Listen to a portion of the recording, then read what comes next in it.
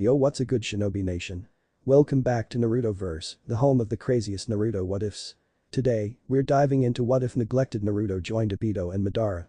Make sure you stick around because once this starts, there's no turning back.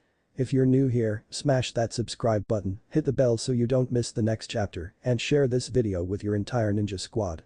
And don't forget to drop your theories in the comments because your support is what keeps this shinobi grinding. Now, let's jump straight into it. Chapter 1. Crushing weight. Pain. Incredible pain. This was the first and foremost thing that Naruto became aware of as the young man once again regained a somewhat consciousness. Never before in his 18-year-long life had he experienced such agony.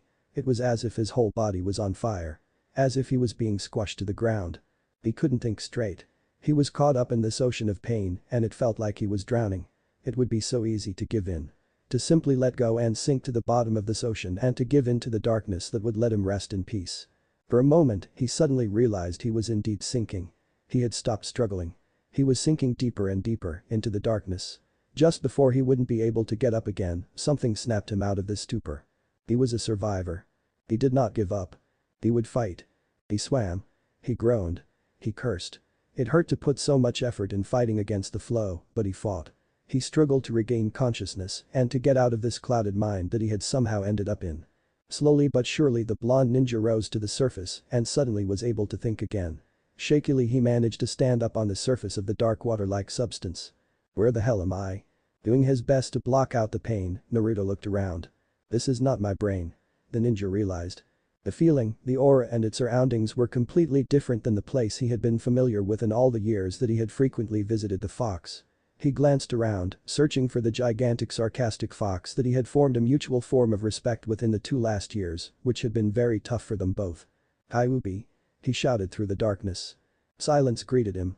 Naruto grasped his head, desperately trying not to give in to the panic that was creeping up on him. Where the hell was he? What the hell had happened? Suddenly, out of nowhere, a wave of memories slammed into him. He was thrown off his feet by the force and stared with widened eyes as he instantly remembered. His life was filtered right in front of his eyes and disappeared into the shadows of his surroundings. He had been fighting Madara. All his loved ones had died right in front of his eyes throughout the last 2 years. They had been the only one left in the end. He had wanted to kill him. Kill him so bad. He had wanted revenge. He remembered being overwhelmed by Kyuubi's chakra. Madara had been charging a jutsu when Naruto had interfered with a Rasengan. Then he had been disconnected. Naruto wasn't sure what happened next. Am I dead? Am I caught up in someone's mind? Naruto wondered, spooked out in this unfamiliar situation. The ninja felt the mental shield in this mind shift around to accept the memories that his presence carried. He panicked. Whose mind is this? His mental request was heard and he was once again blown off his feet. Memories of another life opened up to him. He felt the mental link with his surroundings grow. This was his brain, but at the same it wasn't. This was his life, but as was his other life that he had just been watching. It confused the ninja as he struggled against the overwhelming flow of information. He was in Uchiha. His name was Obito. He didn't like the way his family cooperated. He had a crush on this girl called Rin for a long time, but never dared to voice it. He had a rival called Kakashi. Kakashi-sensei. 2 images greeted him and overlapped each other. His sensei was Minato, another pair of images overlapped. He had his father and only one little nephew that he truly cared about. An image of a young boy flickered in front of his eyes and another one soon followed. The second was older and more familiar to the boy. Itachi. Naruto grasped his head with a gasp. His head was aching in protest to all the information that wasn't his. He was going crazy. Stop this. Unfortunately for the ninja, the mind wasn't listening. It was happy that it could once again connect with the user after losing its connection with the previous one. Naruto couldn't take it anymore. This was not his life. He mentally shouted for help. He was losing his grip on the water and one of his legs sunk back into the water. Help. Kyuubi. He yelled. Kid. Stop thinking. The familiar growl made the surface of the black substance vibrate ever so slightly. To know that the fox was still present immediately calmed the young man. At least one thing was the same. That damned fox was still there. Their souls were connected, Naruto knew that, but for a moment he had been afraid that Madara had somehow managed to get a hold of his last companion. I'm trying. He groaned. What the hell is going on? Kid. We don't have time. You have to wake up now. Get the body out of there. I only have so much energy to heal it. What the hell was he talking about? Naruto swirled around, trying to find the only ally he currently had, but he couldn't find. Where are you? Not now, kid. The rough shove caught the Uzumaki off guard and he was flung to the opposite side than he previously had. He yelled out in pain as it greeted him once again. He nearly wanted to crawl back to the safe haven he had just came from, but Kyuubi's words were still fresh in his mind, as was the urgency behind it. The moment he somehow regained consciousness, he realized why. Large boulders were squashing him. The now dark-haired Chunin couldn't move. His limbs were locked in place. His mind screamed at him. He had to get away. He had to move. He had to get away. But he couldn't. He was dying. Again. Somehow in a desperate attempt for an escape his mind provided him with a memory. It snapped him right back to a certain moment in his fight with Madara. It had been in this mere second that he had been able to get a feel of what the bastard had been doing with his chakra to become intangible for few periods of time. It was his only chance. Naruto desperately commanded his chakra copy the maniac. At first it didn't seem to work. He was still being squashed. However, suddenly the ninja felt his surroundings change. It felt like he was flowing through water. He didn't have much time to observe it though, as he was already moving. He pushed himself up and crawled forward with the leg and arm that hurt the least. The ninja struggled and groaned, but after what seemed like years was eventually able to push himself out of stones and into an open but enclosed space between the boulders. It was safe there. But the heavy and painful growl, the unfamiliar and at the same time familiar mutated body fell on the ground. The constant wave of pain was disrupted with a more familiar pain, one his mind could cope with. He greedily accepted the burning chakra of the fox demon, knowing that Kyuubi had his back with this. Over the last years their souls had become connected too closely for Kyuubi to have a reason and the ability to take over. A human had the most control in a human's mind, so Naruto was safe. He could get some rest, or so he thought. His sleep was disrupted by the voice of the fox. "Kid, don't you dare sleep yet. You will have to heal yourself. I am not in control of this body. I can only provide you with my chakra for now." The soft joke came from the ninja's mouth. "What? I can't do that. Since when did you give up so easily without trying, brat?" Naruto growled at the fox, gritting his teeth and snapped right back at the fox. "I never healed myself before, furball. How can I? No need for names, monkey boy. Now follow my instructions, damn it. I hope you have the brains to follow it." The ninja let out a silent chuckle full of disbelief, but didn't complain. It was not like he had a choice. He had to live, damn it. Following the fox's instruction as carefully as he could, while trying to make sense from it, the ninja set to work. After what seemed like ages, Naruto was finally told to stop. "No bad for a first try, kid. Now sleep. I will be able to take care of the rest." Naruto didn't even waste a second to follow that last instruction, and he let himself fall back into a comfortable darkness. "Time break." A groan escaped his lips as he finally regained consciousness again. His eyes opened and took in twinkling stars in the dark sky and the familiar sigh of trees surrounding him. What happened? Had it all been a dream? Naruto frowned as he sensed his surroundings. No, something was off. He had to find out what happened. Where was that damn know-it-all fox? Kyuubi? Naruto pushed himself from the ground, realizing that he had been sleeping in a pile of soft grass. A light breeze caught him off guard and he turned to look at his surroundings. He was standing in the middle of a large clearing, the moon shining brightly and high in the sky. He was in his mind. That Obito guy's mind. Kakashi's teammate.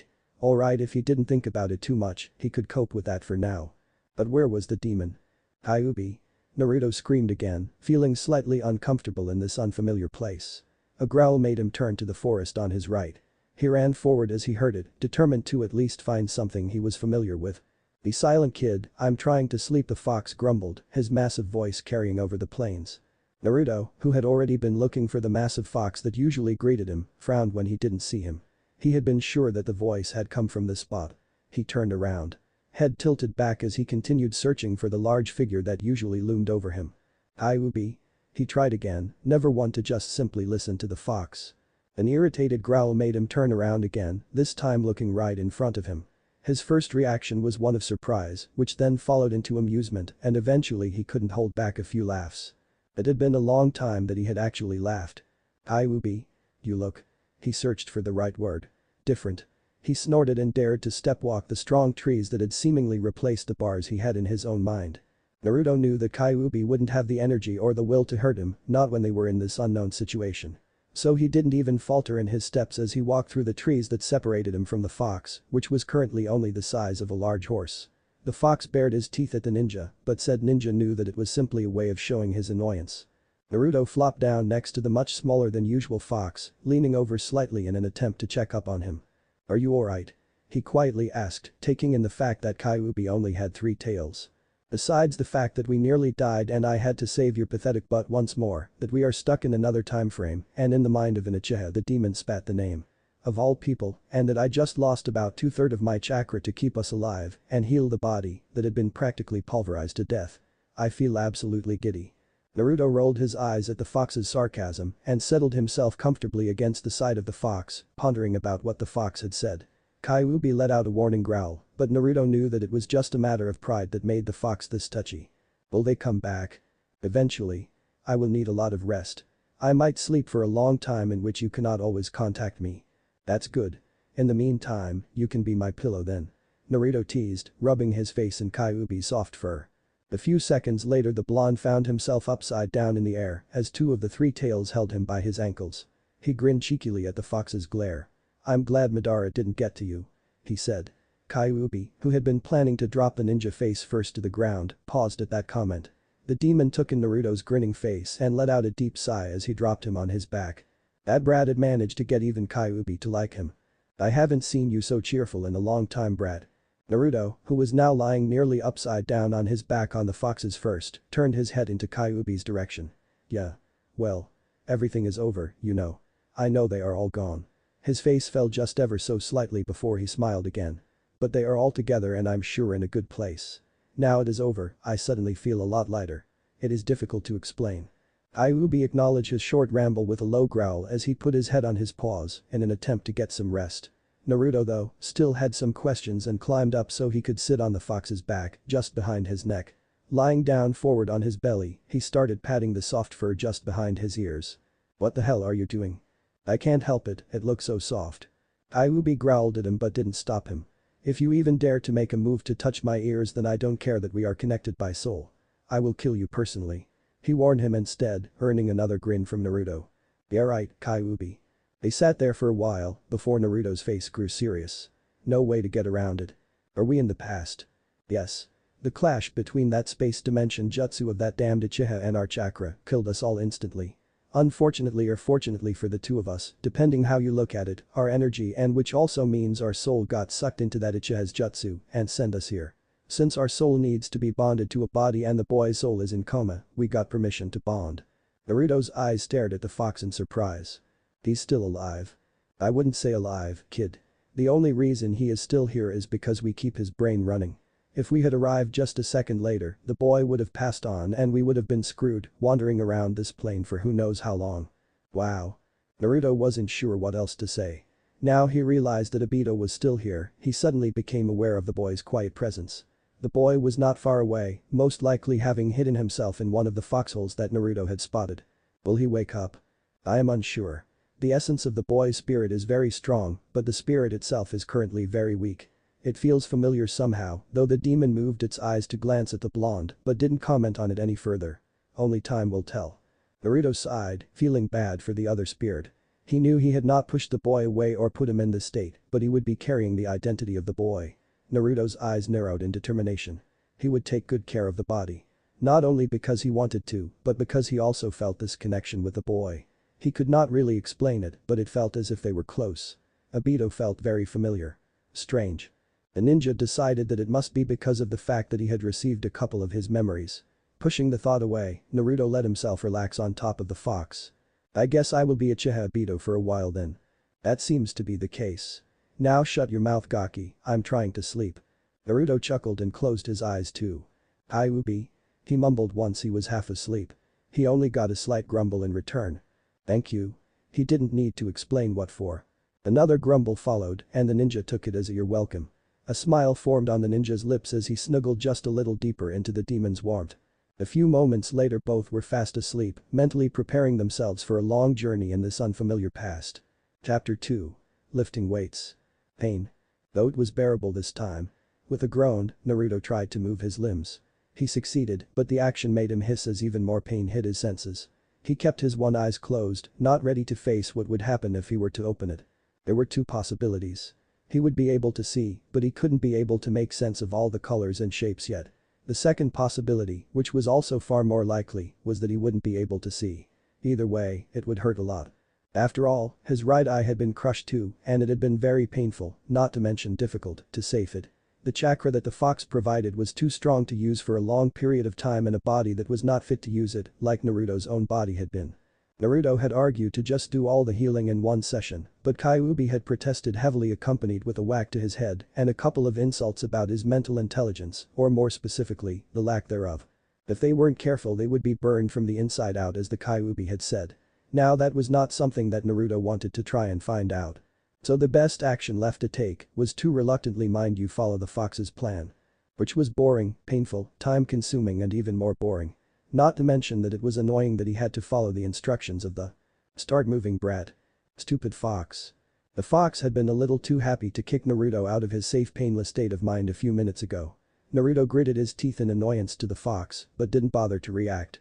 Sadistic demon. It was not Naruto's fault that he had accidentally shifted a little too close to the fox's precious ears in his sleep. Oversensitive, sarcastic, mean, evil, sadisty, the ninja grumbled, gritting his teeth as he tensed his stiff muscles. What are you waiting for, brat? Someone to help you up? Start healing already. Groaning once again and grumbling to himself, Naruto forced himself to roll on his stomach and heave himself up. He had been in this enclosed space for about a week already. He hadn't been able to move an inch at first. There had been a light panic on how he would survive. Fortunately, a little lucky rainstorm had provided him with enough water, and the rest was taken care of by his chakra and that of the fox, before he was finally able to move a bit more fluently. Once he could move ever so slightly, no matter how much it hurt. It had been his luck to find a blood scroll in Obito's pouch and some energy bar and chakra pills that had allowed him to survive before he had finally been able to open the scroll. It had actually taken him some time to realize that it had been Obito himself who had drawn the seal, judging by its messy drawing. He could only wonder how the brat had been able to make something that complicated with that kind of inking without messing it up. Unfortunately for Naruto, he had been forced to open his right eye for a moment with some protection from the fox's chakra to study the seal and unseal everything. Everything had been blurry and dark, and his vision had been so screwed that he only barely managed to do everything before the chakra ran out. That was definitely not good. He had managed though. Naruto couldn't help but be grateful as he pulled his sleeping bag closer to himself for support and made sure not to strain his wounds. He didn't want his bandages to become bloody. He didn't have much left. The ninja sighed in relief as he managed to sit up and lean against his sleeping bag as he settled it against one of the boulders. He needed to focus, he reminded himself as he popped one of the 3 last chakra pills in his mouth. Ever so slowly he started gathering his chakra in his hands and brought them to his eyes. This was their 3rd healing session, and they would finally take care of the eye that had been a point of worry for both of them. They were unable to grow his other eye back for the time being. The fox only had been able to freeze the process of the connection between the eye and the brain, so they might be able to fix the eye later on. That is, if his body could handle the amount of chakra. Naruto grumbled in protest as he felt his chakra flow over his sensitive eye and slowly started to follow the instructions of the growling voice in the back of his mind. Since this was not the first time he had done so, the ninja didn't really bother to protest with every instruction. It would only make the fox cranky. In the first healing, they had decided that the most important crushed organs had to be taken care of first. For example, his brain and heart had taken most of their energy, which left them with just enough to stabilize the rest of his other important organs. In their second, his bones and the other organs had been stabilized. In the third, they had healed all the organs even further, trying to complete the healing of all the organs and most of his damaged nerves. In the end, they managed to get himself out of the life-threatening state, though he was nowhere close to healing the rest of the body. It had worked, even if there would be complications with his chakra pathways. They would most likely get clustered with the fox's chakra and be blocked until the denser chakra was finally filtered. In Naruto's own body, this whole process would have taken a matter of seconds. In Obito's body, he wasn't sure how long it would take. Which was, to borrow a certain genius's words, troublesome. In order to make sure his main chakra paths would not get blocked, the two had decided that today would be the last of the healing sessions for a couple of days. The chakra pathways and the rest of Obito's body were already showing strains of the fox's chakra. His own chakra, on the other hand, was restricted to Obito's own. During his unconscious state he had been able to find it locked away in the mental forest. He wondered how he would be able to reach it. Naruto had no choice but to stick to Obito's reserves, which were so tiny compared to his own. How did all the others manage to fight and live with so little chakra? Focus, brat. The deep grumble brought him back to his current situation. Yeah, whatever. Just a little longer, he reminded himself. Just a little longer, and he would be able to get out of here. Somehow. The ninja gritted his teeth as his eye stung painfully and would have stopped had Kyuubi not spouted some threats at him not to. Don't you dare, kid. If you do that, your eye will be gone and you will be blind. Is this even a good idea?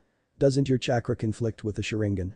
He asked once again, suddenly unsure as he felt a bit of Kyuubi's chakra come to the surface. He felt the Kyuubi mentally grin in the back of his mind. I am one of the few reasons those arrogant monkeys have that eye in the first place. I'm sure I should be able to tweak it. Tweak. Naruto tensed and nearly cut of his chakra supply, but was unable to do anything as the red chakra took over. No way. DSK. Brat. Don't worry. I won't be able to do much. You will be grateful in the end. The fox said as Naruto growled out in pain. What are you doing, stupid manipulative F? The pain became too much and he wasn't able to formulate any proper thoughts for a moment. Just before he was sure that he would lose consciousness, the pain stopped and the chakra subdued. Stupid brat. I might not hate you anymore. He never let the boy know that he might actually ever so slightly like him a tiny bit. But for me, your survival is the most important. Being blind will not allow you to accomplish all those silly plans that you are forming in your head. So I'm only helping you to make sure that this won't kill you. After all, you are far too stubborn and would end up trying anyway. Even if you were blind. Naruto mentally glared at the fox as he finally lowered his shaking hands from his eyes, not fully knowing how to react to this. What had he done to his only eye? He nearly didn't dare to open it. Gee, thanks. Kyuubi gave him a slightly rough mental nudge in annoyance. You ungrateful brat. Just remember that I'm only doing this because. If I die, you die. Right, right. A slight amused smile crossed the now black-haired boy's lips as he interrupted the fox.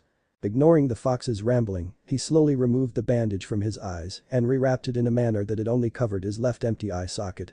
Knowing that he was being ignored, the fox retreated, grumbling the whole time about ungrateful monkeys and disrespect. In the meantime, Naruto steeled the nerves that had suddenly sprung up out of nowhere. The realization of how important the ability to see was had become very clear in the last week. If he was blind. Naruto took a deep breath as he set the muscles of his right eye to do their work and his eye opened. Nothing. Only darkness. A choked humorless chuckle escaped the Uchiha's lips. Of course, he was still trapped in there. He grazed up and tried to see the difference between the stones and the cracks in between, but couldn't find them. Was it night? Or was he blind after all? Had the fox ruined his eye? He stared in front of him, hoping that his eye only had to get used to the sudden darkness. He held out his hand and waved it in front of his eye, but besides the slight blow of wind that he felt, he couldn't see anything yet. Just as the ninja was about to give up, a very light twinkle in the corner of his vision caught his attention. Squinting his eye, a smile blossomed on his face as he watched a star twinkle in the sky through the very tiny crack that was most likely situated just above him. He never realized just how much a twinkling star could calm someone. He didn't know how long he had been staring at it, but it was one of the most peaceful moments he had had in a long while. Even though he fell asleep not much later, the star traveled with him to his dreams, where they multiplied and traveled with him everywhere he went, watching over him. Like his friends had done into his future's past. 4 weeks later. Naruto's heart was beating slightly too quickly in his chest to be absolutely calm, even though he was trying very hard to be. He was nearly there. Or at least he hoped he was. How many boulders were there left? He wondered as he glided through them, being careful to keep the center of his chakra stabilized. After about 5 weeks of being trapped in the enclosed space, Naruto had finally healed himself enough to get of there. It had not been easy, much to his annoyance. For one, it had caught him at surprise how difficult it had been to get used to his shorter limbs. He was so glad that he had been able to obtain most of the muscle memories in Obito's mind. It saved him a lot of time. He was also secretly glad that he had been sure not a giant in his own body, for it made the adaptation ever so slightly easier. In the end, Naruto could have gotten out earlier, but he had been in no situation to know about the war that was out there. He had also had enough food and water from the scroll, and with some pushing from the fox, Naruto had decided to use this moment of isolation to strengthen Obito's body some more. At the moment he estimated that he should be able to fight a genin and maybe outsmart a low chunin. He was also able to run for about an hour again. This was so much under his previous level he could fight S-rank shinobi, damn it. That he nearly felt pathetic, but he couldn't complain. After all. Be glad you are alive, brat. How could one argue with that logic? During his light workout, Naruto had eventually managed to come up a way to get out of the place. Madara's jutsu once again provided a solution. Unfortunately, it had taken 2 whole weeks of near constant practice to perfect the technique. Still, it was necessary. It would be horrible if he would be stuck halfway and to die if he wouldn't be able to free himself anymore. In the meantime, once again much to his disappointment, the time between the healing sessions was being lengthened. This surely gave him the opportunity to practice being patient too. Though, of course, not everything had been bad during that time. There had also been a few progresses, like finding out he had some very good chakra control and that he could search for some useful and important memories from Obito's presence. However, besides the fact that it gave the ninja a huge headache, it also bothered Naruto ever so slightly to invade the boy's privacy. But sometimes it was necessary. In the 7th healing session, the fox had offered something that Naruto couldn't refuse, which was that absence of his eyes should be compensates with some strengthened senses. The changes were not overwhelming, not anything like Kiba's senses had been, but it helped him cope with the slight handicap just a little easier by having a better hearing. Of course, his luck couldn't hold out much longer after this. After his 9th and last healing session to bring back some strength to his muscles, his chakra pathways had eventually been blocked under the strain of the fox's chakra. This meant that he was stuck for a while because he couldn't use jutsu to get out of there. At least, he couldn't use ninjutsu on his surroundings. Luckily, Naruto mused as he walked through the stones, I remembered that jutsu, though I should have thought about it before. It had taken a few hours of staring at the one tiny crack of light to suddenly remember Madara's jutsu and to realize that it would work despite of his chakra block. Well, at least it seems like I was right. Naruto thought, trying not to become too distracted to lose control of the chakra that was coursing through his body. Naruto took a deep breath as he took in the strange sensation of flowing through the rocks. It had taken 2 weeks of hard work to get some control of the jutsu, and now he was finally walking out of the place. Finally facing his freedom. Finally facing the real situation. At least if he made it out of this place. Naruto let out a growl as his leg once again sank down into the ground. His hand shot out and managed to find a crack between 2 boulders. Only he went right through the stone as he tried to reach it. Shit. His brain screamed out to turn it tangible again, and he let out a sigh of relief as he managed to grasp it in his second attempt. Sure that he was stable once again and would not suddenly disappear into the ground, he walked on and was suddenly met with a gentle breeze going through his hair and the sun shining down upon him. He barely noticed that he had released the strange jutsu. Naruto had prepared himself to be overwhelmed like this though and quickly scanned his surroundings with his guard up before he finally relaxed. There was nobody nearby. A deep breath, one without the smell that had developed in the enclosed space, was so incredibly refreshing that Naruto couldn't help but let himself take in every single detail that was suddenly overwhelming him. The smell of the trees and nature around him. The feeling of soft grass tickling his legs. He wasn't sure what Kyuubi had done to the eye, but it was as if everything was suddenly so much sharper. It was as he had seen the world in his own time through a filthy pair of glasses that hid so many colors from him until now. It was amazing. He ignored the feeling of smugness that was building up in the back of his head, coming from the prideful fox. Yeah, give yourself a star. The smugness didn't even falter. Instead he heard a soft laugh from the fox, which made him shake his head in amusement. As if the fox wasn't already feeling too high and mighty to begin with. With another deep breath, Naruto walked forward to what he guessed to be a small river that he heard streaming somewhere in the background. His steps faltered slightly as it came in sight, afraid to be confronted with another face. Even though he knew he looked different, there was still this expectancy to see his blonde hair and familiar whiskered cheeks. Instead he was met with the face of an Uchiha Sasuke. That made him startle back ever so slightly. Not only because of the face, but also what had happened to it. He had seen memories of Obito looking at himself in the mirror before, but this. Poor boy. It's me now. Naruto reminded himself. Slightly overwhelmed, Naruto crouched down to study his face slightly better in the reflection of the water. His face was scarred, especially the right side of his face. Swallowing with some difficulty, he let his fingers trail over the scars. The face that was staring at him was only 13 years old. Too young to be walking around with something like this. It felt so strange and disturbing to know that he was in a younger body with those scars. He realized he was lucky though. If he was normal, he wouldn't even be able to walk. It was all thanks to the fox's healing that he was still here, but the body did not allow enough chakra to be used to heal the scars and imperfections. Maybe in the future, when the body was strong enough. Shutting his eyes, Naruto vowed to let Obito's sacrifice not be in vain. He was going to get the boy to wake up, and if this was not possible, he would make sure to make the whole world know that Obito Uchiha was not someone to cross. He would protect his and his own precious people, like the boy would have wanted him to do. For now, he would take on the role of Uchiha Obito. A month later. The next month, Naruto trained. Slowly but surely he got his body back in shape as he traveled around to get some knowledge about the situation that he was in. Kakashi's story was enough for some basics, but Naruto had never been a star in paying attention to history, something that had now come to bite him in the ass. So he decided to train to become stronger and kept himself under the radar for now. During his travels with Uraya and the last year of searching for that bastard Madara had taught him a lot about traveling unnoticed. Some might have expected Naruto to head back to Konoha immediately. However, this was not the plan. He had seen the village in war. He had seen the village at its end. He had seen the village in chaos as Sasuke had entered the city. He had seen Madara's attack. Naruto was not yet ready to face Konoha. On the other hand, would he be able to turn his back to his village? Or would he solely focus on Madara? A heavy sigh escaped his lips. At least he had managed to avoid all the fights. He had heard a couple of them. He hadn't dared to check. This was the third Shinobi World War that was going on. That was not a good time to jump in situation he had no knowledge of. He pulled the brown strained cloak around him a little wider and tugged his hood a little lower over his head as he kept his pace steady. He had been walking for a couple of hours and he was starting to feel the strain. His right leg was often the first thing to cramp up. He knew that he was nearing the Fire Country's borders, which meant that he would be forced to pass by a couple of patrols. He had no clue how he was going to do that. His skills were not up to par, no matter how much it annoyed him. He would have to think up a plan. Fortunately, or unfortunately for the young ninja, the answer came in form of a scream. His senses screamed at him at the first sound and before he knew it, he was running. A kunoichi would never scream that way. The voice sounded young too, meaning that probably a young girl was in danger.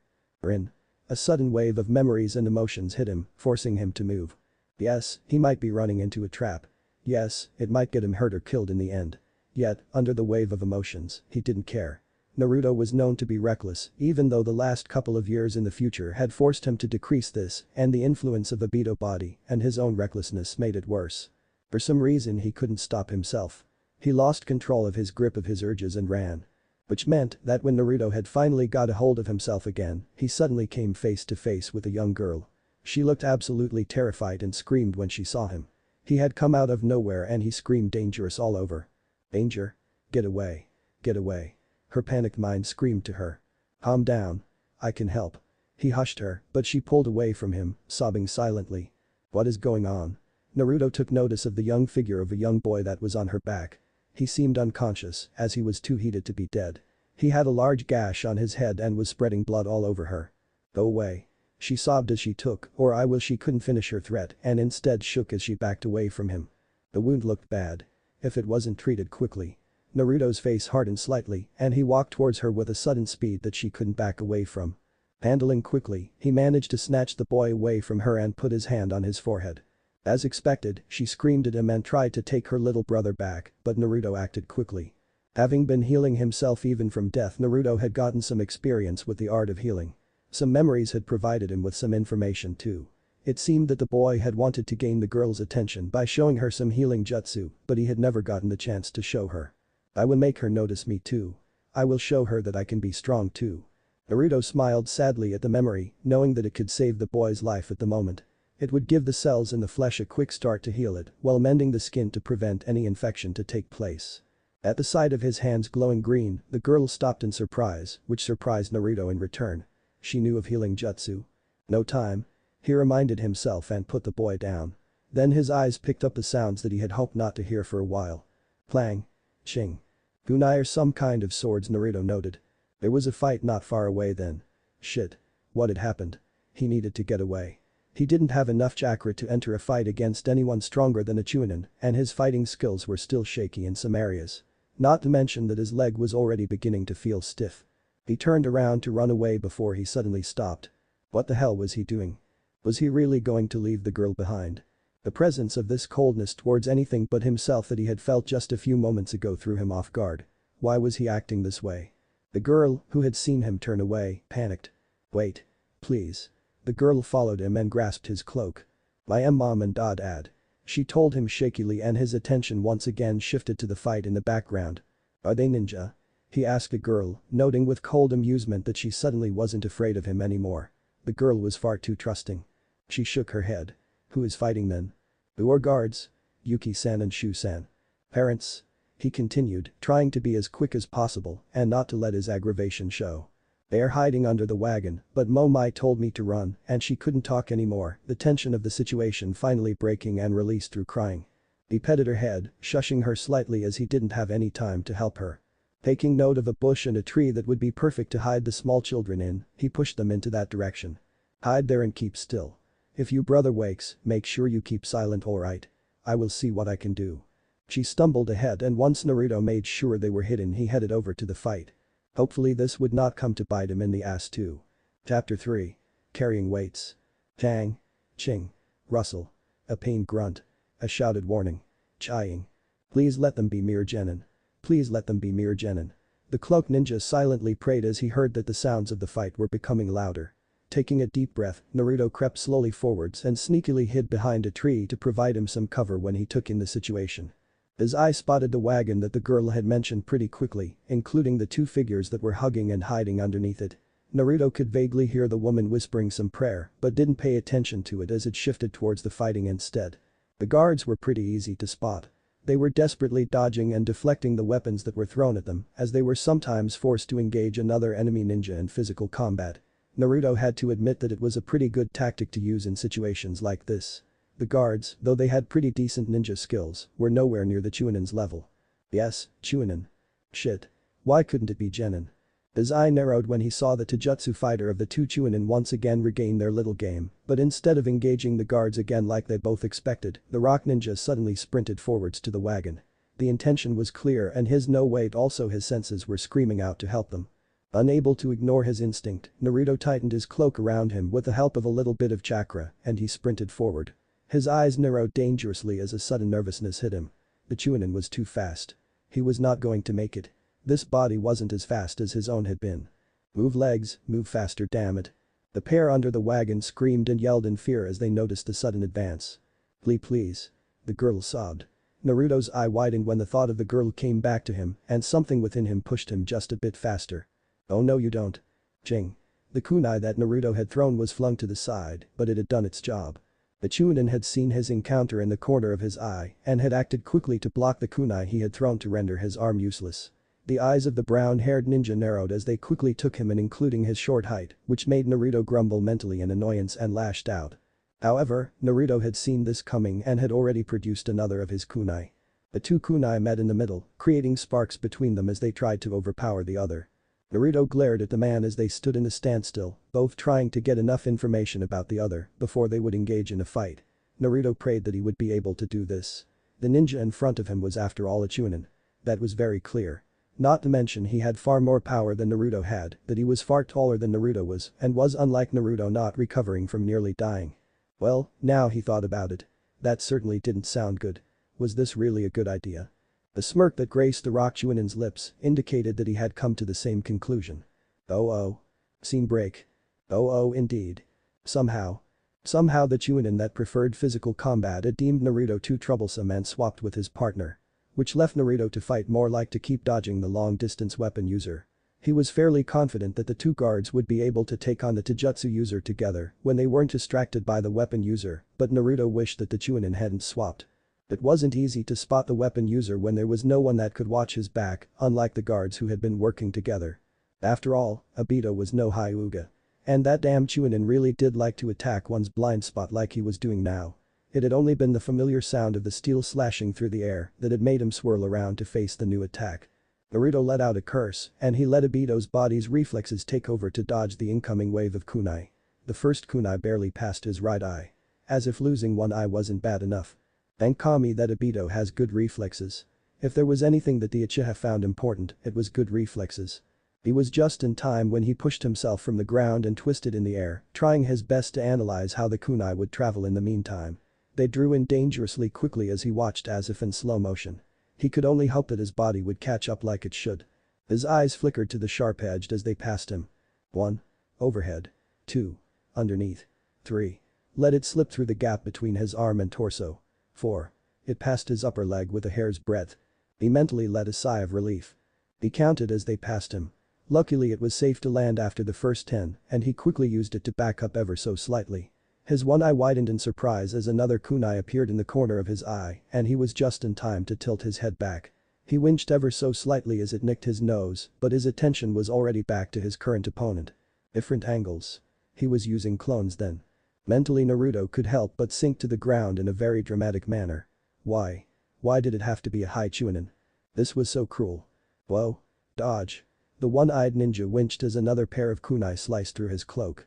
Damn it. Obito's reflexes may be very good, but it still was nowhere like his previous level. As to state this fact, Naruto had cuts all over his body, and while they would heal pretty quickly, there was the danger of them becoming infected if he wouldn't be able to treat them soon. How he missed his own body. Knowing that if he waited too long he would probably become a weapon practice target once again, he quickly drew in. He tucked the hood of his cloak a little closer over his head in order to remain anonymous. Though he was fairly confident that the seal he had crudely drawn inside of the hood would help to keep it stuck on his head. He didn't want to let them see his face. It wouldn't surprise him one bit if one of them were to recognize him instantly as an Uchiha. Naruto hissed out in pain as another blade cut his bad leg before he could move. The stability that he had built up in the last couple of weeks suddenly disappeared and Naruto decided that he really had to end it right now. Pushing chakra in his leg, he mentally prayed his plan to work. Scene break. The rock ninja Ichiru smirked as he threw another kunai towards the short figure with the cloak. They really hadn't expected any reinforcement to come for those traitors, at least that is what he and his teammate had been told, as the small group had left the rock without asking for permission to go to the Fire Nation of all things, but this wasn't too big of a problem. The scourge shouldn't be too difficult to take care of. He threw a few senbon, but the probable genin saw it coming just in time and jumped behind a tree he had slowly been inching to. Studying the figure that was now trying to take cover behind a tree, the rock ninja had come to the conclusion that the ninja was indeed probably a kid and by the limp in his right leg, he surely wouldn't be able to move a lot. Still, it didn't hurt to be careful. Kids these days should not be underestimated. Sorry brat. Giving the figure one last glance, Ichiru quickly concentrated to form one more clone out of stone. If he were to use one more angle, he would be able to knock the kid out first and then see how much of a threat he really was. He might be a ninja, but he didn't like killing little brats. Still, he was unsure whether or not his partner would be able to keep up for much longer. So the best approach was to finish this quickly. On the other hand, the kid was mysterious. He was definitely hiding something. Some question would be better than paralyze him, quick and easy. He decided. The copy of himself formed next to him. The blue eyes and dirty dark brown hair was perfect and gave him a quick nod when he went off, already knowing what it should do. Sighing, the ninja's hand went in his pouch once again and drew out another pair of kunai. He silently sneaked to the right so the brat was once again in sight, warily watching his surroundings.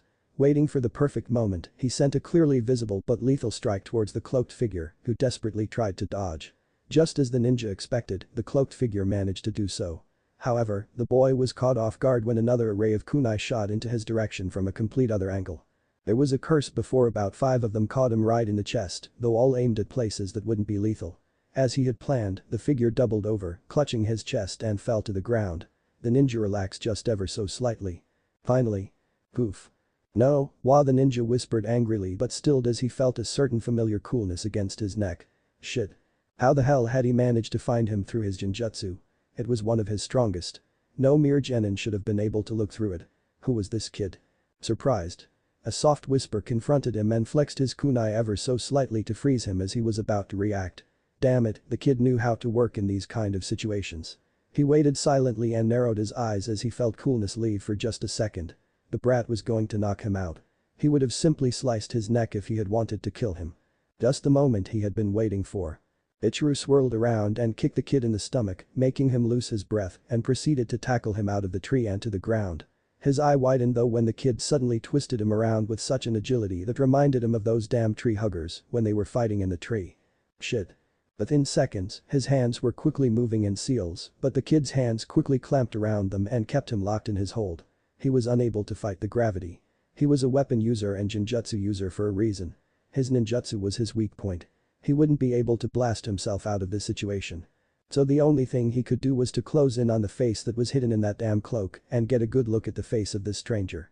His eyes blanked out ever so slightly as he was able to take in the scars that the kid had. That could explain the limb the rock ninja mused as they continued falling to the ground. He wondered how the kid managed to move after Ichiru had been able to slice through one of the leg's muscles. He couldn't help feel just a tiny bit guilty now he knew the exact state the kid had been. A kid that was about the age of his own son. Yet this guilt wasn't enough to keep Ichiru from head-butting the kid's nose just before they landed on the ground. After all, it was the only revenge that he got before they hit the ground. He coughed out as they landed hard. It hurt much more than he expected. He tried to push the kid away from him, but the figure had already used his moment of regaining his senses to turn him on his belly and straddle him to keep him in a complicated hold. As soon as he noticed what the brat was doing, Ichiro tried to push once more, but though the kid seemed weak, he used the perfect technique to keep him under him. He turned his head to glare at the kid as he spoke. Why kill them? The voice sounded young, so naive. Huh? Ichiro frowned at the child in front of him. What the hell are you talking about, kid? I'm a ninja. He growled and tried to get away once more. So you would just kill a family like that? A few drops of water dropped on the ground next to him. It took some moments for the ninja to realize that it had dripped down from the cloaked figure's face. Ichiro stared at the child in wonder. Had he gotten his scars because he had been attacked himself? Why else would the kid care? Look, kid, the world is a hard and difficult place. Judging from your scars, you have faced plenty of hardness before. So open up your eyes and see the world for what it is already. Ichiro snapped, having realized that the child made no move to end his life yet. His eye flickered to the direction his partner should be. How was he doing? Do you have a family? Ichiro's eyes flickered back to the kid and remained silent. There were many times that he was not proud of what he did, but it was part of his job, his life and his existence. There was no way to ignore an order. If he was told to kill them, he had to believe in his village to have good reasons for it. His thoughts flickered to his own family, wondering what they would think if they knew about these kinds of missions. Would his son fear him? Would he also question Hai? I thought so. The voice got him out of his thoughts.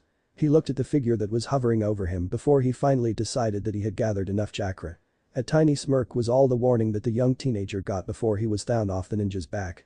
The kid let out a groan as he hit the tree a short distance away. You shouldn't talk so much. The rock ninja muttered as he closed in on the kid.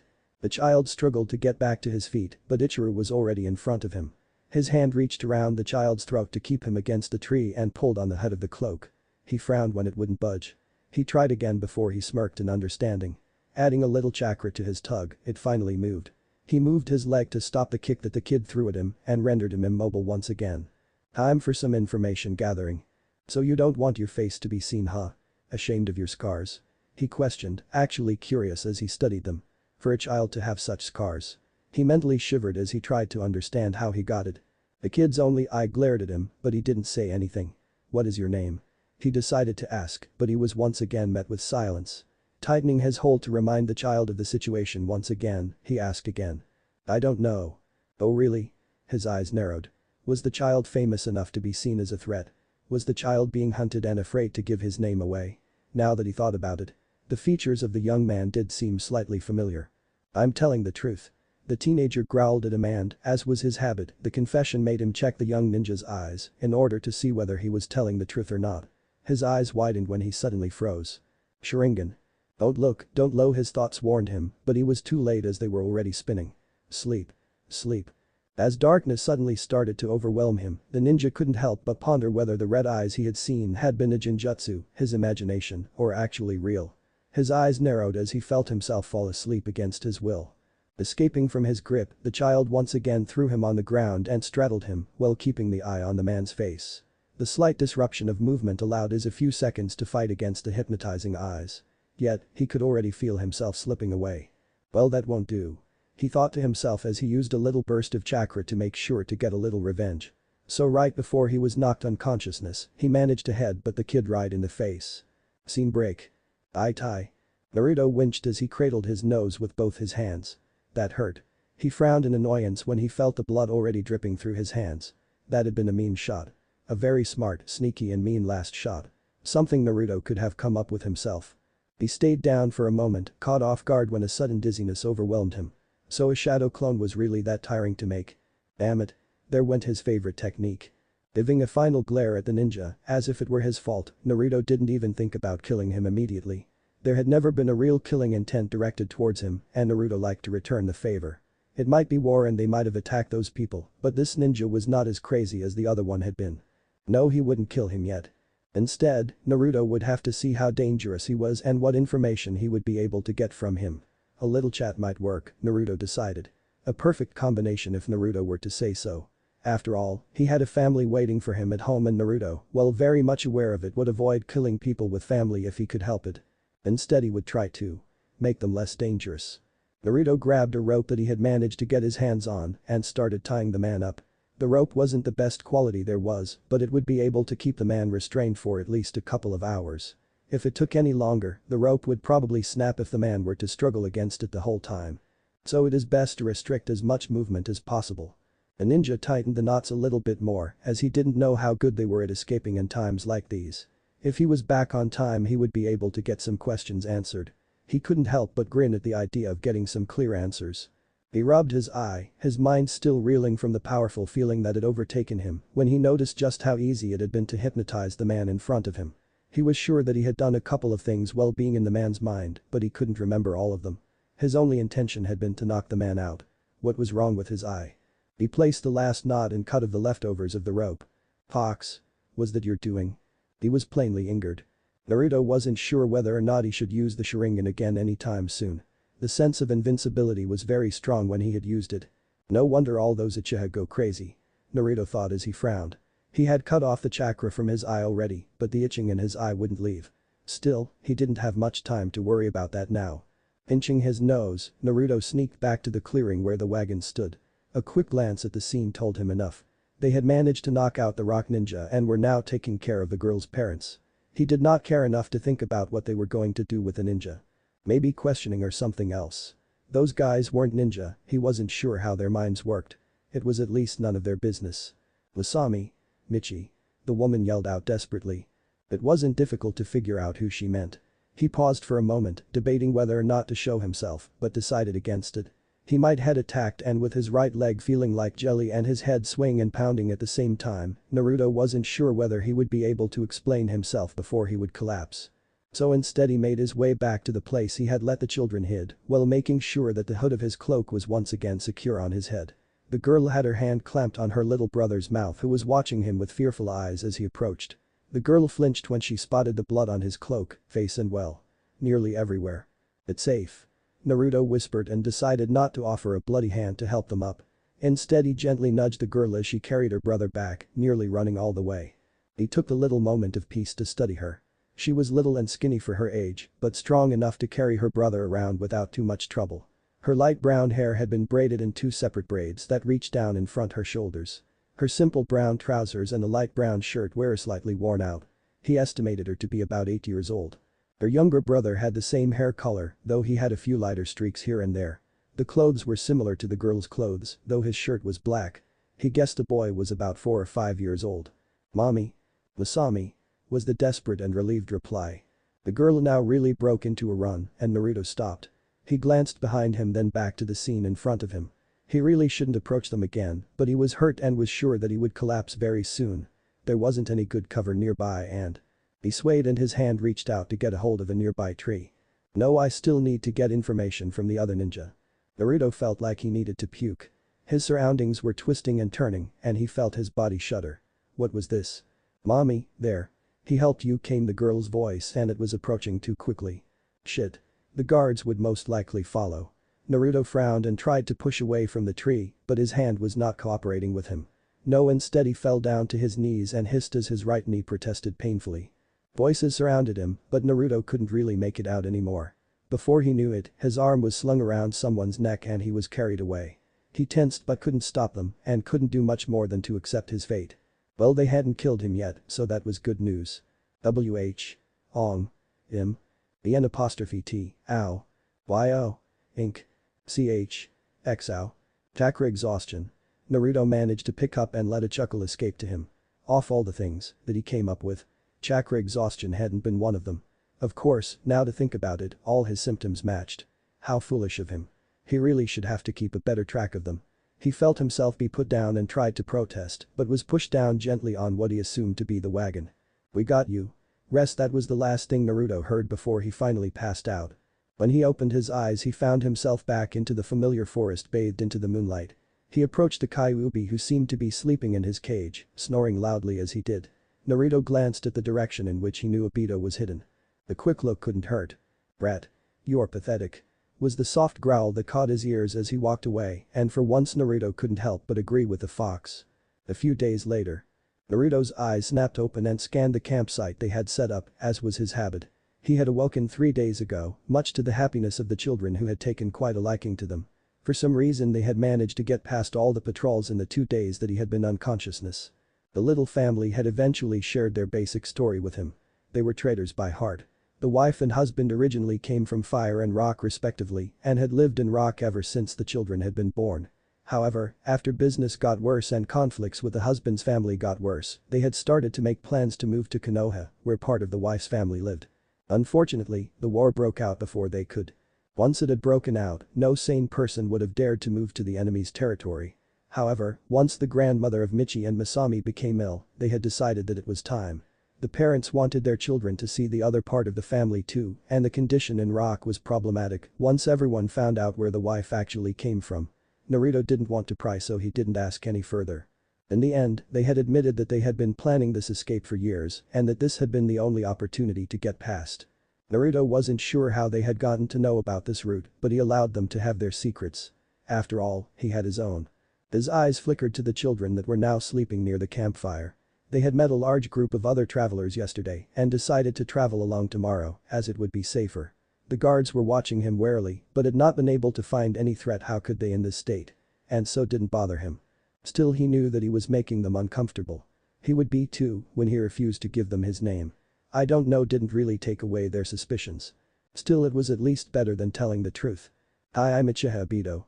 I just got crushed by boulders and left behind by my teammates because they thought I was dead.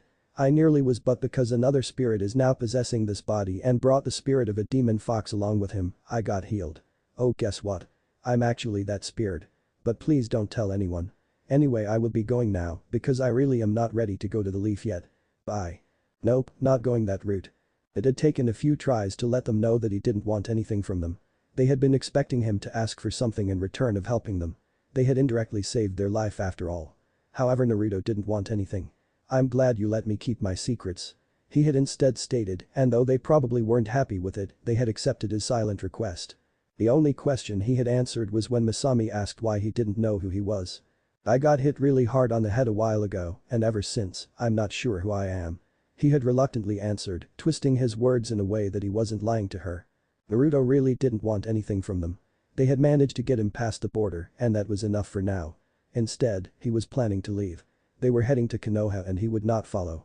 No, he would remain at the borders. He knew there should be a cave somewhere in the neighborhood. He would train there. Determined, Naruto got out of the wagon and slipped away. Ninja-san. A small voice called out, sounding confused, making Naruto freeze in air. How had the two brats spotted him? Damn it, he must be really losing his touch. Chapter 4. Dead Weight. Naruto sighed and paused in his steps. He liked the kids and decided that it would be very rude to just leave them like that. However, he didn't want to turn around in case they decided to use those adorable faces of them to their advantage. He could swear that they knew exactly how to use that weapon to their fullest potential. Where are you going? The girl's voice called out. Away. He answered uncertainly, still not turning around. Why? His lips pressed together in uncertainty before he finally did turn around. As the ninja turned around to look at the two children, he immediately noticed that they were indeed staring at him with phosphobic eyes. Because I have to find my own path. He eventually answered. The children frowned at the answer. What is wrong with our path? Masami asked, confused and sad. It's not the path of a ninja. Naruto answered, not even bothering to tell them about the difficult missions he would have to face in the future. Sorry, I can't join you because I have to train in order not to get killed in all the dangerous situations that I'm sure I will get myself into. Nope, better not tell them that. But what if bad ninja will come and… Michi started babbling, scared. Naruto sighed. For some reason, these kids had taken a liking to him. He had no clue why they trusted him so much, but even Michi, the young boy, wasn't afraid of him anymore. Even when they had seen him without his hooded cloak. If anything, instead of becoming afraid of the scars, the children only got more curious. His ears still rang from all the questions they had pestered him with. They certainly hadn't been shy around him. They won't. He tried to reassure them. At least, knowing the old man Hokage, he was fairly sure that he would let them enter the city. That in any Leaf ninja worth their money would recognize them as harmless and not provoke him behind checking up on them. They were silent for a while, not wanting to doubt his words. Naruto watched them glance at each other before Michi gave Masami a slight shove. She gave him an irritated look but didn't push her little brother back. Would you come and visit us sometime soon? Masami whispered eventually, and Naruto felt something in him crumble. His surroundings swayed momentarily before a sudden deja vu hit him. Nai-san, will you come back soon? A young fuzzy figure with black hair asked him. He shook his head. He never had seen that memory before. Who was that? An Uchiha. Shit. I don't need Obito's memories to resurface all the time. If that happens at a tight situation. Maybe. He said in a distracted manner, which made the children look down in disappointment. He refused to make promise that he wasn't sure that he would be able to keep. His last promise. Sasuke. You never know. He continued and suddenly froze once again when they suddenly hugged him tightly. His muscles tensed at the sudden human contact. It had been a long time ago that someone had actually hugged him, let alone touched him without the purpose of killing or healing him. After his friends had died. He pushed the sadness away and instead smiled. The ninja let a slight awkward chuckle escape, trying not to show that they were hurting his leg. Take care of each other, alright? He patted them uncomfortably on the head. Yes, ninja-san. Good. Naruto smiled and with a last nod to the guard hidden in the tree, he slipped away. Maybe he would see them again. Naruto jumped into the trees and automatically pushed chakra in his legs. After a minute of running mindlessly, he abruptly stopped on a bench, nearly slipping in the process. His eyes widened as soon as he noticed that he was able to use his chakra again. He quickly found a place that provided him some cover and settled down. Frowning, he shifted himself into the lotus position to meditate in order to look at the chakra blocks that had been there previously. He was surprised with what he found. They were gone. How could they have disappeared like that? The fox said that they would remain there for a while at least. Hey fox. He called out as he stepped out into the familiar clearing. What is it, little Gaki? Finally figured it out. The fox drawled at him, lazily opening one eye to emphasize his thoughts. Oh, shut up, furball. How did it happen? I thought you said thaw. The ninja started before he was interrupted. I know what I said, monkey boy. I didn't do anything. Well, not much. You did most of it yourself. The fox smirked in amusement as he noted the confused face of the mortal in front of him, but didn't care to explain any further. Well, are you going to X? No. Stop interrupting M. No. Would you just quiet? No. Arg. You stup. Whatever. Go away, brat, I was sleeping. The fox let out a deep amused chuckle as the young man in front of him scowled in a rather childish manner and walked away angrily. He wondered when the brat would figure it out. The brat may be a big softy to his enemies, but a part of him had learned from many mistakes in the past. Kyuubi grinned ever so slightly. The kid was finally learning. Not that the fox cared. He didn't care at all. He wasn't feeling just a little tiny bit slightly proud of the ninja. At least it was what the fox kept telling himself. At the same time, Naruto, even though annoyed, couldn't help but ponder how he got rid of it. There was this nagging feeling in the back of his head like he should know, but he couldn't quite reach it yet. Ah well, as long as it was gone, it wasn't that important, right? Back in Rock Country. Ichiru grumbled as he finally managed to free himself. That rope might have looked frail, but it was certainly a lot stronger than he had expected. Surprisingly, the ninja had been knocked out for about 2 days. He had just managed to free himself before a patrol finally found him. He had not been amused by their demanding yet amused attitude, but reluctantly gave a report. However, they soon stumbled on a problem. Who were you fighting? Ichiru automatically opened his mouth to answer, but found himself unable to. His eyes widened in surprise and he tried again. His 3 colleagues watched him with mixed expressions. Ichiru-kun, are you alright? A female voice called out to him as he rubbed his eyes. There was still strange sensation building up behind his eyes that was quite difficult to shake off. Said ninja blinked in confusion before shaking his head. He felt relieved that he at least could still talk. Something is blocking me to speak about that subject. He admitted and then raised a hand to his head. And I feel like the details are becoming vaguer. I might be slowly forgetting. The ninja surrounding him frowned. His ex-teammate looked worried while one of them watched him suspiciously. Quit playing around, Ichiru Baka. I'm not going to beg for information from you. What did you call me? The weapon expert growled, clenching his fist in a threatening manner. Hey, calm down, you two. The female member called out. She was using a tone that let them know that she was serious. Her name was Emi. No last name. She was an orphan that had once been dropped at an orphanage, with only a small note with the name Emi left behind. She never tried to change her name, nor did she allow any family name to be given to her. Though she was not as pretty as her name suggested, quite a few men considered her to be quite attractive. Unfortunately for the men, she didn't have the patience to deal with them and was too skilled in combat for anyone to try. Only Ichiru had managed to get her to date him for a while. Yet that had been a long time ago, before the war, and they had both agreed that they just didn't belong together that way. Repressing a shudder, the two stepped away from each other. Open your mouth, Ichiru. Grumbling slightly, the man complied. She inspected his mouth but couldn't find anything. Odd. She mumbled. If someone had caught you with a seal, it would have explained the situation, but I can't anything. She continued, her hands glowing slightly as gave him a quick checkup. The other waited patiently as she reached to check the rest of his body, but tensed when she suddenly froze. Emi-san. This is… wow. She mumbled before focusing back on the subject in front of her. Ichiro was now feeling slightly uncomfortable. What is wrong? He tried, but the woman ignored him and gave him an order instead. Gather some chakra to your hands. Eh? Echoed through the group, but knowing not to mess with a woman when she was like this, the rock ninja didn't hesitate to follow her request. He gathered the chakra in his hands easily, silently enjoying the tingling sensation that it provided. Now what? Try a small jutsu. She said, taking a step around him so he had the room to do so. He gave her a questioning glance, but didn't bother to object. His ninjutsu sucked, but he could at least still do a few back earth jutsu. Mumbling out a name, he pushed his chakra forward to provide the energy, so that the row. His eyes widened, as did those of his comrades. I can't. He whispered. So I was right. There are these blocks in your chakra pathway. Whoever you were fighting was really skilled. I would have no idea how he did it. She mumbled, actually having the guts to look fascinated by the situation. Emi, how could you? Ah, calm down. I noticed them breaking down very slowly, so you will be alright in about a couple of months. What? Ichiro exclaimed in horror, before anger replaced it. Oh, I'm so going to kill that he growled and froze when the others looked at him. DCH. Calm down, Emi. Look at it the bright side. She said as she poked him in the side as if she was still looking him over. But the ninja protested. So that won't be that much of a problem, seeing as you will most likely be sent to lower missions anyway, since you screwed up the other pretty bad. She said in such a freeway manner that made the others wonder if she was really meaning it or just making fun of the man. Ichiro's sweat dropped. Hey, that is not TR. But seeing as you fought someone with this power, I think they won't blame you. The rest of the rock ninjas watched in amusement at the scene right in front of them. One even had to hide a soft chuckle as the male rock ninja became more and more aggravated. Could you stop Teru? Which means that you will also have more time to spend with your family. Would you do this time? The Kunoichi didn't stop him, but he stopped talking as her words sank in. Do you have a family? The memory resurfaced once before it became vaguer again. Letting out a deep sigh, he nodded his head. In troubled times like this, a little bit of rest did sound very appealing.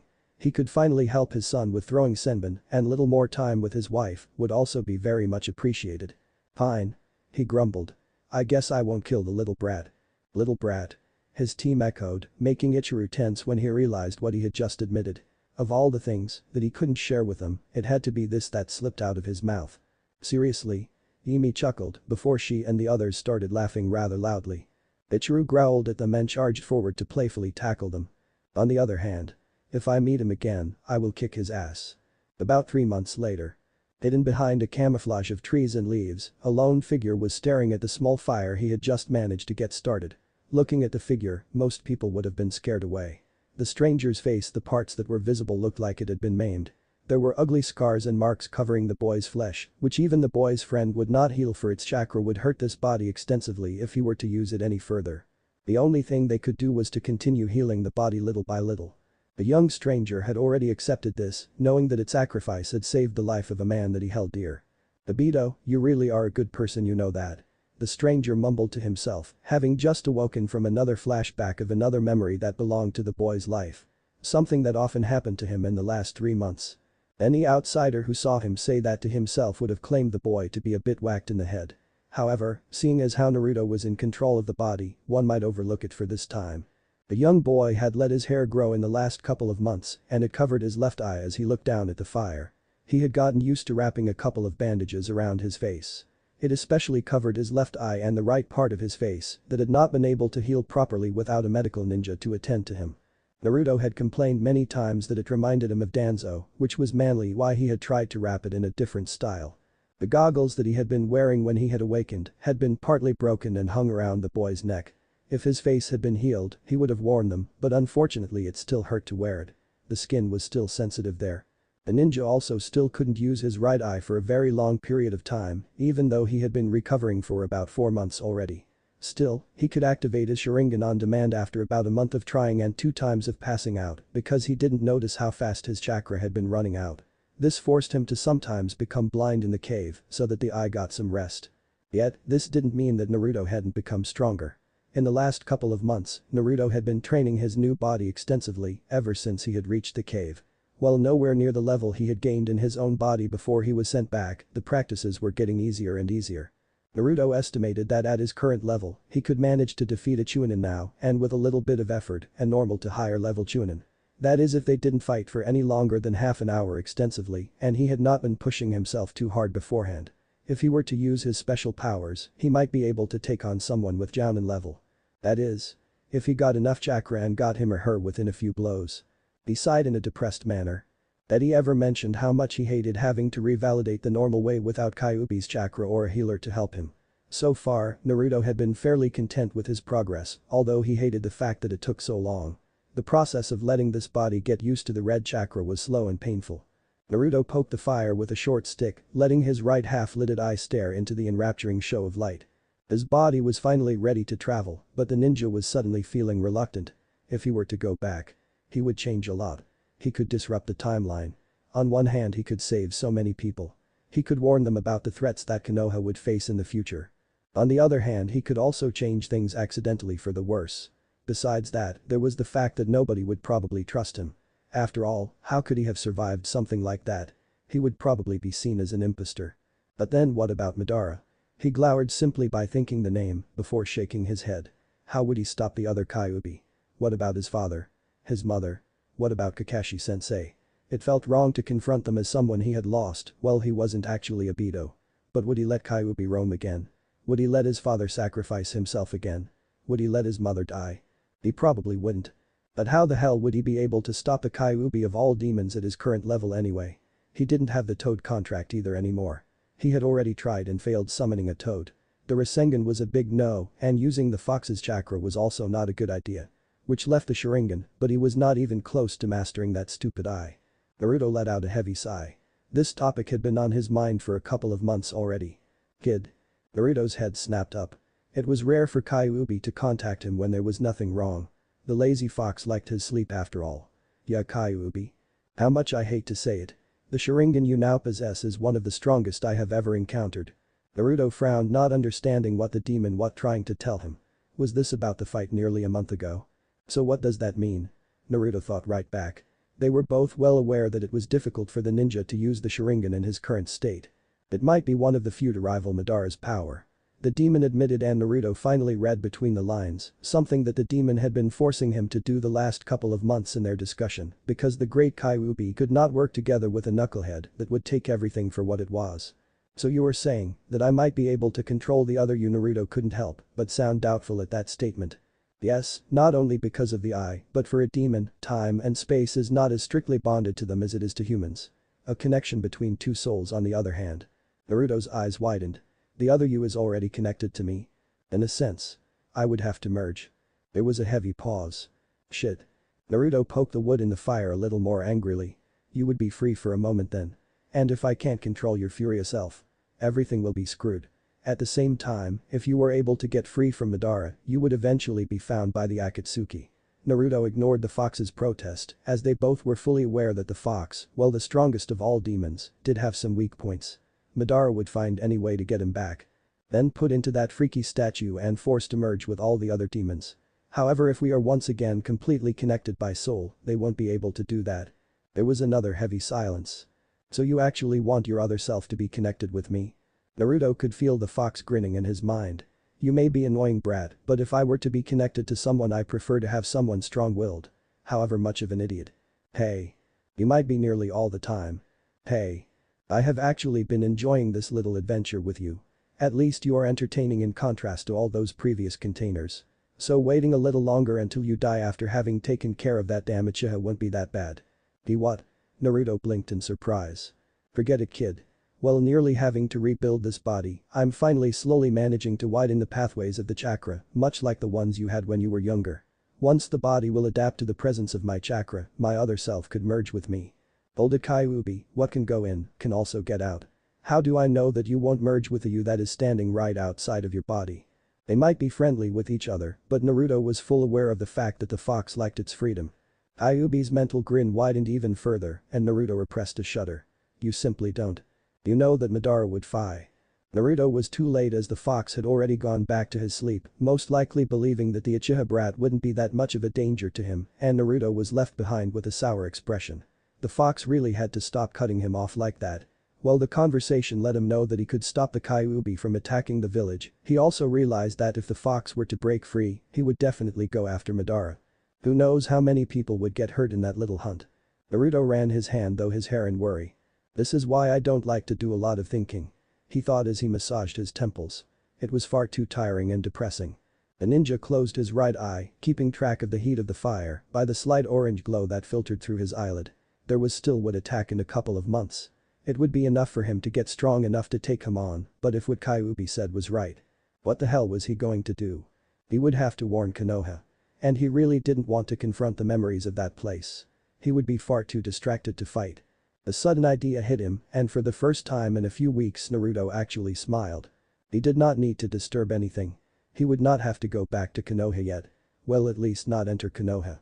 He just had to make sure that he would encounter the Kyuubi after it was released from his mother when it was on its way back to the village and before his father would fight him. Before either of his parents was killed. He would somehow have to evade Madara and take control from there. That way, he would render Madara's plan useless and release his mother from the burden of keeping the demon within her. If he were fast enough, he would not need to interfere with the people that were not really his. He would be able to wander around the countries for a while before eventually returning to the leaf when Obito woke up. Yeah, he would wait for Obito to wake up instead. It was only fair. But that decision, he ignored his aching heart that wanted nothing less than run back to Konoha and meet his parents. About a month later. The ninja staggered on his way to his cave, ignoring the limb that he had difficult to repress in the last hour or so. Stupid rock ninja, messing up with his bad leg again. Naruto groaned out in pain as he grabbed his side. Alright, maybe it wasn't the rock ninja's fault. Damn, he just had to push himself a little over his limit, didn't he? Naruto sighed in annoyance as he finally gave in to the urge to lower himself to the ground, knowing that if he were to go any further than this, he would fall headfirst to the ground. It was not like it hadn't happened any time before. The ninja rubbed his nose at the memory as he caught his breath. He managed to lean himself against one of the trees that were lining up on small muddy road that was rarely like never used. The ninja was still in the outer skirts of fire country, pushing himself to become stronger in preparation. Taking another deep breath, he frowned slightly at the pain of his leg. He had pushed too much chakra through it when he had to take a quick jump to get out of sight of his invisible enemy. He had of course remained unnoticed, but he was now paying the price. That and the fox now labeled him a mental nutcase, though that comment had been easily ignored. His eyes twitched as he stretched his leg, knowing that it would be sore for the next couple of hours. His only eye, this time hidden by the familiar pair of goggles, surveyed his surroundings. Normally his instincts would be screaming for him to get out of the way, even though it was a small tiny muddy road, out of plain sight, but for some reason he felt strangely calm. Still, just to be sure, he managed to shuffle himself on the other side of the tree though. As this was a route he usually took, he had luckily discovered that this tree had a slightly hollow space that he could hide in, so that any passerby would ignore him. Finally feeling like he could get some well-deserved rest, his right eye dropped ever so slightly. He was so tired. Having been living on what his surroundings provided and paranoid about any enemies near, he had not been able to get the rest that his body needed. He felt himself sack forward ever so slightly. Naruto groaned. He shouldn't be falling asleep. Not in times like these. So the ninja decided to take a slight nap instead. It was only his hearing that saved him from being completely caught off guard. There was a sound of ninja rustling through the trees above him. He recognized the sounds, their tree hopping technique. They were Konoha ninja. No threat, his mind categorized the newcomers, though one chakra signature felt strangely familiar. Where had he felt that before? His hearing picked up an order to stop and the group was silent for a moment as they must have taken notice of him. Chakra? He barely heard someone call out. Naruto tensed and returned to his full awareness, though he kept the image of being asleep. Suddenly there was a loud gasp and one of the ninjas suddenly appeared in front of him. It took Naruto a lot of effort not to tense. The ninja was close, most likely crouched just in front of him in the opening of Naruto's little resting place. Please go away. Please don't let it be anyone that knows. Oh. He mentally prayed. Obito. There was a waver in the man's familiar voice. Obito. Naruto finished with a mental groan as he forced himself to keep very still. Maybe the ninja would let him alone. Maybe he would be able to slip away. Oh, who was he kidding? Naruto mentally sighed and summed the situation up in one single thought. I'm so screwed. Chapter 5. Reluctant wait. I'm so screwed. Naruto thought in a rather dramatic manner but kept silent. Uchiha Obito. Is that you? The voice asked more firmly this time. It had an underlying shakiness to it which could indicate that Obito could be someone dear to him. That only made Naruto tense up even more. The shinobi wouldn't let him escape if he was. This was not going according to plan. He was glad that he had pulled the goggles over his face before he went to nap, even though they had been damaged. It gave him some sense of security as he tried to see what or even better who was approaching him. The one-eyed shinobi subtly peeked at the figure in front of him, but he could only see the standard shinobi outfit. Lifting his head would catch the man's attention, so Naruto refrained from doing so. Too bad that the man was already planning on getting his attention anyway. Naruto blinked slowly and startled ever so slightly as he was not prepared to suddenly see a hand reaching out for him. Too close. Too close. Naruto's instincts kicked in and he intercepted the hand, which had been slowly reaching forward to touch his shoulder, with a quick slap to the side. His eyes snapped open, which he could only open as far as being half-lidded in panic, and he moved. Move. Get away. Get away. His mind screamed at him. He managed to slip past the surprised man in front of him and heard the voice shout an order to stop him. Obito, wait. Naruto didn't listen. He was not the person that the man was calling out to. Even though the memories that were currently rushing through his mind might say otherwise, he was not Obito. The memories caught him off guard, sure, but he wasn't Obito. Hi, nice to meet you. I'm Obito. Get out of my head. Obito. Another voice said with an annoyed tone to it. It wasn't me. Shut up. The inner conflict only caused the young boy to become more confused and he was slowly losing track of himself. He was not Obito. He was not part of Obito. Obito was not part of him. Go away. Go away. What was going on? With a frustrated growl he sprinted forward even faster. Stop him, don't hurt him. The voice sounded familiar. Too familiar. Obito, calm down. I'm trying. Oh shit. Oh shit. He managed to run past one other ninja and dodge a grab from another Chunin Harryalized before his leg protested. Shit. The muscle suddenly went slack and he lost his balance. His knee hit the ground and he caught himself with his hand, ready to sprint away again. I'm not going to push myself that far in training again anytime soon. I should have known better. He scolded himself. He might have been in an isolated area, but this proved once again that that wasn't a reason to become less paranoid. The young ninja bared his teeth in frustration as he started to take another sprint. Unfortunately, he never got the chance. The raven-haired Uchiha growled out in pain as he was tackled to the ground. He noted that the technique that was used, having arms wrapped around him and no weight being pushed on him as they fell, was one of the gentlest techniques for tackles. This only gave him more confirmation that he was in the presence of someone close to Obito. The second that they lost their momentum and laid still, the attacker pushed him to the ground, restraining him in the process. Obito's eye widened. His escape was cut off. No. He started thrashing on pure instinct. Most of his skin was still tender from training and the accident, even after all those months. He hissed out in pain once in a while, but despite the fact that it hurt, he struggled against his captor's hold. He tried to grab one of his few remaining kunai, but they stopped his hand from reaching in his pouch. He growled out. He tried to bite. He tried to claw at the hand that was keeping a hold on his arm. He tried every little trick, even trying to hit his captor in the more sensitive part of his body. Calm down. The one on top of him said as he managed to stop a cheap shot with his own leg. Naruto's eye narrowed as he noted that it was the very same voice as before.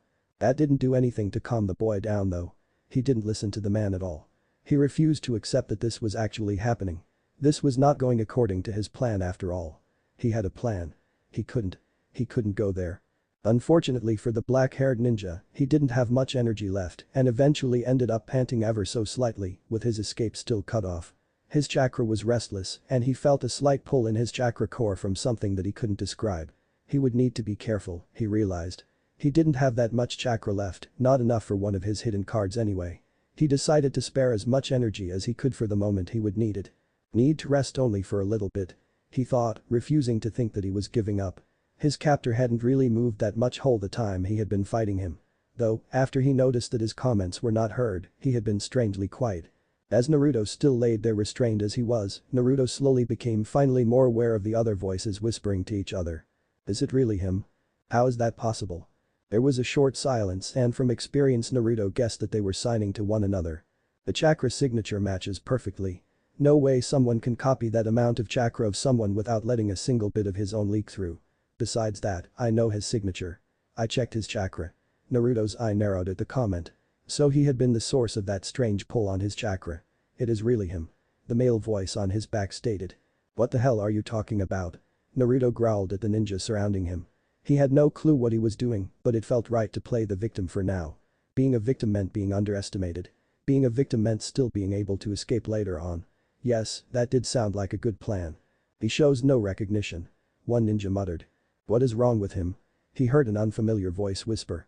There were a few more hushed whispers in the background around him that didn't catch Naruto's attention as he was once again too caught up with trying to struggle against the man. Said man kept him with little effort to the ground by pushing his knee to Naruto's back, patiently waiting for him to stop struggling again. It was as if he knew exactly how to restrain the boy. So if he knows Obito's tricks. Naruto thought. After a few tries, Naruto tried some of his old tricks, which seemed to catch the man off guard ever so slightly. Yet the man wasn't a ninja for nothing it seemed and caught up right away. His chakra was too low to blow the man away and, in the end, he still was a leaf ninja. He didn't want to fatally hurt a fellow comrade. At the same time, the man was becoming impatient. Reluctantly he pushed also his elbow in the teen's shoulder blades as he nearly managed to slip away. Obito. Calm down. It's me. Sensei. There was that annoying goody-goody talking to a child tone in his voice again. Let me go. Naruto snarled out, still feeling panicked. It wasn't really him, right? This was messing up his plan even more. He couldn't go to Konoha. He was only here to prepare for the other Kyuubi and confronting Madara. He had to do that all alone. He couldn't face all those faces again. He didn't want to mess things up again. More hands joined to restrain him, which acted more a show of power than the fact that it was nearly necessary, and he eventually was really too tired to continue. He stilled and let his cheek rest on the ground, panting from all the effort. Sweat dripped down his face, and some of it was soaked up by his bandages. The weight on his back shifted ever so slightly, and he was carefully heaved up in a sitting position on his folded legs. Naruto felt the presence on his back leave and shut his eye as it started to throb painfully. He stubbornly tried to pull his arms free from the other hands, but it was no use. Obito. Naruto only had a second to decide on what to do. He wasn't able to pretend that he was really Obito. It felt wrong. So he decided to use a different approach. He stilled and didn't react to the name. Obito. He was lightly shaken, but he refused to react. I'm not, he snarled out before he quickly pushed his lips into a firm line in a stubborn manner, as if he refused to talk. There was a tense silence. You are not what? The man asked him. He refused to talk and the man sighed so slightly. I'm going to take off your goggles, alright? The familiar voice mumbled to him as if to calm him down, but Naruto only bared his teeth in warning. His body was 13 physically, meaning a few childish actions were allowed. So Naruto thought it was totally acceptable when he tried to bite the hand that pulled off his precious goggles. He tried to glare, but his eye protested at the sudden increase of light. So he closed it as soon as he felt the cold air touch his formerly protected skin. Give that back. He yelled. He tried to stand back up to tackle the man personally, but he couldn't. Don't touch my goggles, team. It was something valuable to him. He knew that. He struggled once more against the hands holding his arms and legs, but he was too weak. He had been training for months to get some of his strength back, and here he was, unable to even force the ninja around him to put some effort in restraining him. He wasn't even able to pull off that time and space jutsu with the amount of chakra Obito's body currently had. How pathetic he felt. Truly utterly pathetic. Those scars. One of the other ninja whispered softly, so silently that he probably shouldn't have heard it. For a kid his age. Another whispered right back. Oh great, were they going to pity him now too? Having paid little to no attention to the man in front of him while listening to the others, he twitched and startled back ever so slightly as a soft wind blew across his face. What the hell was that sensei doing? As he peered unnoticed by the others through the lid of his eye, he noticed that a hand was moving in front of him from one side to the other, trying to find out whether he was able to see what was happening. Naruto didn't respond. His right eye still sometimes hurt when he used it, so he wanted them to underestimate him as much as possible. How did you get here? The man asked and tapped him on his head to get his attention and gained a flinch from the boy at the same time. Naruto kept silent, showing them that he was stubborn. Answer me and you will get your goggles back. The man said, sounding slightly amused, as if he knew he would get what he wanted that way, which was completely true. That was a low move. Effective, but low. Fine, he would play along. He bit his lip as if to restrain himself before he snapped out once again, as if he was giving in. I needed somewhere safe before going home. He mumbled, deciding to tell the truth. What is your home? Another question. That hadn't been the deal. He growled ever so slightly to let his annoyance show, though they were most likely fully aware of it anyway. Leaf. That place with the faces. Konoha. Even indirectly saying it out loud made Naruto's stomach clench with homesickness. The ninja really wanted to return to his home, the village he had sworn to protect. The fond memories he had there. Unfortunately, and that was exactly the problem, the bad memories came from the exact same place. There was a slight pause, and he flinched when two hands were put on his shoulders. He lowered his head closer to his torso in a defensive move, a way to decrease the amount of neck he exposed. It was a typical instinctive move that ninja made when they were not comfortable. Naruto never thought that all those lessons from Jiraiya on behavior of shinobi and people in general were actually that useful. The hands on his shoulders twitched ever so slightly, which showed him that the man in front of him had noticed the move. Obito, I want you to listen very carefully to my voice. Does it seem at all familiar to you? Naruto's first instinct was to shake his head very quickly. No way. He did not know him. He was not going to listen to the rational part of his brain that was being overwhelmed with all those memories of Obito that were actually providing the right information for him at that moment. Yet, Naruto felt himself starting to slip against all the memories that he gotten from Obito. Obito's life nearly screamed at him to respond. Instead, he forced himself to scrunch up his face and be quiet. Unfortunately, the long silence that followed made him edgy, and he eventually couldn't keep silent any longer. I know your voice from somewhere. He admitted towards the voice, so quietly that he wasn't even sure whether the man had heard him. Do I know you? He quickly changed his statement, as if afraid of the answer. The man in front of him paused, as if pondering about something, before the voice suddenly barked sometimes out, making Naruto flinch. You're late. Oh. Before Naruto realized it, one of the suppressed memories was triggered and he couldn't stop himself as he started mumbling through some stupid excuse that Kakashi-sensei would use when he was late. It was then when it finally clicked. His brain finally calmed down and the confusion that had been overwhelming him mostly disappeared. His mind finally made a connection to the familiar voice and he flinched back in surprise as he couldn't deny the truth any longer. Was it real to him? He knew that the voice was familiar, having heard it before that one time in his mind. Still, to actually hear it in real life was different. He shook ever so slightly as he slumped forwards as the rush of energy left him. He was reluctant to actually see the truth. Obito-kun. There was an uneasy and questioning tone as he said the simple name. Naruto flicked his eye open for a moment, trying to exaggerate how much it hurt him to open it. A ninja always had to be careful. However, as soon as he came face to face with a familiar person of him, he relaxed. The man in front of him, the blonde hair and the blue eyes, his expression, his familiar face. He could trust him. Every ounce of his body was putting his trust in him. There was no way for Naruto not to go with the flow. Just how much had Obito trusted him? Minato-sensei? He whispered in shock as if he suddenly remembered the name. At least it was what it looked like for outsiders. In reality, Naruto was just too shocked that he was actually meeting his father, something he never imagined to be possible face to face. Of all the people in the shinobi world he could have met in this isolated piece of land, it had to be his father. A few chuckles escaped him before he was quickly caught up in laughing and eventually found himself unable to stop. Obito. He chuckled to himself. I'm Obito. He managed to keep the questioning tone out of his voice this time. For others it might seem that he was actually remembering, but for Naruto it was more a statement for himself. He had failed Obito and he now actually had to take up his identity. He had no choice to be Obito from now on. Mentally he apologized to the figure still peacefully sleeping in the back of his mind. Naruto closed his eye, still laughing, but had just been able to see his sensei's face turn into a troubled frown. He couldn't stop laughing, and the grip of his sensei's hands on his shoulders was slowly becoming tenser. Obito-kun. Calm down. Naruto couldn't help himself anymore. Just the whole situation was just too funny in a horrible, sick and twisted way. His emotions were peaking, and the memories of Obito weren't helping either. Obito.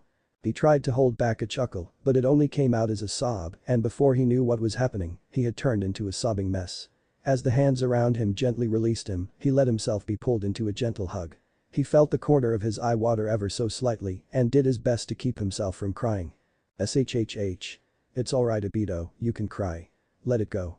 The warm presence around him and the amount of love that he could feel was directed to him was calming. It all felt so right that Naruto couldn't help himself and let a couple of tears escape. He hadn't cried for a long time. I'm not crying. Something is in my eyes. He mumbled into the man's jacket as another memory resurfaced. Minato let out a happy chuckle, his heart nearly exploding with relief as he had his previously dead student in his arms. His comrades respectably let them have their moment, silently applauding the fact that the young teenager had somehow, how the hell did he do it, managed to survive the whole ordeal and get back home. It was a miracle that, for a moment, made the whole grave situation of the war seem a little less darker than it was. Minato didn't know how the kid had managed it or what had happened, but at that moment Minato didn't care. Because the child he held in his arms was Obito alright. Sleep Obito. Get some rest. He muttered to the boy, knowing that they had to get back to the village and it would be easier for him to carry the stubborn child than to let him insist to walk on his own. It wasn't like he was able to answer any questions in his current state. Knee sleep, the Uchiha mumbled tiredly. Minato chuckled and patted the boy on his head. I insist. The team grumbled in protest and, maybe realizing what he was planning, started to push away from him, but Minato was already ready to strike. Suddenly he had moved his hand just so that it was posed right above the boy's neck. The boy didn't tense however, showing the trust he had in him. With a sad smile he pressed down on one of the pressure point, trying to make it as painless as possible. "Mean?" was the only thing that the man could make out of the last grumbled words of the teenager before he was unconsciousness. He caught the boy's weight with ease, frowning at how light the ninja was. What had the boy been eating? His student certainly had a couple of difficult months behind him. His eye scanned the injuries that the boy had, wondering how he could have survived the collapse of all those boulders. He would get the story eventually. For now he had to take proper care of the injuries. "Let's go and set up camp. Then we will perform first aid on Obito before heading straight to Konoha. Does anyone have objections?" There was a slight awkward silence that Minato frowned slightly before he eventually nodded. "And we will check his identity extensively. Though I can assure you that he has shown enough responses that only Obito should know." "Should?" You never knew for sure when it concerned ninja. Still, Minato tried to not let that possible situation get to him. He would find out how his student had survived eventually. He just felt the connection to the boy and now he had once lost him, it was even stronger than before. His heart soared with joy at the thoughts of his team being reunited again. Rin and Kakashi would be so happy and relieved. "Any further objections?" he asked. Nobody had one, and with that decision, they continued on their way to Konoha. Only this time with an extra passenger that was sleeping peacefully and eventually drooling on the back of the yellow flash. Scene break. Naruto was not surprised when he was flung back into his mind. It had not been the first time that he had been knocked out like that. Or had it? Had it been Obito that had been knocked out like that many times previously? It was starting to get more difficult to keep the memories apart. Naruto frowned in unease but shook it off instead. He had someone to talk to. He had felt the fox musing about something for too long. Which meant that he was either planning something or that something was wrong. He probably wouldn't be happy either way. "What is wrong, Kyuubi? Out with it." There was a low grumble at the disrespect, but the fox decided to let the comment pass for this once. "We have a problem, kid." "What is it?" Naruto questioned, more than used to the fact that he always had and always would have enough problems to solve. "We are going to die." Well, that was a little more serious problem alright. Naruto turned around to face the fox that was watching him from the distance from behind the trees, which were functioning as the parts of the seal. He looked at the demon confusedly. "Why? You will be born in a couple of months. Your soul is coupled to the new body. It won't take up any other soul since it is yours. If your previous infant soul were to take place in the body, it will clash with your presence. After all, you are still you. Someone else will be me." "No, it doesn't work like that exactly." "Why not? You still think you are you. You are claiming the body the place of the soul this way. I won't bother explaining the workings behind that gaki. There are several scenarios that could happen. 1. Your infant body dies soulless while we are pulled out of this body and we either die or roam around the world for who knows how long. That or we are stuck in this body. Scenario 2, we get sucked into your body and this body will die." Naruto's eyes went wide in shock. He could not let his future other Naruto self die, but neither could he just leave Obito behind. He just couldn't. Scenario 3. He pleaded, hoping the fox had won. Kyuubi, who had grown ever so slightly in the couple of months of rest, stared at him. For once he was not blaring, but instead the fox was studying the mortal in front of him. His eyes flickered over to the sleeping figure not far away and then back to Naruto. "I'm still unsure." The fox growled. "Come back later. I need some more thinking to be done. Go do that sealing that you were just planning to do. I don't want any other hairless monkey visitors in here. I'll help you out when you start." With that last comment, the fox walked away from the trees and disappeared into the shadows. Naruto watched him go with a rapid heartbeat. "Shit," he thought. "Well, if I have to choose, I prefer not to wander around aimlessly for eternity with Kyu." He mumbled softly to himself, shuddering at the thought. A slight mental nudge let Naruto know that the fox thought exactly the same on the matter. Smiling ever so slightly in amusement, even though his usual enthusiasm was gone, Naruto stared in the direction of the figure that had been lying there unmoving for a couple of months. There was a certain pull towards the figure that Naruto still couldn't explain. He had not voiced it yet, so he wasn't sure whether Kyuubi was aware of it, but he realized that he couldn't keep silent on the matter much longer. "He has been lying there for too long," he muttered. He would tell Kyuubi when he was done thinking. It wasn't a very good idea to disturb the fox. Now he had some other business to take care of. He closed his eyes momentarily and flopped down on the ground. Pushing the thoughts away for the moment he focused on his current problem. The moment he had been restrained, he had realized that he would have to use that technique to make sure that they wouldn't be able to find out his real identity or memories or knowledge about the future. So that meant that he would have to fool them, to make them believe that he really had a problem with remembering everything. Claiming amnesia was so simple and unoriginal that it wouldn't be accepted so easily. He most likely wouldn't be able to get through all those tests and would only end up with some real big questions directed at him. So that meant that he would have to do something so utterly ridiculous that nobody would ever even think about the possibility of Obito having done it himself. He was going to seal his own mind away, along with many memories, in a way that only he could have access to them. He had just the perfect seal in mind. It had been an unfinished seal that Jiraiya and Naruto had been developing during their training as a defense for the Sharingan and its mind techniques. They had never gotten to finish it, but after his sensei's death and Sasuke's blind revenge, not mention Madara, Naruto had worked nearly a whole year with several Kage Bunshin to finish it. He had been able to safely seal away his mind in the future, so he knew that it worked. Now he only had to make some slight tweaks so that it would look like some kind of deliberate seal to make him forget what happened to him and conveniently also how he got out of the boulders. Now he only had to think up some vague images to put into the surface of the seal so that anyone looking at it would get the impression that he had been saved. Or something. An anonymous savior that wanted to remain unknown. It sounded strange and suspicious enough that it might actually work. He frowned before shrugging. He would work out the vague memory part on the go. Yet, Naruto couldn't help but feel slightly bad about hiding this big secret from his precious people, even if it was the right thing to do. I have to protect them. Even if it is from the truth. But this new determination, he bit on his thumb to draw blood, accepted the demon's chakra that it was sending to him, and started focusing with all his might on the tiring process that he was facing. He might not be able to focus on many things at once, but if he was focused on something, he wouldn't stop until he was done. Let's do it. Couple of days later. A skill that most ninja were able and forced to teach themselves was to wake up so quietly that it was impossible for those around you to know whether you were awake or asleep. For this reason, Naruto forced himself to relax as soon as he got back to the world of the consciousness and started studying his surroundings. The mattress he was lying on felt very familiar, as did the specific type of sheets that were keeping him warm. A moment later he realized that he had been changed out of clothes and nearly completely bandaged. This included his face, his torso and even all of his limbs. He felt like a mummy. Holding back his reaction, he scanned his surroundings for any obvious chakra signatures. There was no one around him.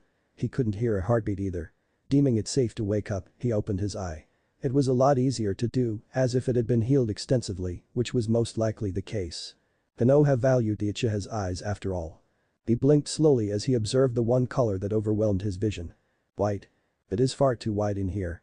For someone as experienced with hospitals as Naruto was, it hadn't taken the now 13-year-old long to figure out that he was indeed waking up in a hospital. He glanced around ever so slightly and let out a sigh of relief as he recognized the layout of the room. It was one of the better rooms since they had their own mini bathroom. Which included a toilet. Thank Kami. He really had to use one. Gritting his teeth to keep himself from hissing out in pain, he slowly sat up. He swung his legs over the edge of the bed and grabbed the infusion stand, which held up the liquid that was being injected in his body. Seeing as the needles in his skin were connected to the bag with transparent liquid, whatever it was, he could better take it with him. He tested the weight on his feet and took a couple of steps to orientate himself before heading towards the toilet. He was glad that he didn't have to use the infusion stand for support. A few minutes later he opened the door again, his face a little more relieved, though it would be difficult to see with all the bandages. He had been about to head back to his bed, but his attention was caught by a certain familiar sight in the windows. There were only 3 faces. As Naruto stared at the faces, he couldn't help but shiver. This was another piece of all the proof that he really was back in time. No 4th and 5th face to accompany the other 3.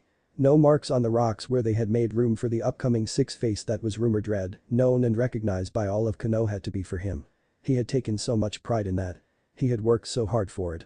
Until he had ruined everything. Sasuke. Sakura. Sai. Hinata. Niji. Lee. All the others. Bachan. Hirosenin. Haruka. Kakashi-sensei. His expression and mood turned dark. He would get his revenge. The sound of the doorknob being moved was the only thing that would keep Naruto from being startled. He decided to play it cool and wait for his visitor. After all, he could finally let his own confusion show something he had cropped up within himself, since the fox wasn't exactly someone you could go to with that kind of stuff. Pulling his acting skills together, embracing Obito's identity just momentarily before letting go, he continued to stare in front of him. The door had not moved yet, as if the person holding the handle was reluctant to enter. This confused the ninja. Who would be afraid to come face and face with me?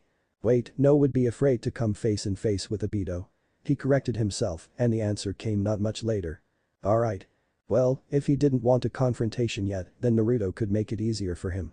With quick silent movements which was slightly more difficult with the infusion stand, he was back under the sheets of his bed before the door opened. There was a pause, as the visitor was most likely staring at his sleeping form, followed by a soft gasp. Naruto took note of the tone of relief that it had contained, as well as disappointment. He could hear the visitor nearly rush to his sleeping form, gently putting a hand on his as to confirm that he was actually there. Naruto frowned mentally, noting that the hand felt very tiny, sure his sensei should be a kid like him, but also strangely feminine.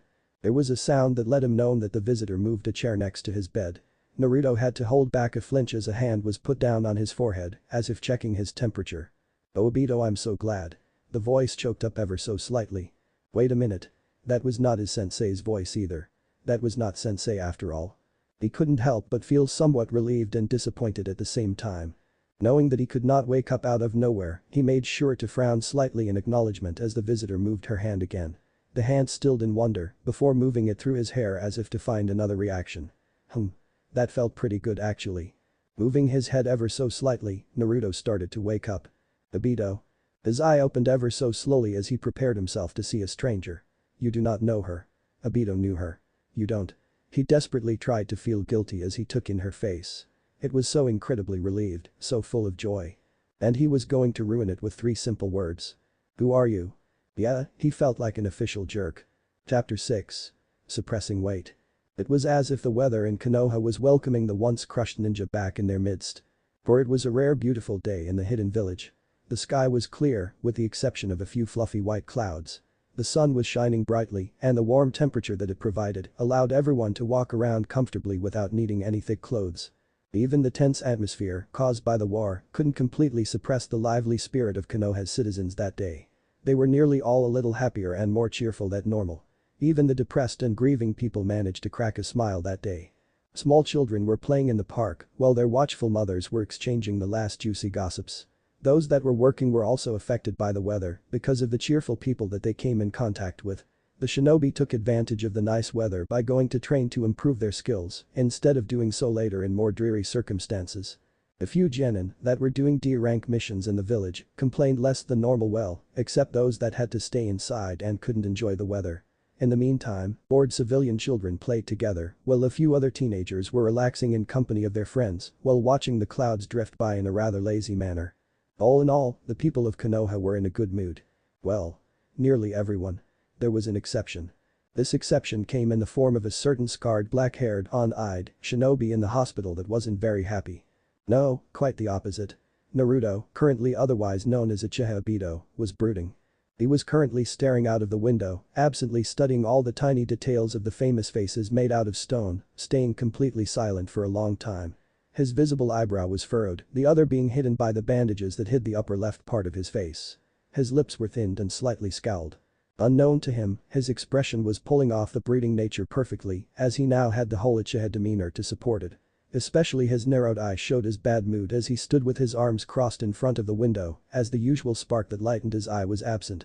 The wheelchair stood forgotten behind him. For some reason they wouldn't let him stand for long periods of time, saying one of his legs needed more rest. It didn't matter that he had been walking around for the last couple of months. No, for them, it only made it worse. Something about pushing his body too far and now paying for it. He had managed just fine without it. They were probably just looking for a reason to keep him in the room. After all, he still needed to be reevaluated, especially mentally. Oh boy, he thought. He hoped that he would be able to bluff himself out of that one. Will the seal be good enough? Naruto pondered as he continued staring at the Hokage monument, ignoring the fact that the nurses would kill him if they found him standing instead of sitting in the wheelchair like they had ordered him to do. He once again ran the effects and processes of the seal through his mind and nodded to himself. If that won't work, I don't know what will. He mumbled. After all, back in the future, Jiraiya and Naruto had put a lot of time into it. Hiro Sennin had been in charge of the stability of the base of the seal, so Naruto trusted it completely. The part that he had modified might not that he was expecting it to give him some trouble, but the foundation of the seal should be stable enough to prevent any accidents. I'm sure you would lecture me about modifying seals again if you were here though. Naruto mumbled under his breath, knowing that there was no one to hear him and that if they could that they wouldn't be able to make out his words. The seal was quite a masterpiece if he had to say so. The seal as a whole had actually two functions. First, the most important and strongest part of the seal made sure that Naruto's future memories and also very important Kyuubi's presence were hidden from any visitors that came along in his mind.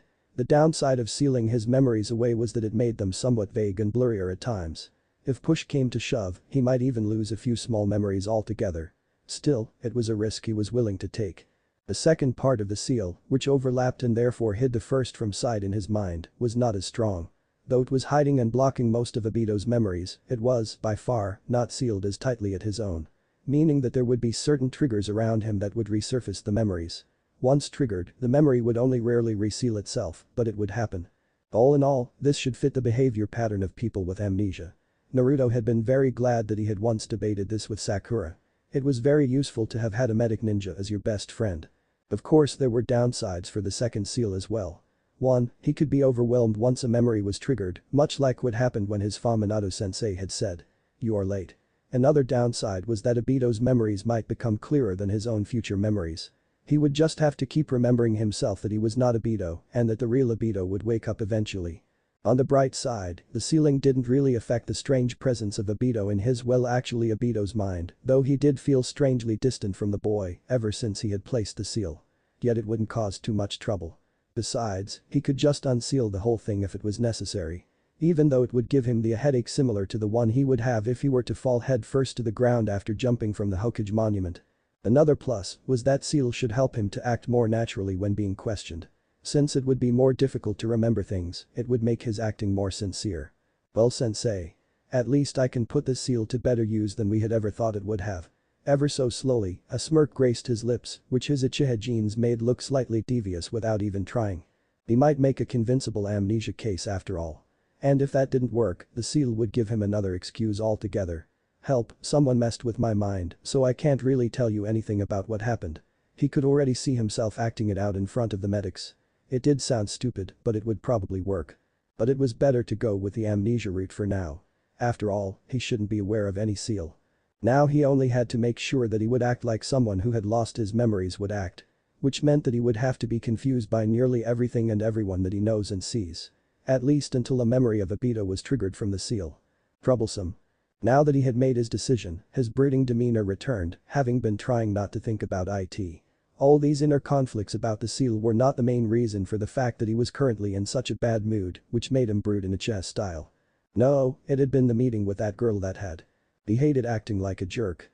A few hours ago. The one eye that the Uchiha possessed blinked slowly at the girl and slowly repeated the question that caused the girl to falter. Ever so slowly he nudged a hand away from his face.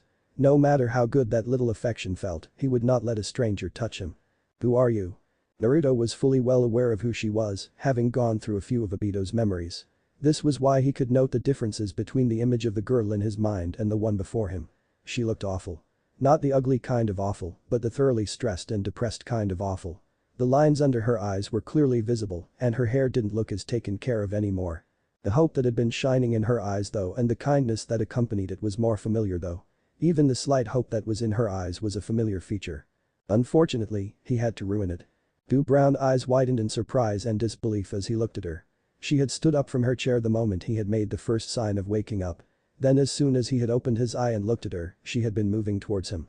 Her arms reached out to hug him, like Sakura would when she had been worried about him, just before he had spoken up.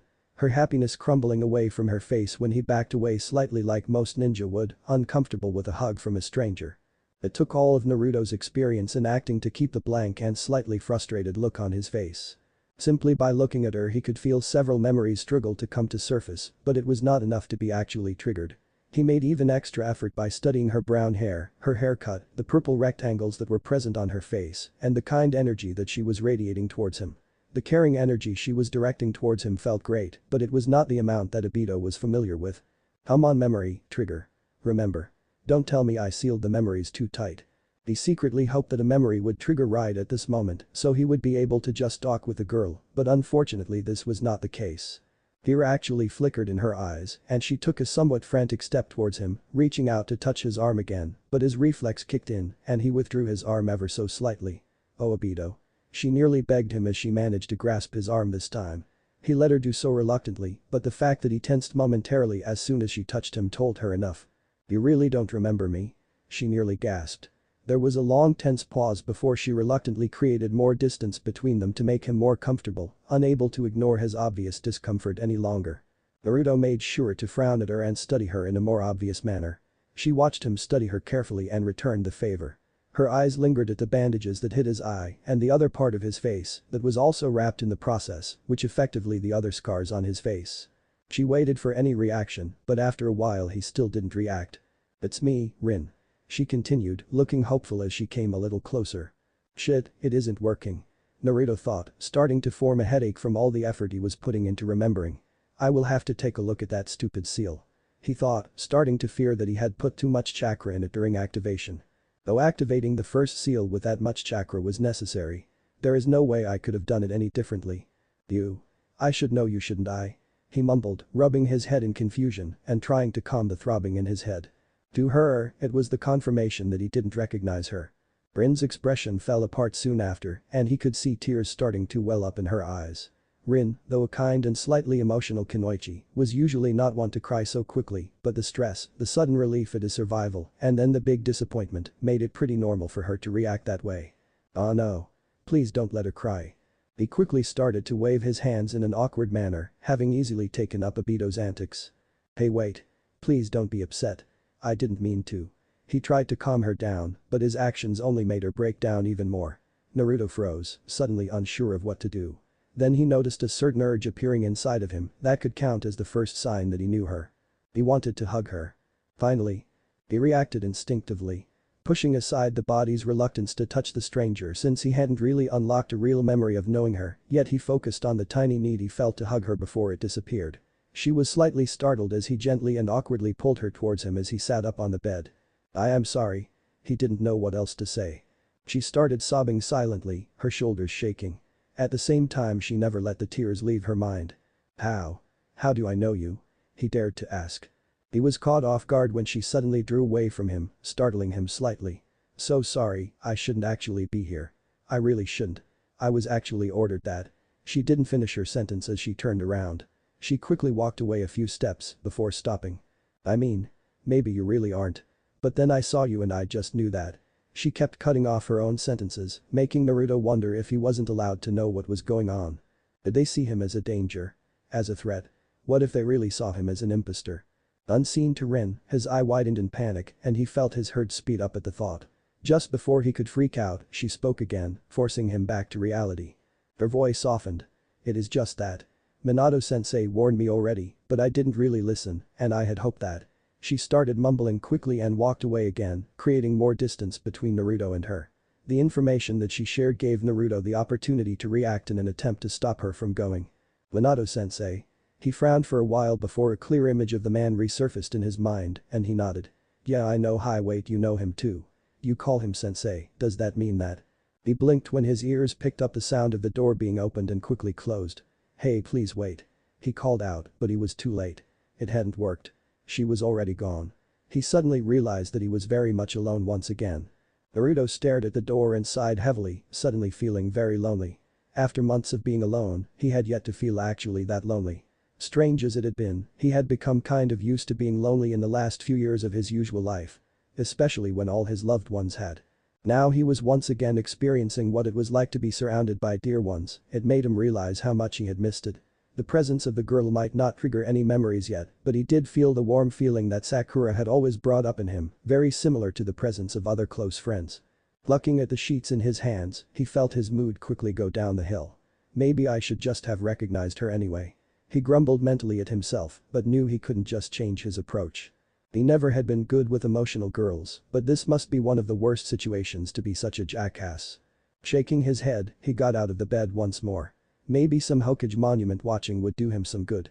He frowned when he felt a tingling sensation appear in his bad leg after about 10 minutes of standing still. That hadn't happened before. It felt like that itchy healing feeling that he had experienced once before. What have they done to it? He muttered. Kyuubi's chakra should have kept it. A sudden memory from his own life resurfaced in form of Sakura lecturing him. Kyuubi's chakra is very useful to manipulate to heal you and others. Still, there are many medics that don't have enough control or knowledge on how to use it.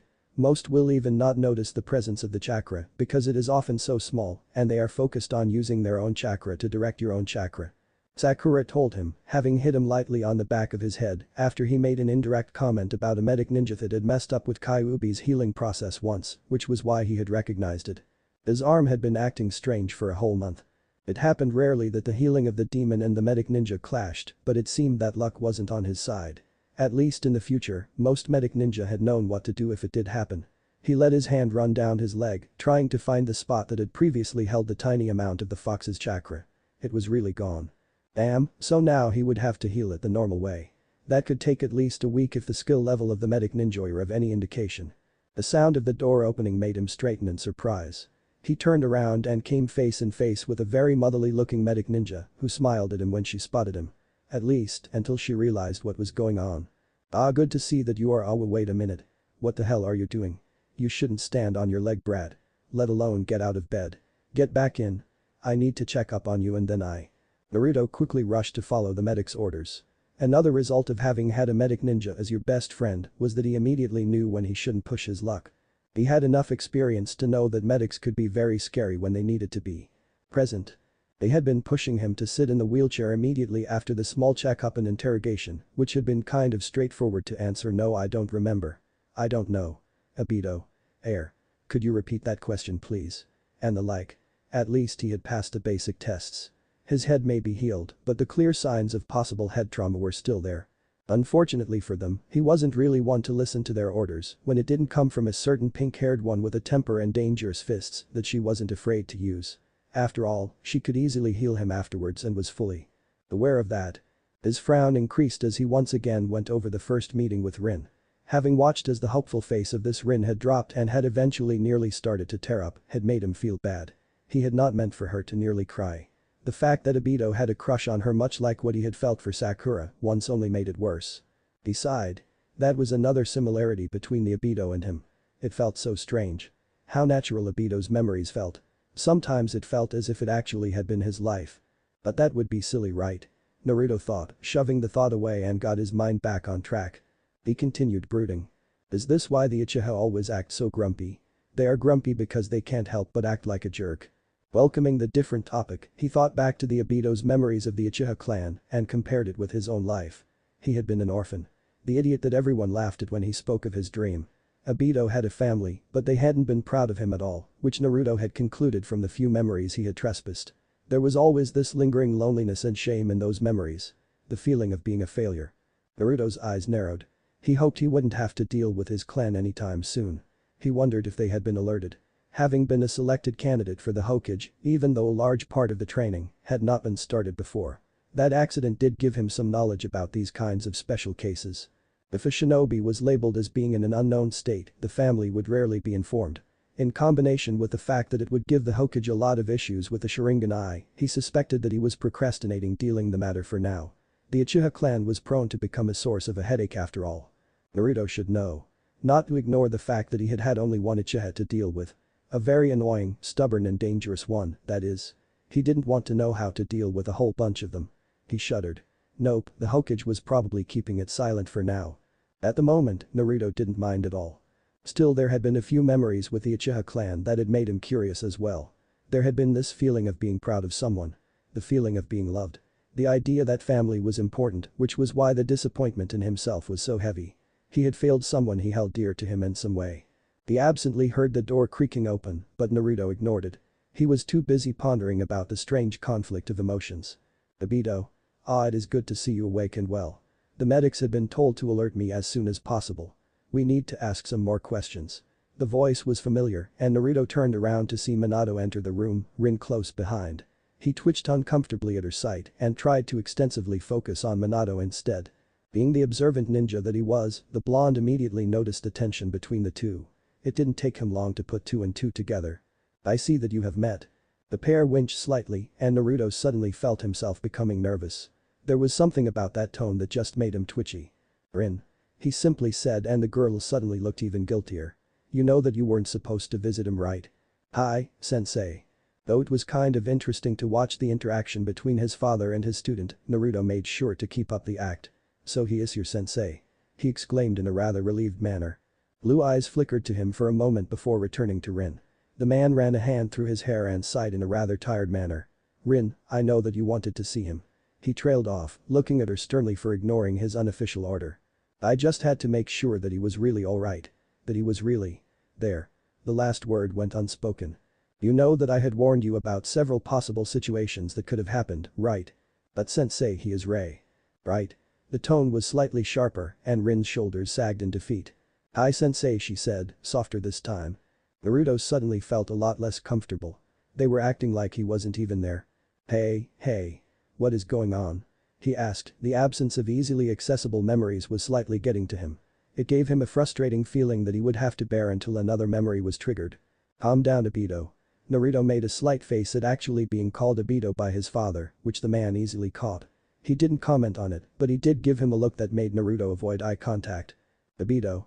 I assume that you don't remember Rin? He asked.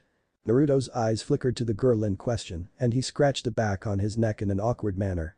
No, but… He paused. Should I actually say it? He wondered, but the decision was made quickly when Minato had seen his expression. But what Obito? He still hesitated. But what Obito? Not that tone again. She does feel familiar. He mumbled, feeling slightly like a stubborn child. Please repeat that, Obito. Minato said and Naruto noticed that he was constantly using Obito's name in his sentence. He still allowed a slight frown on his face to appear as another memory of Minato, calling him that before resurfaced momentarily, but then went back in hiding. She does feel familiar. He stated, louder this time. The girl seemed sad that he still didn't recognize him, but she did seem glad that she was at least somewhat familiar. He wondered whether she had thought that the hug had been simply given because he had pitied her. The relieved look that Naruto received from the girl lifted his mood ever so slightly. Well, we will try to help you remember later on. But now we will have to go to the Hokage. Minato stated as he walked towards him. Feeling slightly defensive all of a sudden, Naruto took a step back. Old man. Now. Already? Why? Minato frowned and paused in his step. Obito. Do you know who the Hokage is? The boy in front of him once again adopted that deep thoughtful face that he hadn't often seen on Obito's face before, except for that time before the accident when they had discussed Kakashi's past. Yeah. I think so. He muttered. To Minato, that was a pretty clear sign that he did have trouble remembering. Minato's worry suddenly got a lot deeper. He had hoped that the damage wouldn't have been too bad, but if this was any indication, it was pretty bad. Still, the fact that he was standing in front of them, alive, was already a miracle on its own. How the hell had the boy managed to heal like that? You will remember soon enough. Now, seeing as you already changed clothes. Naruto sheepishly smiled at him as he looked down at his dark blue t-shirt and pair of black shorts. We can go right now. Take my hand and I will bring us there. I heard that you are supposed to let your right leg rest for a while. The blonde stated as he glanced at the wheelchair next to the boy. The very sheepish smile widened even more. These sheepish smiles that Minato got in response relieved him slightly. He wasn't the only one as the girl next to him couldn't help but smile and get slightly teary-eyed at the sight. Holding out his hand to the boy, he waited patiently. Obito hesitated only for a second before he took it. He glanced to Rin, who smiled at him. Naruto couldn't help but give a small smile in return, suddenly feeling slightly awkward. Rin, let's have dinner with Kakashi after your shift. That is, if he got back from his mission yet. My treat. Sensei stated and Naruto was suddenly aware of the eyes that were boring in on his face. There was a slight unrest of memories shifting his mind at the moment, but other than frowning momentarily, nothing was triggered. Minato's face suddenly seemed a lot grimmer. Hi. The girl replied happily and then left the room. Just before she turned, Naruto could see the worried look that slipped on her face, or rather, he saw the happy attitude slipping from her face. Was his lack of memory that distressing? Was he doing this the wrong way? Hold on. The man said, as he drew in closer, nearly hugging Naruto, which made his heartbeat just a little faster. The situation his father standing in front of him was still so unreal. It was the last warning that he got before he was swept away to the Hokage Tower. Hopefully the interrogation wouldn't resort to the use of any Yamanakas. Though for some reason, Naruto didn't really feel confident in his luck anymore. Chapter 7. Mental Weight. Later in the Hokage Tower. Keep calm. Don't cry. Calm down. Naruto couldn't help but stare blankly at the man in front of him. In front of him sat the Sandaime Hokage with his pipe, piles of paperwork, hat and all. A picture that Naruto had seen many times before. The man looked so much younger, but that was to be expected.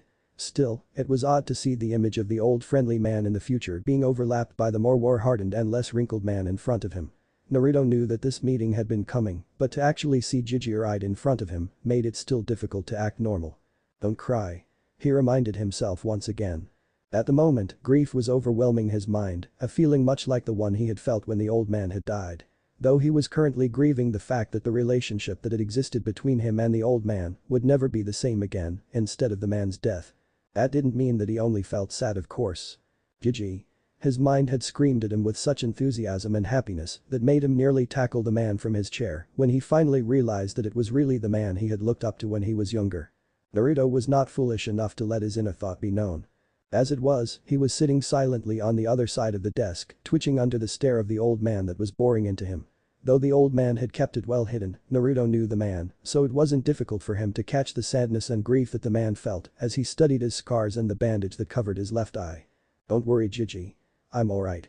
He thought, wanting to say so out loud, but remained silent. The man had signs of being overworked, like any cage in the time of war would look like. Yet, the man looked like he had had a good night rest and lacked the stressed and heavy energy that Naruto had expected to be present. Is the war over? He wondered, trying to make the right calculations in his head. He really should have paid more attention in class. Taking his pipe from his mouth, the Sandaime finally spoke up again. So you don't remember anything? The boy in front of the slightly less but still old Hokage twitched ever so slightly. He knew fully well that the man in front of him was skeptical. It was a miracle on its own that he was even there, considering that his name had been engraved into a certain stone. No surprise that the man was skeptical about his amnesia. As Hokage, Naruto knew, one was practically forced to be skeptical of everything. Luckily for Naruto, the moment that he had stepped into the office and had spotted the man in front of him, Obito's memory had resurfaced with the help of his own future ones, making him stagger ever so slightly in the process. His face had automatically twisted into a thoughtful and then enlightened as soon as his mind had sorted the memory.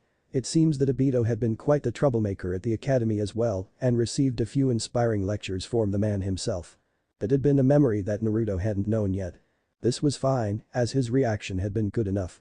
It was a reaction that was difficult to fake. Very well. The old man nodded, but Naruto caught the eyes glancing to the blond man behind him ever so briefly. The one-eyed boy was glad that he had many years of life experience with him, as it were those subtle glances that a normal 13-year-old normally wouldn't be able to catch. The Hokage was going to believe him for now. Not that it was going to keep them from observing him though. They were planning something. Naruto could tell. He mentally sighed in frustration. This was so screwing up his plan. He would need a new one. Damn it. Your medical report states you have suffered from severe head trauma, so amnesia isn't that unusual. There also have been several basic tests that support this diagnosis, but you will have to run several specialized tests to clear you. The Sandaime explained to the boy, unaware of the boy's insight on the situation. Naruto started to get a sense of foreboding as he heard those words. Specialized test. Oh no, please don't let him. Actually, we would prefer to let a Yamanaka look at you right now, as your case is pretty special. The old man continued. Use a Yamanaka to check on me. Naruto let out a mental sigh. On the outside, Naruto frowned at him, as if skeptical. Special? How so? Both men actually paused. You don't remember that Minato started, but he was cut off by the Sandaime. What is the first thing that you remember? I already told Fa. No, what is the very first thing you remember? The man was asking it again. He was completely focused on him, and Naruto realized that he would have to make sure to twist the truth in a way to make sure that he wasn't lying. The man would surely catch it otherwise. He wasn't called the professor for nothing. He frowned and thought. What was the first thing he remembered? The first thing? Well. He pondered for a moment. Wait. Inspiration hit him, and he had to keep himself from stomping his fist into the palm of his hand. Chronologically speaking, that would be the first thing he would remember in this time frame, as the future hadn't occurred yet. Well, in that case. His visible eye became slightly haunted when he forced himself to remember that horrible moment. The pain, the pressure, the need to survive. It had been awful. Obito. Naruto suddenly realized that he might have been too preoccupied with reliving it and shook his head. Pain. He replied hoarsely. Pain. There was a slight pause before he was asked to continue. I had to get away. I tried but I couldn't. It was so heavy. But I had to. I didn't want to. He paused. I tried everything but it didn't work. But then. Naruto paused, forcing himself to think back to the moment and how desperate he had felt at that time. Then I felt like floating. I got away and then. He frowned. Somehow I realized that ended up near some boulders. He was not really lying. He had somehow ended up in the past after all. How did you heal like that? How did you get out? The Sandaime continued and waved in a blonde-haired man that Naruto recognized as a Yamanaka when he was allowed to enter the office. Mentally, Naruto smiled brightly. That part of the memories had been sorted into the strongest seal, meaning that he could use his special defense mechanism that he had designed for these kinds of situations. Mentally activating his defense structure, he let himself answer the question. Suddenly his mind went blank, and though the experience was scary as hell, it was gone as soon as he stopped trying to remember clearly. I don't know. His eyes spoke the truth as he kept eye contact with the Sandaime. Hook. Line. Sinker. The old man in front of him sighed heavily as he looked down on the ground and he felt a comforting hand appear on his shoulder. He felt bad doing all of this, but it had to happen. I understand. Would you mind if we were to try and take a look into your mind? It will help us come up with a method to make you remember. The Hokage asked the young ninja in front of him, who glanced at the blonde man that he gestured to. Gigi had made it sound like a request, but Naruto was not fooled. The Yamanaka was already there. So there wasn't really a choice in the matter, it seemed. He forced himself to calm down. He would just have to play along. Yamanaka Inoichi. The blonde man stated with a small bow as neared. Inoichi-san. Oh no. Naruto realized that he did look like a younger version on Ino's dad. Naruto cursed his luck once again. The man was well known for his observance and skills when it concerned the mind. He hoped that he would be able to make his mind as unremarkable as it could be. Uchiha Obito. Naruto finally muttered. It still felt strange stating it. Seeing how nervous the young teenager was, Inoichi tried to calm him down. You don't have to worry, Obito-kun. I already spoke with Hokage-sama about your condition and I will not go anywhere into your mind unless it is absolutely necessary. This is only if it is some kind of technique in your mind that is considered lethal. The man stated and then explained, knowing fully well how vulnerable the human mind was and how dangerous it could be when the subject was fighting the technique. They didn't want the boy to become even more damaged than he probably was. Lethal? Naruto cried out, grabbing his head as if he didn't know exactly what was going on in his mind. What do you mean lethal? Do you think I have some kind of bomb in my head? There was this ever so slight pause, which one normally wouldn't catch if he didn't have some foreknowledge about the people, but it was enough for Naruto. His eyebrow twitched. Come on. Really? He sagged in defeat. Ah well, I guess I would prefer to have someone checked out too. Of course not. Minato-sensei had stated in the meantime and received a panicked glance from his student in reply. We just want to make sure you are alright. He stated, and the genuine tone that Naruto heard behind it made him forgive the man for being so paranoid. A warm sensation spread out over him as he realized just how worried they were. They wouldn't take all these precautions if it weren't the case. You will stop when I tell you to? Naruto asked, turning to the other blonde, not even hiding the skeptic tone in his voice. Yes. While he reluctantly nodded, mentally Naruto was cursing. He had been hoping that this wouldn't happen. That they would simply stick to the analysis of amnesia, but it seems that in or after Naruto still wasn't sure yet. Times of war, one couldn't be too careful. So Naruto nodded silently, not even trying to hide the anxious feeling that was building up in him. Please let the seal be good enough. He prayed as they turned his chair around so that Naruto faced the Yamanaka directly. He caught the heavy stare of the man as he studied the skin around the one eye that he had. It might be war, but to see something on a 13-year-old while missing one eye was still difficult. Naruto twitched uncomfortably and Inoichi averted his gaze. I apologize. It's alright. Naruto mumbled, trying not to feel bothered by it and suddenly feeling very subdued and nervous. Two hands settled on his shoulder. He looked up to see his sensei smiling encouragingly at him. It calmed him somewhat, but the feeling was still there. Are you ready? Minato inquired. Pulling together all of his brashness and stubbornness, the one-eyed ninja nodded. Inoichi calmly reached out and placed a hand on his head and nodded to the blonde man that stood behind the boy. He would make sure that his grip would stay where it was when they were mentally absent. He leaned back against the back of the chair so that he wouldn't lose his posture as quickly. Not quite satisfied yet, he also pulled the chair a little closer to the boy to prevent him from slumping down. Replacing his hand on the head, he gave the boy a slight smile. Naruto stared at him with wary eyes but didn't protest. He knew that the man was an honorable ninja all the way, having worked with him many times. He had seen him do this a couple of times with other people, but to be at the receiving end was a whole different experience. Keep looking in my right eye. The Yamanaka ordered, as looking in both his eyes would be very difficult. Naruto did what he was told and suddenly felt a familiar sensation run over him as he was swept into his mind and both their bodies slumped down ever so slightly. Minato's grip on the boy's shoulders tightened and he gripped the arm of the Yamanaka to keep it from slipping off. He made eye contact with the Hokage who was keeping an eye on Inoichi. Mindscape. Inoichi was considered to be a genius in the family.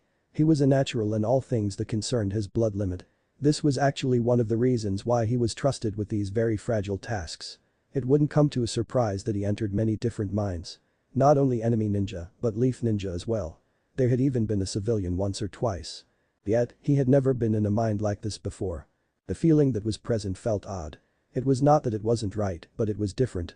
Like you received the type of book that you ordered, but that the cover is suddenly different than you expected. Glancing around, he studied the clearing he was in.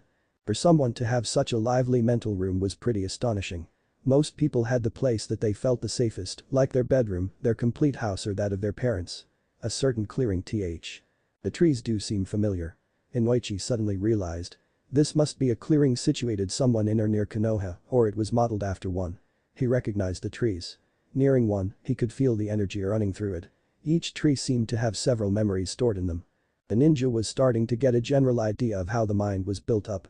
He glanced at the darker part of the woods but was not surprised by its presence. He had actually been expecting it. All ninjas had their own dark memories, so that didn't surprise the man that much. Yet, there was something off about it anyway. It was as if there should be more. There was something dark in there. But what? I can't put my finger on it. The blonde thought and started to inch closer to it but was stopped by the voice behind him. I don't want to go there. He turned around and noticed that the Obito was standing there, scarred and one-eyed as he was. This worried the Yamanaka. Normally one would change themselves ever so slightly. Most often, people would take the appearance of an age in which they felt the best. Even though that didn't mean that people always changed their age, scars and other injuries would often return to their healthy state either way. However, Obito was exactly the same. It was as if he had no other appearance to take on as. You don't remember anything right now either? He asked the young teenager in front of him. Said boy looked at him blankly and shrugged before answering. I know where some of the memories should be, but it's difficult to get to them. He answered and Inoichi nodded, a frown appearing on his face. Obito remained silent and Inoichi decided to get to business. They had decided to at least make sure that there were no bad intentions coming from the boy in front of him. Lying in the mind was nearly impossible. Maybe manipulating one's words might work if one was a master at it, but the boy in front of him certainly shouldn't be. Uchiha Obito, please swear that you have absolutely no bad intention towards Konoha or its cage, and that you do not participate in any plan that may directly or indirectly harm towards Konoha and its cage. I swear do not have any bad intentions towards Konoha and Hokage-sama. Nor do I wish to bring harm to Konoha. The boy said. Inoichi couldn't find any lie in the boy's words, nor did the mind provide any different feeling. He nodded in acceptance at the boy. He had passed this test. Both of them relaxed somewhat, knowing that the most important part was taken care of. Can we look around? The mind specialist asked the boy, who was staring at the full moon that was illuminating the clearing they stood in. Sure. The boy muttered. But not there. It feels wrong. Secretly the ninja was well aware that the wrong feeling came from a certain nine-tailed fox that remained hidden in the shadows. They are bad memories. They need to be accepted as well. Inoichi told him, but didn't object as their little adventure depended on the boy's cooperation. The boy looked at him and shrugged his shoulders. Alright, be that way, but just remember that they are part of you as well. The blonde gently lectured him. He received another shrug in response. They moved around several trees and Inoichi looked for any more signals to tell him what was going on. Besides the strange atmosphere, the mine seemed healthy enough on its own. There were no big blockades or empty place that could indicate amnesia either. Eventually the Yamanaka realized that there wasn't much he could do before finding out what was keeping the kid from remembering. Could you please touch the tree? He eventually decided to ask the boy. Said boy glanced at him and frowned. As in hugging. If that works better. Touching is most important. They contain your memories. He explained. Reluctantly the Scard closed in on the tree and reached out to touch it, but just as he made contact the tree shimmered and his hand passed right through. The Yamanaka's eyes widened. He had never seen something like this before. What was stopping the boy from reaching it? I don't really think that it is necessarily the trees that contain my memories. The boy muttered, seeming a lot more tired than he had looked in the office. Where are they? The boy refused to answer, but the Inoichi wasn't a mind reader for nothing and followed the instinct that was telling him where to go. The boy trailed nervously behind him, but he wasn't stopping him yet, so Inoichi deemed it safe to continue. Inoichi stopped and cursed under his breath when he spotted the sleeping form of another slightly younger-looking Obito that lay somewhat hidden in a large opening at the roots of a hollow tree. He concentrated on the presence of the right scarred Obito. He was still there.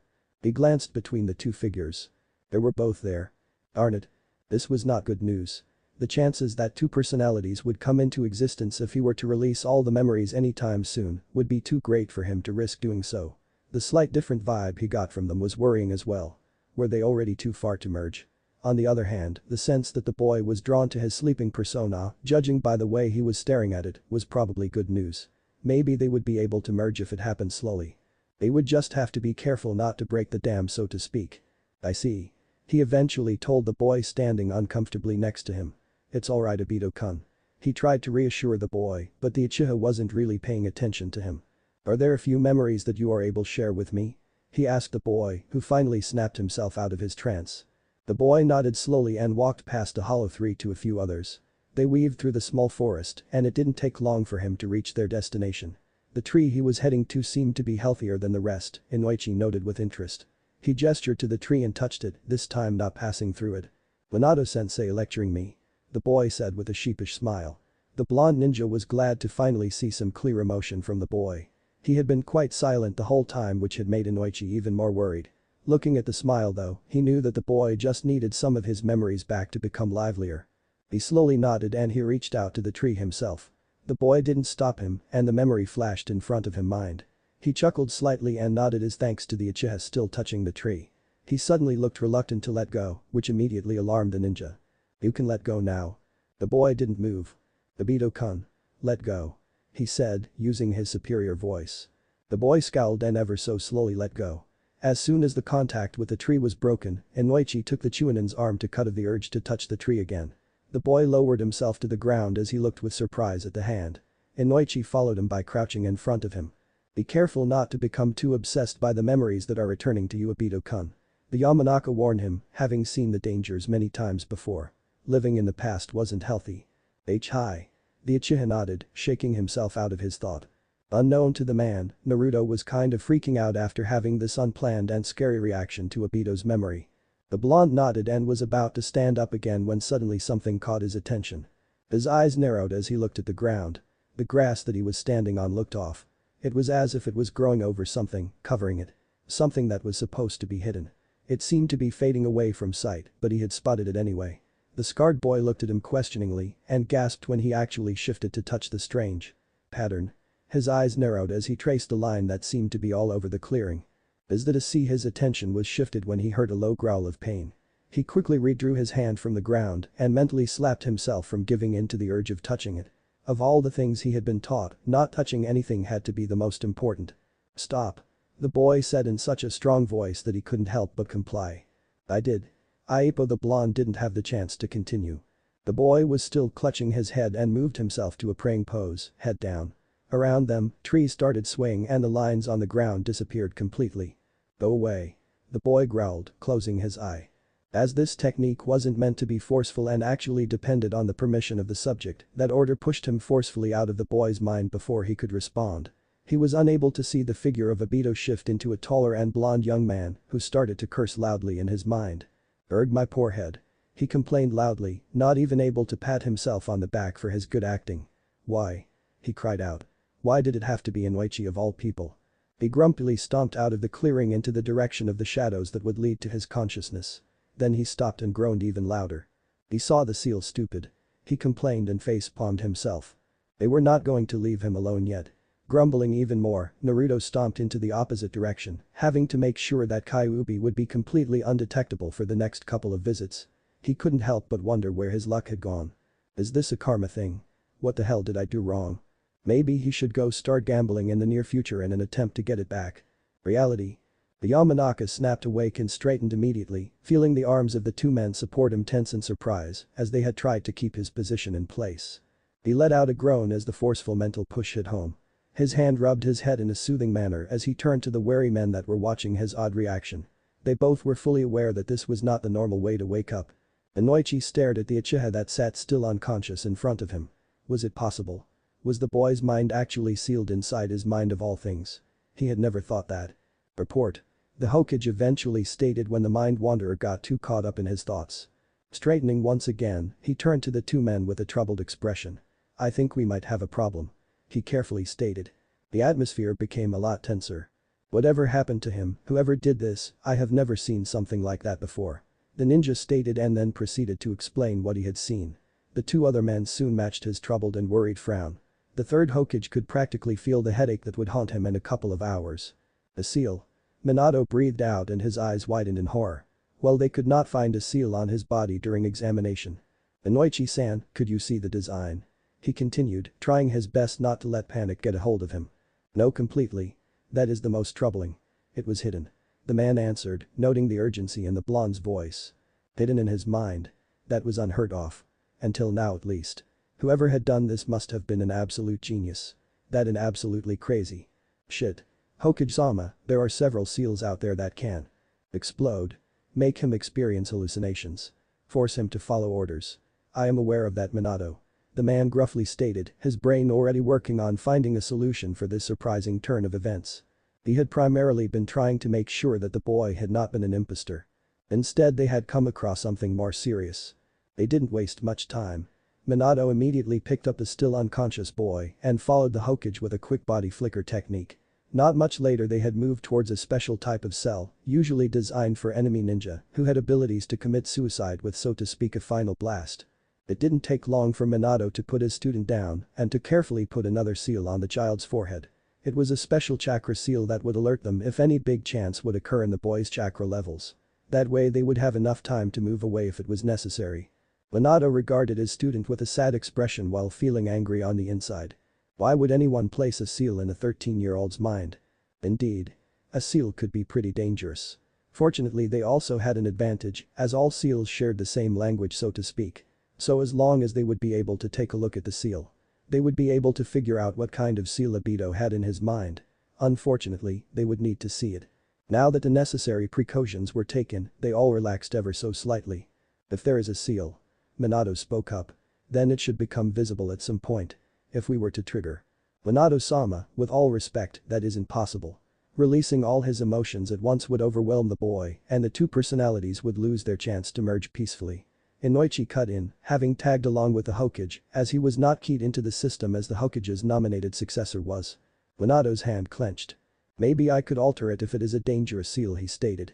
The others didn't immediately protest, as he was well known for his skills with seals, but they weren't really content with the idea either. I would have to take you into his mind anyway. Inoichi murmured, trying to figure out which technique would be the best for that kind of procedure. The men stared at each other for a while before they all sighed deeply at the same time. That boy is quite a handful. Minato smiled slightly at that statement. That's Obito for you. The Sandaime moved his pipe to his lips once more. As long as his danger status is unknown, we will continue to keep quiet about his return for now. Even the Uchiha will have to remain unaware. Third ordered with a slight reluctance. Since he was put in the confidential wing of the hospital, I trust that the information will be kept a secret. Still, please make sure that the information has been hidden. He continued. Beside this, I trust that your student will be able to keep this a secret. He stated, giving his future successor a pointed look. Minato nodded gravely. The Hokage turned towards the other blonde. Are you ready to do this now, or do you need more time? The Yamanaka stared at the Uchiha for a moment before his eyes became more determined. No, I'm ready. Mindscape. The moment the ninjutsu was activated, Naruto knew that something was off. His mind was being invaded once again, though more subtle, by two people. Minato-sensei was probably tagging along then. Shit. I was afraid that this would happen. He thought, his suspicions being confirmed. They were most likely worried about the seal then. Naruto was very much aware of the dangers himself, so he wasn't that surprised. He only hoped that they would calm down when they saw the simple layout of the seal, once it was visible. After all, though it was a new seal, he was sure that his father should be able to see that its function was only to regain him from remembering and to hide the second seal, but he wouldn't notice that. Time to act then. Standing in the middle of his mind, he spread his arms and let himself fall back in the soft grass that made his landing very comfortable. He took a very deep breath and slowly breathed out, all the tension leaving him. There was a long silence before the pair finally entered the clearing. His mind is so. Minato started but trailed off at the end of the sentence. Extraordinary. Inoichi offered, nodding in agreement. There are very few people who had such knowledge over their mind. I am unsure whether Obito is aware of what has happened once he is really awake, but being able to control his mindscape to such extent is impressive. It is almost as if Inoichi stopped. As if someone helped him with it. Inoichi admitted. Naruto listened to the conversation with interest and feigned sleep. As this was his mind and as Inoichi had stated he was very much in control, he could actually fool them quite easily. Being forced to learn how to communicate with Kyuubi in his mind at an early age did really give him an advantage in that matter. He would out to be a great Genjutsu specialist had his chakra control been so horribly lacking. Is he dreaming? Minato spoke up as they moved closer to the figure lying peacefully in this mind. He probably is. It happens often as the subject either falls asleep or wakes up immediately after the jutsu. Inoichi agreed. Minato nodded before his expression became more serious. Where is the seal? I think you are standing on it. Minato glanced around and crouched down. His hand lingered slightly over the grass before he touched it. Nothing happened and he moved his hand a little more to the left. He continued this technique until he hit something and Naruto immediately felt himself snap to attention as his seal's defense kicked in. He groaned painfully, rolling over to clutch his head. The feeling quickly left him as Minato redrew his hand. Naruto swayed slightly as he raised himself to rest on all fours. Even though he had been prepared for it, he had been caught off guard with how quickly it happened. I never thought that it actually would work that well. He thought as blinked up at the two men that were now staring at him. What are you doing? He complained, acting as if he wasn't aware of the fact that his mind was being invaded without his permission. We are looking for a seal. Minato explained quite easily, to which Naruto blinked once again. Seriously? But then why are you? He was cut off as Minato touched the seal once again, while studying his reaction this time. At first the dull pain returned and Naruto groaned in exaggerating protest. Stop it. He complained. He had been prepared to continue when he was suddenly caught off guard. His father had moved his hand away from the seal ever so slightly. However, unlike last time, he didn't completely redraw his hand, but he touched it with 2 fingers instead. Ever so slowly the man started manipulating the seal's energy with a look of concentration on his face. Is that safe? Inoichi muttered softly at the man. As long as it doesn't put my own energy into it, the man muttered back. So Iro-san hadn't been kidding when he said that my father was a genius when it came to seals. Naruto thought in slight shock. He had just bypassed the seal's first defense. Now he will probably get to the second one. Not a moment later, every thought went blank for the teenager. Naruto did notice that the blonde frowned at his suddenly dazed expression though. Obito. It's not that easy, old man. Minato grumbled in annoyance as he glanced between his connection to the seal that was still hidden by the grass to the place where Naruto was currently standing. Obito. No response.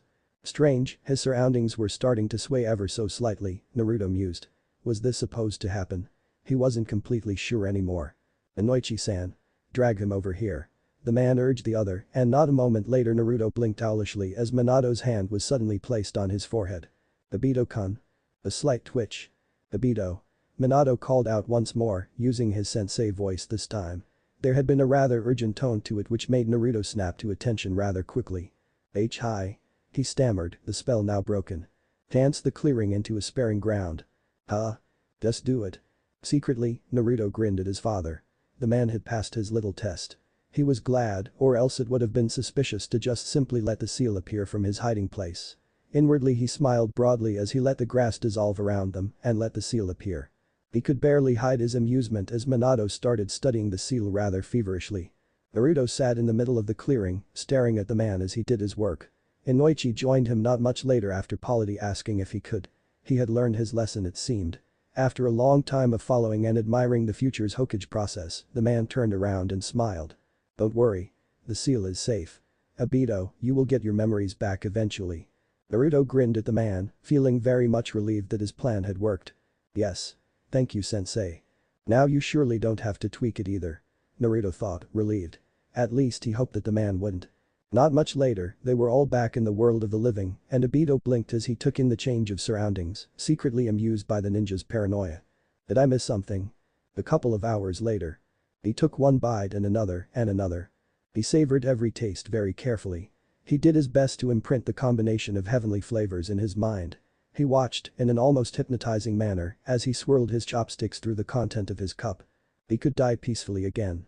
It had been a long time since Naruto had eaten the godly foods of the Ichiraku ramen stand. To actually see and taste not only the food but also the great atmosphere that the now much younger Tucci. He had stared at the man for about a full minute. Effectively freaking out Tucci and making Rin and Minato become worried at the same time. But then again, his team seemed to be worried about nearly everything he did. Obito, calm down. You might choke. Rin spoke up out of nowhere. This, in turn, made Naruto nearly choke on his food as Obito's body did not have the ability of eating that quickly after having spent months in the woods. He started coughing heavily and hit himself on the chest. Two hands started to pound his back in comfort and eventually Naruto calmed down again. "Are you alright?" Sensei inquired, looking at him while his chopsticks were half raised to his mouth. Obito. Sorry Rin-chan alright, so maybe he had been savoring every taste a little too quickly. The girl's eyes widened slightly before he was rewarded with a bright grin. There was a sense of relief as Naruto automatically had used the endearment. Naruto frowned momentarily as he realized that it felt perfectly normal to do so. Relieved, he returned the grin and tugged the black bandana further over his head in order to hide his hair to distract himself from scratching the back of his neck. He then moved to readjust the black cloth that covered the bandage that ran diagonally from his left eye to his right cheek. Unfortunately, they hadn't let him wear his goggles, much to his protest. They had placed a seal there after Minato had expressed his preference to have the boy move about to keep an eye on him instead of constantly keeping him hidden in one of the hospital rooms so that memories might come back easier. They left out the very obvious reason that they didn't want anyone to recognize him until he was labeled totally clean. They were going to observe his behavior for a while. Naruto had nearly slammed his head down onto the wooden desk when he realized that this babysitting was not going well with the upcoming threat that would come to haunt him eventually. Not that a part of him didn't want to enjoy his time with his father. Even if that meant becoming a test subject.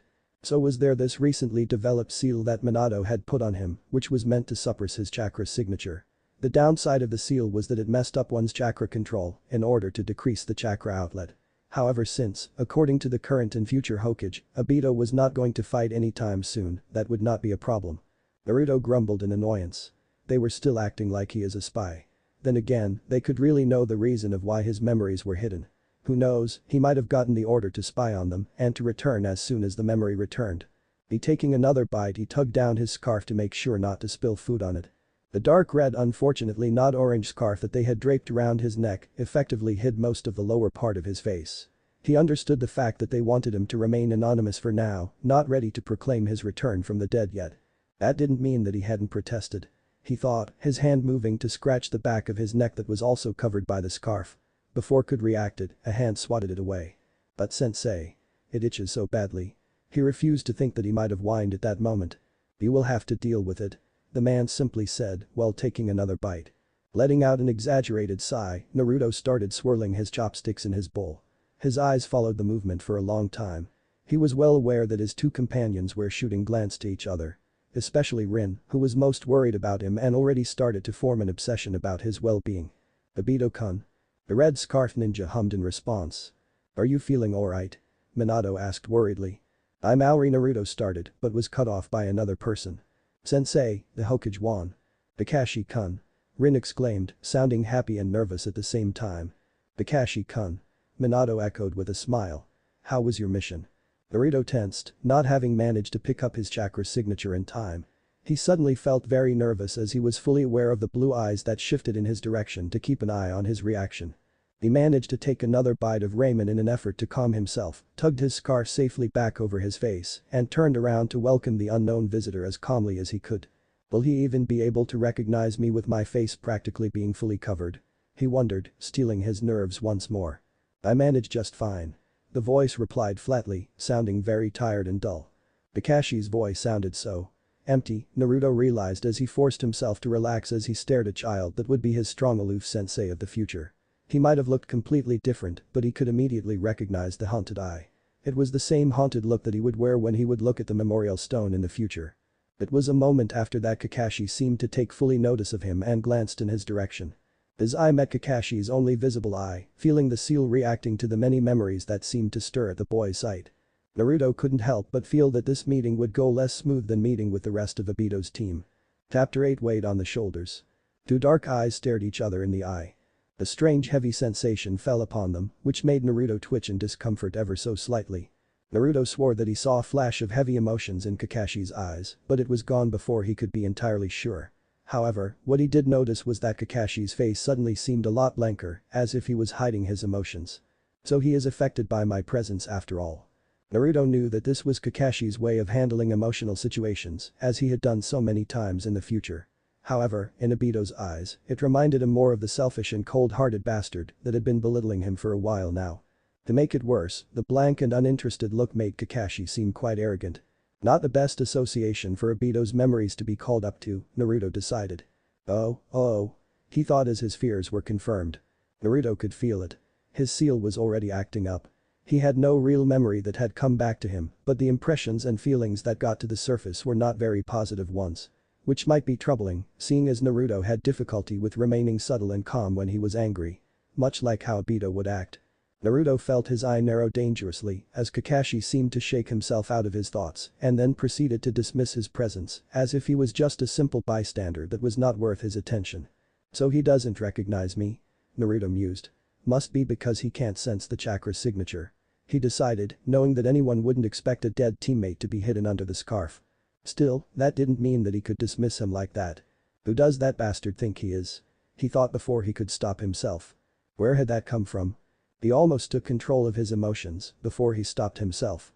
Mentally, Naruto realized that he felt reluctant to let himself go with the flow, but seeing as it was necessary, Kakashi's eyes told him that he really needed to be reunited with Obito. He allowed himself to push away all his future memories for a while. He was going to act completely instinctively. He was going to be Obito. And Obito was currently feeling very much like punching that bastard in the face. Fortunately for said bastard, a hand was put on his shoulder. "I will restrain you if I have to," was the message behind it. His sensei must have noticed his abrupt shift in mood. His angry eye glanced at the blonde, whose blue eyes were watching him very carefully. He glanced at Kakashi again, feeling his ire rising once again. Naruto turned to his sensei, his inner frustration dangerously bubbling. The light flash of memory allowed him to realize that he should know him. As Naruto expected, a flash of having Kakashi berate him about something was not a very positive introduction. His eyes widened slightly as he looked at the Kakashi once again. His empty eye socket started itching. He knew why, of course, but since the memory was not resurfacing, he didn't say anything.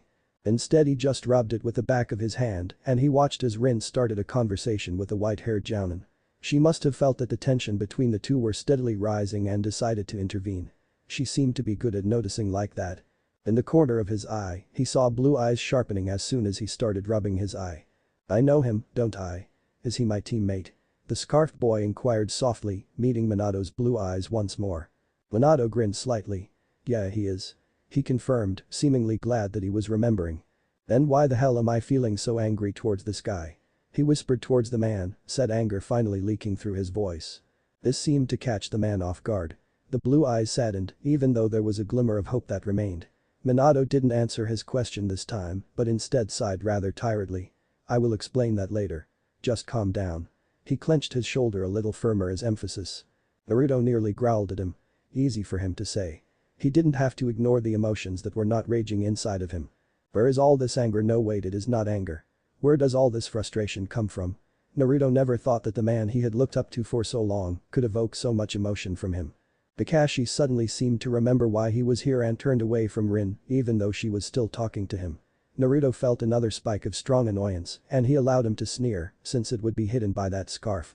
"As I said, sensei, the Hokage has requested." There was a tiny pause before Kakashi continued. "Team Minato to come and see him." Kakashi drawled out, his eye flickering towards Obito once more. There was a little bit of hostility in his eye as he put emphasis on the name of his team.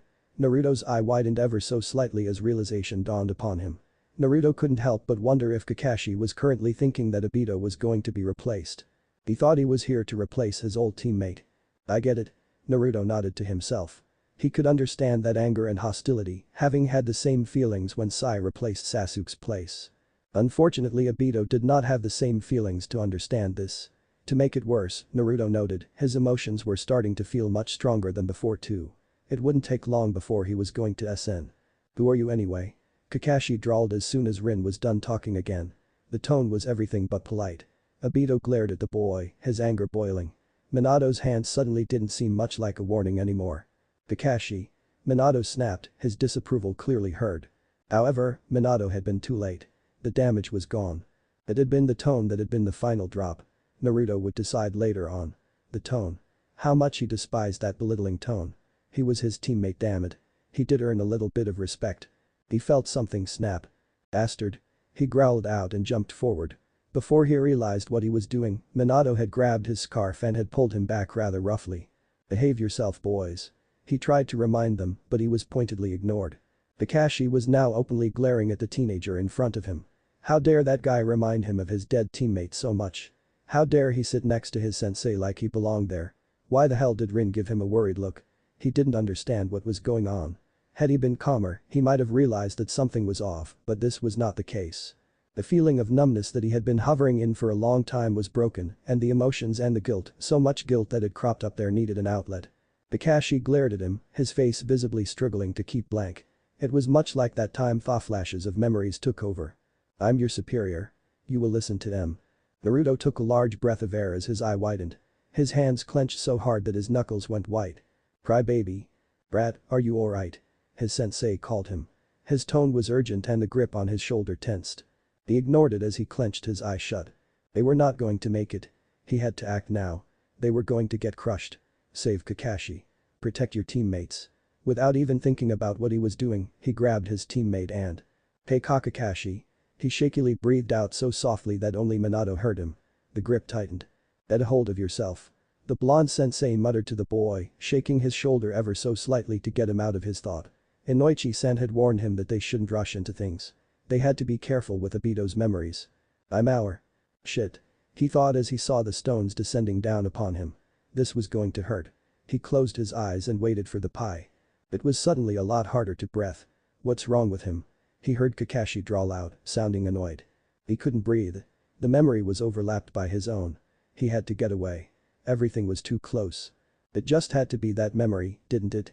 Naruto thought absently as he felt the room closing in on him. Even Minato's hand was too much. He needed air. He needed a place in open air. He needed to breathe. Brat. Naruto's heart twisted at how worried the man sounded. Outside.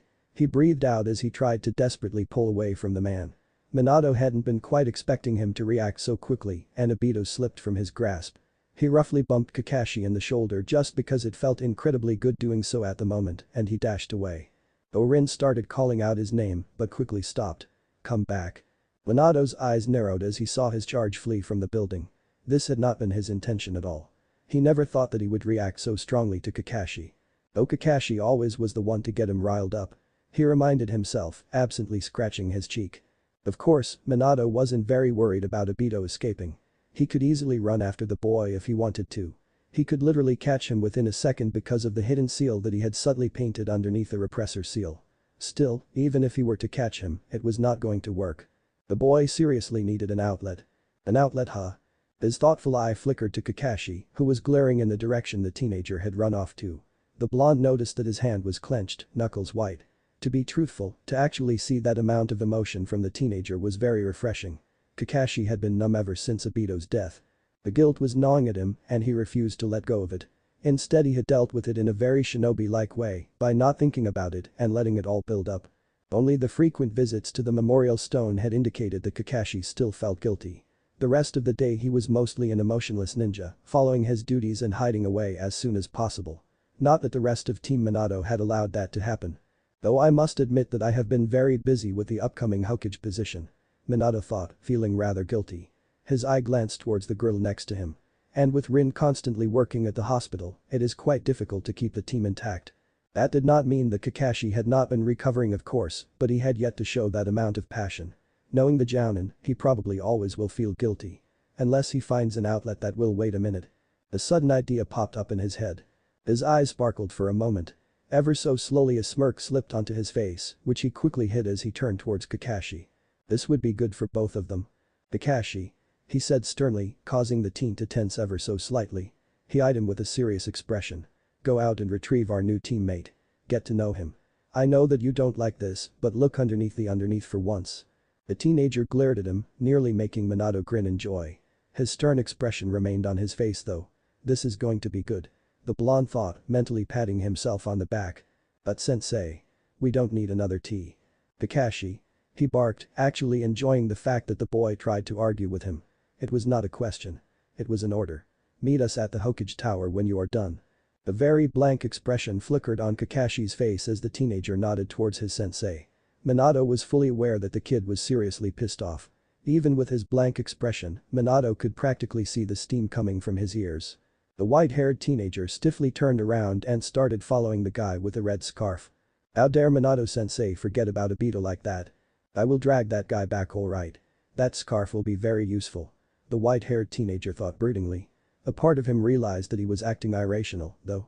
So, with a lot of effort he decided that he would try to play polite. Not nice though. He didn't feel like being nice at all. Taking a deep breath, Kakashi continued following the figure in the distance. His eyes narrowed when he noticed that he was moving towards a certain training ground. Did Sensei show him around or something? He wondered as he dashed forward with a little more speed. Back in the Ramen stand. Rin stared after the pair with a worried expression. She sighed heavily, suddenly feeling a bit left out. She turned to her sensei and eyeing him uncomfortably. "Sensei. Are you really going to let them?" Her eyes widened slightly when she saw her sensei grin widely. It was not the simple wide grin either. No, it was a smile that seemingly threatening to split his face. He is planning something. She concluded cautiously, having seen that particular grin a couple of times before. "Don't worry, Rin-chan." That tone also sounded far too happy. It made Rin suspicious. "Those boys just need to get some anger out of their system." Minato happily explained to her as he grabbed the bowl that Obito had abandoned. It was still warm. Rin's sweat dropped as he saw her sensei gulp it down in record time. "You are going to let them fight among each other alone?" she asked, having difficulty to leave the "are you out of your mind" tone out of her voice. "Aw, Rin-chan. You are so cute when you worry about your teammates." Minato exclaimed, having caught the tone effortlessly, patting her head affectionately. The girl fraud a blush and sputtered out a protest. "Sensei, I'm not cute," she said, trying to gently slap away his hand. "Aw, you are even cuter when you blush." Minato teased her, patting her one more time, and then he quickly gulped down the last of the remains. Rin wisely decided to remain silent as her cheeks got only warmer. Instead she grumbled under her breath, which Minato in turn wisely decided to ignore. "Ituchi." Minato called out as he stood up, his student following his example. "Well, Rin-chan, let's make sure that they don't kill each other, nah?" he asked, holding out his hand for him to take. Rin took the hand without pausing, being familiar with the technique. "How do you know where they are going?" she asked. Minato just grinned. "Because, even though Obito might not remember everything, that does not mean that he will not follow his habits. Tell me. Where did he go to nearly every day? Most often in such a rush that he has taught himself how to reach it as fast as possible from any location." He explained to her and smiled as Rin's eyes widened in realization. "Kakashi-kun is not going to like the fact that he is heading somewhere close to the memorial stone," she muttered, suddenly looking a little worried. "Nope, he certainly won't." Minato agreed, though he didn't seem to share her worry at all, and chuckled as he took a step forward. Before his foot even touched the ground he was gone, taking his student along with him. Training ground 3. "How odd, I wasn't even really thinking about where I was going." The ninja pondered as he finally realized where he was. Naruto was breathing heavily as he finally reached his destination. His dash towards the training ground seemed like a blur, but now that he had arrived, his mind seemed to become clearer. He let out a sigh of relief and wiped his clammy forehead. He reached up to take off the bandana. He was not used to covering his hair and he needed it to breathe for a bit. "Stupid Kakashi." He muttered angrily, tugging at the cloth as it wasn't giving away. He growled slightly and started working on realizing the knot on the back of the bandana. The ninja startled slightly as he saw something rush at him, and before he knew it he was on his back on the ground. Somebody had tackled him. Naruto's breath was knocked out of him and he absently realized that someone was straddling him, effectively restraining him. White hair brightened up as the moon appeared from behind the clouds. "Stupid seal." Naruto thought, not having noticed him following him. "Of course they would follow, you idiot. You are nearly a friendly prisoner of some sort." While having this mental argument with himself, he owlishly blinked up at the figure hovering over him. Unsurprisingly, the figure was indeed Kakashi. "Well, I wasn't expecting this," he thought. "I guess I'm lucky that I didn't get off my bandana. If Minato-sensei wants me to keep my identity a secret he must have a good reason for it." He continued, trying very hard to ignore the fact that he simply did not want to have this confrontation with Kakashi and that Minato's opinion did have little to do with his reluctance. After all, Kakashi was part of the team. So, of course, the ninja was going to know eventually. But if Naruto had anything to say about it, it would not be today. He snapped out of his thoughts when his scarf was roughly grabbed by a pair of hands and shaken a few times. "You listening to me?" He heard the teenager on top of him growl. His eye twitched as he finally acknowledged the fact that the teenager was indeed on top of him. He might be a ninja and therefore body contact fighting especially was part of the life, but that did not mean that he liked it. Especially since it restricted his movements, which. He couldn't move. He was stuck. He needed to move. His defenses acted up. "Get off me." He protested shakily, trying to push him away from him. Kakashi didn't react but just kept glaring at him. "I don't know why you ran away like that, but you are coming back with me," he stated with a very serious voice. Naruto just growled at him and whispered harshly in reply. "I'm serious." If you are not going to move right now, then I'm going to hit you where it hurts. He threatened. Kakashi glanced down for a moment to see that Naruto had poised his hands just above his stomach, at the level his diaphragm. A well-aimed punch so close would indeed be very uncomfortable. The guy had acted quite quickly, the white-haired ninja noted. His apparent new teammate had not given him the chance to grasp his arms and pull them above his head. Instead, the other teenager had clamped his arms to his sides as soon as he had landed safely and brought them up in the space between him. Naruto saw Kakashi analyzing his moves for a moment and slowly nodded. "No need to have tackled me," he mumbled as Kakashi got off him. "I did not want you to flee again," Kakashi said, though Naruto easily translated it to adjust because I felt like showing you who the boss is. Stupid scarecrow, and he had not fled, damn it. Bastard. He muttered softly as he pushed himself at the ground. Then before he knew it, Kakashi swept him a feet and put a foot down on the teen's chest. Naruto automatically grasped the limb with both hands and clenched his hands in warning. His anger was rising. "What the hell is your problem?" he shouted at the other teenager, who was silently seething. "Don't call me that. I will call you the hell I want. You are acting like one," he screamed right back, his throat hoarse from having to use it a lot the last couple of days. He did not practice it a lot when he was alone, and he wondered if it was the reason why Kakashi hadn't recognized Obito's voice yet.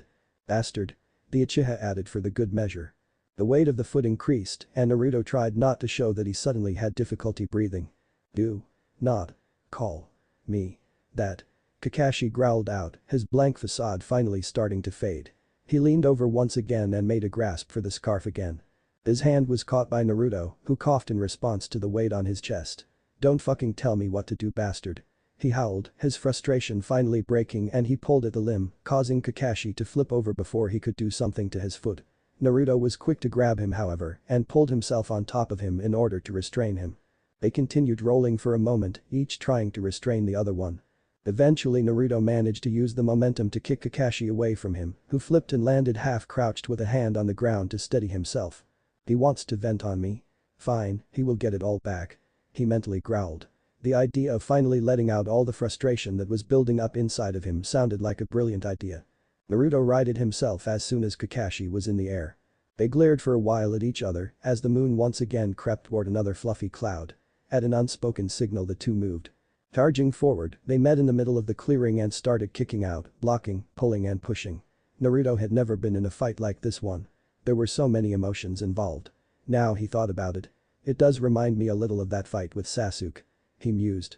It was clear that Kakashi was better and stronger than he was, but for some reason the white-haired always seemed to hesitate to go above his own level. He is holding back, Naruto realized. Why is he holding back? He had expected to be beaten in no time. However, Kakashi didn't put even effort in his punches. He was tired, Naruto could see that. He had probably been on a very tiring mission. Still, that was not the real reason, Naruto decided. No, Kakashi was being distracted, very distracted. Naruto caught Kakashi's eyes glazing over ever so slightly. It was as if he was remembering. Am I really reminding him of Obito that much? Why the hell are you holding back? He shouted at him. Kakashi snapped out of his thought and glared at him. I would, but sensei won't like it if I dragged you along and you would be unable to walk. Stupid bastard. You just feel like receiving a few hits yourself so that you won't get distracted.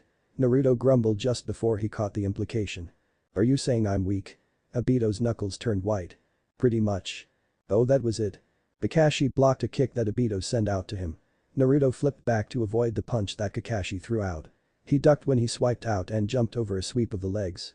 Obito pulled back ever so slightly before he jumped forward to get more energy behind the punch he directed to the teenager's chest.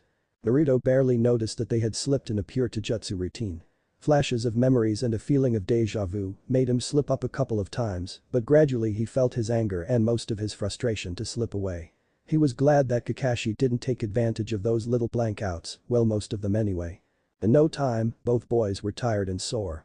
Though Obito was clearly worse off than Kakashi was. What is your problem anyway?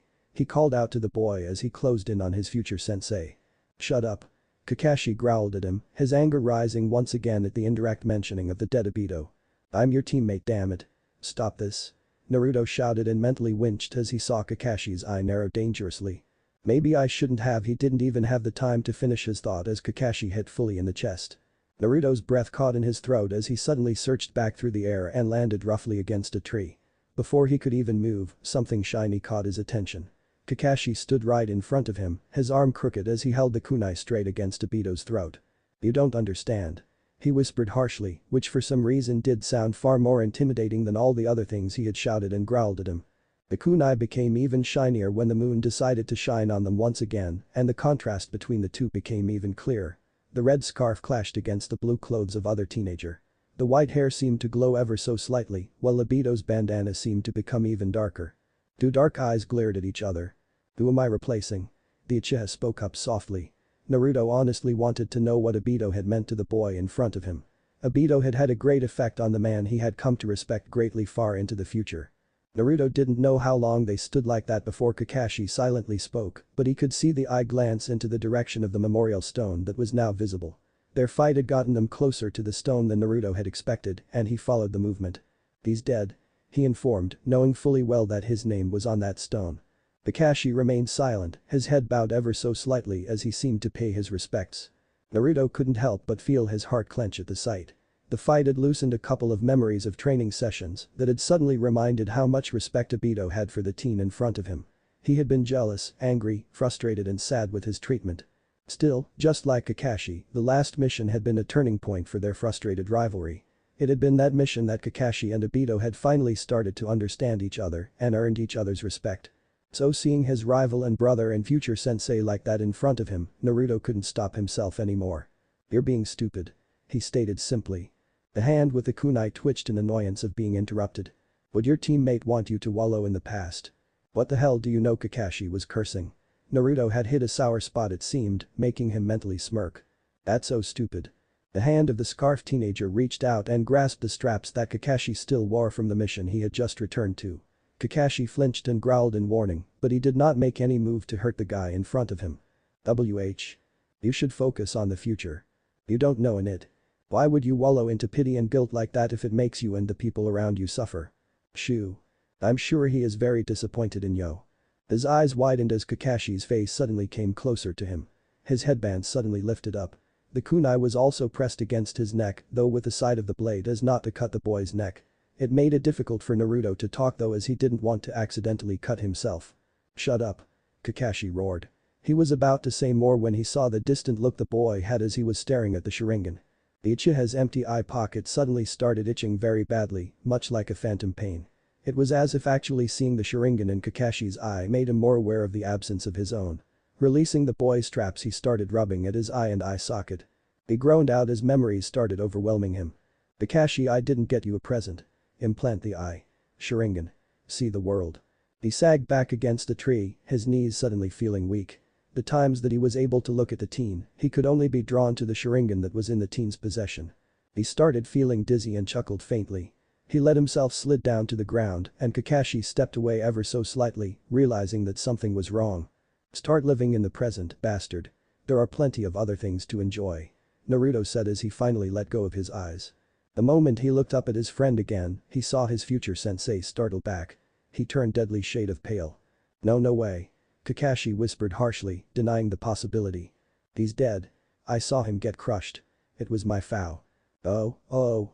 Naruto though as he suddenly realized the reason for his sudden change of demeanor. His eye was using on chakra. "I activated my Sharingan." "How?" He hadn't even noticed.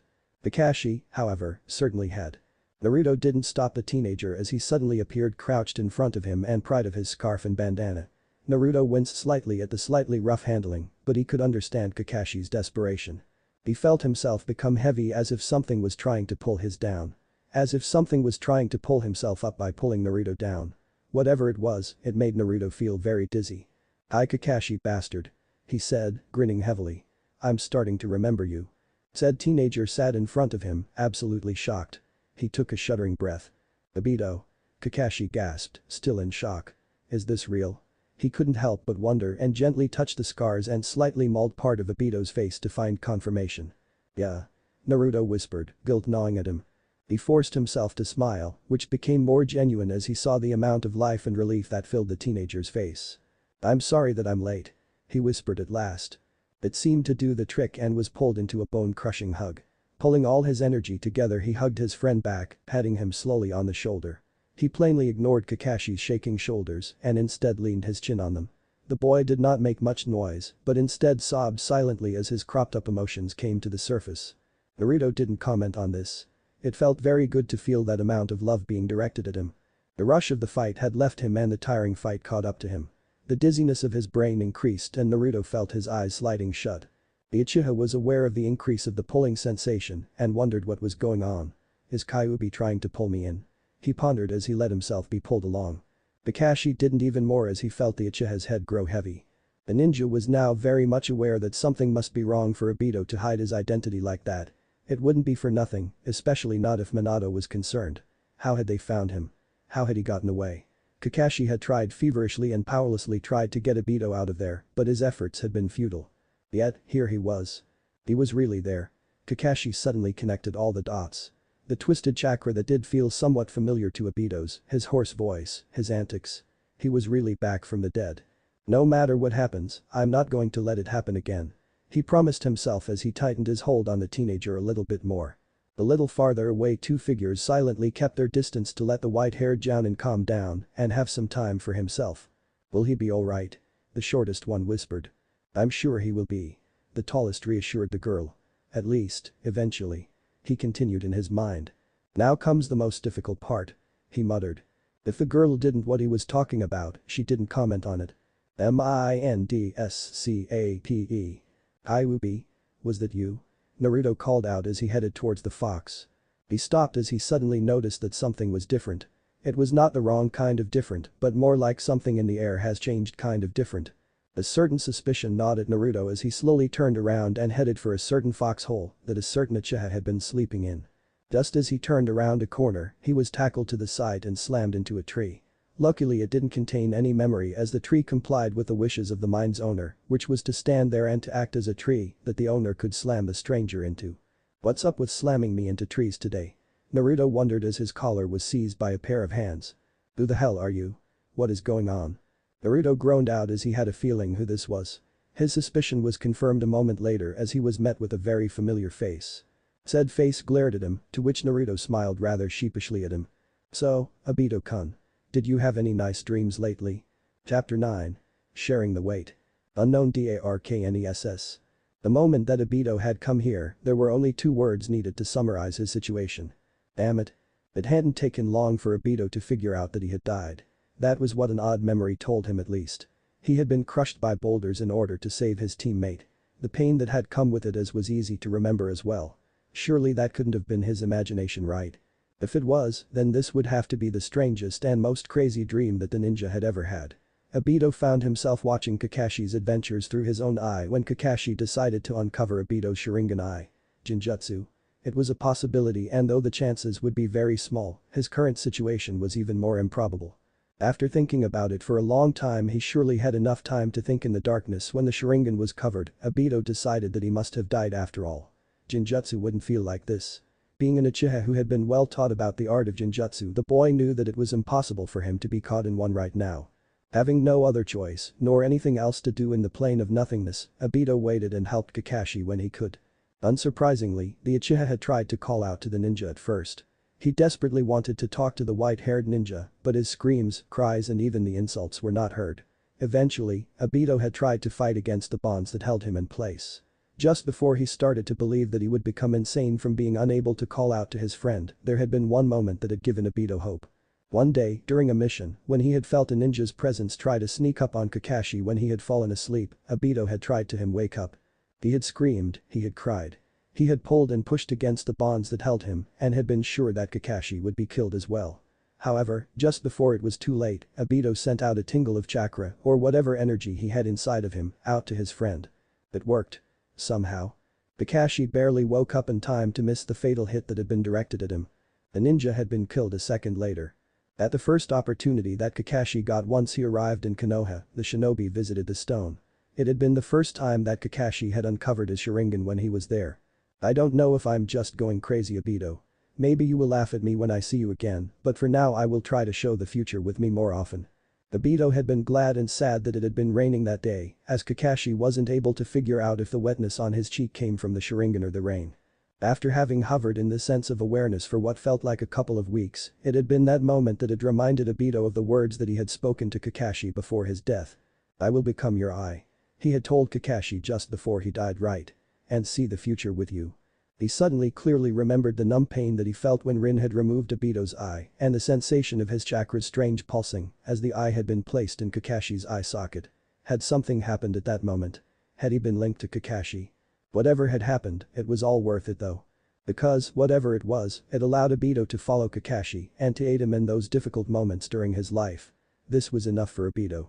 He had saved his friend for a reason. His friend had become strong. He was only glad that he would be able to follow it. Still, Obito was sad to see that Kakashi struggled with the guilt that he felt. It didn't happen often, but sometimes, especially when Kakashi would visit the Memento Stone, he would be able to get an impression of the emotions that Kakashi was feeling. Months passed this way and Obito couldn't help but notice something strange. The restraints were loosening. This excited and scared the shinobi at the same time. What would happen if he was released? Would he die? Would he fall in this nothingness forever? Would he lose his connection to Kakashi? So many questions. And no answers at all. Obito sighed as he once again looked around himself as he hovered in the strange darkness that surrounded him. At least those few emotions that he was able to catch from Kakashi made sure that he didn't get too bored. Yesterday they had finished a very difficult mission. Luckily, Kakashi managed to evade death again. Had he not spotted the second ninja, he would have been a goner. Obito pondered as he tried to lie down in the nothingness, his arms crossed behind his head. I wonder when he will reach the stone. He surely doesn't normally take this long. The ninja complained, feeling more impatient than ever. He liked it when Kakashi talked to him. It made him feel like he was still there. A tingle of emotions went down Obito's spine and he suddenly felt more alert. It was Kakashi's emotion. Kakashi felt angry. It was very rare for Kakashi to experience that much emotion outside of a fight. Never had he felt so angry during the time that Obito had been there either. He usually buried all his emotions. Why is he so angry? Obito wondered and became more impatient. The emotions slowly started to increase and more were added. Frustration, guilt, sadness and many more threw Obito completely off guard. What the hell caused this? Obito wondered, eyes wide as he shivered. Not that he was complaining. It was exactly what Kakashi needed. Then suddenly his surroundings morphed and he was seeing the outer world once again. The first thing that he saw was that me? Was the only thing that went through his stunned mind before his thoughts went blank and he started twisting against the bonds that pulling him away. Obito's mind. There was a soft gasp as a figure tensed in surprise. Did I just wake up? Obito dared to wonder as he froze in shock. Just a moment ago he had been hovering in the darkness that he had gotten used to. Now, it suddenly looked very fuzzy when he thought about it. Being there had been the oddest sensation. It was as if he had been dreaming, but that was impossible. So where was he now? He glanced up and stared at the grass that tickled his nose. He was lying in a fetus-like pose in a hollow tree. The Uchiha blinked in surprise as he didn't dare to move. He was too scared that he would disappear from this place if he did. How is this possible? Eyes narrowed as he heaved himself up. Whatever is going on, I'm going to. He took a deep breath when information hit him. Whatever was going on, Obito was suddenly sure of a couple of things. 1. This was his brain and he was not in control. 2. He or rather his body was alive. 3. Someone else was in control. 4. The presence was heading this way. 5. He was going to get some questions answered. 6. Obito was not happy. With those things in mind, Obito growled out and took off running. Naruto. So, Obito-kun. Did you have any nice dreams lately? Naruto smiled rather sheepishly at the form of Uchiha Obito in front of him. His skin did not have any markings of being merely crushed like Naruto's mental form had adapted during his Minato's visit. Interesting. Wah? The 13-year-old figure muttered in front of him, caught off guard by his odd and rather calm reaction. Using the chance that he had, Naruto tried to slip past Obito's form, having had enough of being trapped against a tree. Naruto hoped that he would be able to pull Obito's hands away from his collar, but unfortunately for the ninja, Obito's mind caught up before Naruto got out of Obito's hold. Shaking Naruto's collar for emphasis, Obito got right back on track. Shut up. Who the hell are you? He demanded, causing Naruto to put his hands up and surrender. Sheesh, he is impatient. Naruto thought. Calm down, kid. He tried to shush him, knowing that he would need the kid to think a little more reasonably in order to understand Naruto's explanation of their current situation. After all, said situation was a little unusual. Freaking unbelievable you mean. He thought to himself as his sweat dropped. How on earth am I going to explain this? He really should have planned ahead for this moment. Ah well, I guess I will just have to calm him down first and then tell my story and look where it goes. Naruto decided. However, looking at the state that the black-haired child was in. Shut up and tell me who you are. The child in front of him growled at him, sounding more dangerous this time. His head turned to the side ever so slightly and a lock of black hair fell away from the boy's face, which had previously hidden the activated Sharingan in his left eye. Activated Sharingan to Kell's anger. Wait a minute. Naruto frowned when his eyes focused on the child's left eye. Obito still has both eyes. Naruto's eyes widened in surprise. Uzumaki Naruto, at your service. The ninja calmly stated while he pondered about this odd revelation. Why do you look like me? Came the next question. Huh? Naruto blinked in surprise and his eyes shifted up, only to realize that the boy was right. The spiky hair that fell just over his eyes was not his usual blonde. What? But I can't change my real look, right? That's not my real appearance. He tried to explain only for the kid to look even more distrusting. Naruto waved his hands in defense. No. You don't understand. Oh, how was he going to do this? Naruto frowned as he thought back to his own temper when he was 13. Yeah, I wasn't that easy to calm down, then either. He decided. Then explain. The boy suddenly gagged and collapsed. Naruto was just in time to catch the boy and lower him to the ground. Whoa. Calm down, kid. Naruto exclaimed, surprised by the sudden collapse. Are you alright? Naruto. The boy gasped, his hands reaching for his head. Why do I suddenly have this memory that is not mine? What? Well, I have a couple of your memories too. Naruto explained, but it did not have the right effect. What? Are you a mind reader? Get out of here. Brain, get him out. Obito cried, pushing him away. Calm down, kid. It was not working. For some reason, Obito was not in control of his mind. Why don't you get out of my mind? He exclaimed in panic, his eyes wide as he looked at Naruto in mistrust. Well, that's because I'm kind of in control of your mind since you die. What? No. Get out. Obito managed to get away from Naruto's hold this time and backed away from him. Look, Obito. I'm not here to scare you or to take over. I simply want you to calm down for a moment so we can talk. Obito was not calming down and Naruto's eyebrow twitched in annoyance. Tai. The ninja stopped his rambling when Naruto bonked him on the head and stiffened when he saw Naruto glare down at him. Naruto blinked and glanced at his clothes when he noticed that his clothes had shifted back to the outfit Naruto used to wear as the Toad Sage. So my memories trigger my appearance and Obito's own memories. The mechanism behind it puzzled him slightly and Naruto scratched the back of his head in confusion. At this familiar gesture, Obito stared at him with big eyes. This picture suddenly looked very familiar to him. His eyes glazed over ever so slightly, just as Naruto tried to get the kid's attention. Obito, pay attention. Hi, sensei.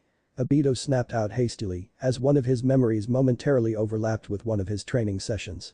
They both stilled and stared at each other. You're not Minato-sensei. Obito slowly stated, realizing that though the stranger looked familiar, he did not look like his sensei that much. The ninja in front of him sighed. No, I'm not. Listen, it is a very long story and I prefer to tell it only once, alright? Obito nodded numbly as he waited for the blonde to sit down cross-legged in front of him. Well, to tell the truth, my story starts a few months from now. In the future? Obito exclaimed in disbelief. Yes. Please don't interrupt me. Now, as I was saying. You are from the future? Judging from the Uchiha's look, the kid didn't believe him one tiny bit.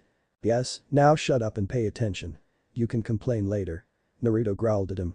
Obito glared at him but followed his order. So, as I was saying. This was going to take a while. Later. Naruto waited patiently for Obito's eyes to become unglazed. It didn't take much to figure out that once memories were triggered from hearing Naruto's story, some of them would be experienced by Obito, much like had happened when Naruto had first stepped into Obito's mind. Wow.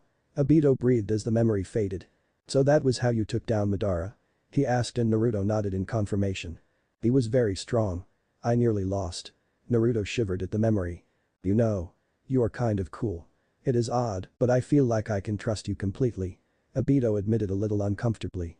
Thanks. Naruto grinned slightly at the compliment and completely understood what Obito was saying. It was odd for a ninja to trust another so much in such a short time, but he couldn't help but feel the same. I feel absolutely the same, Obito.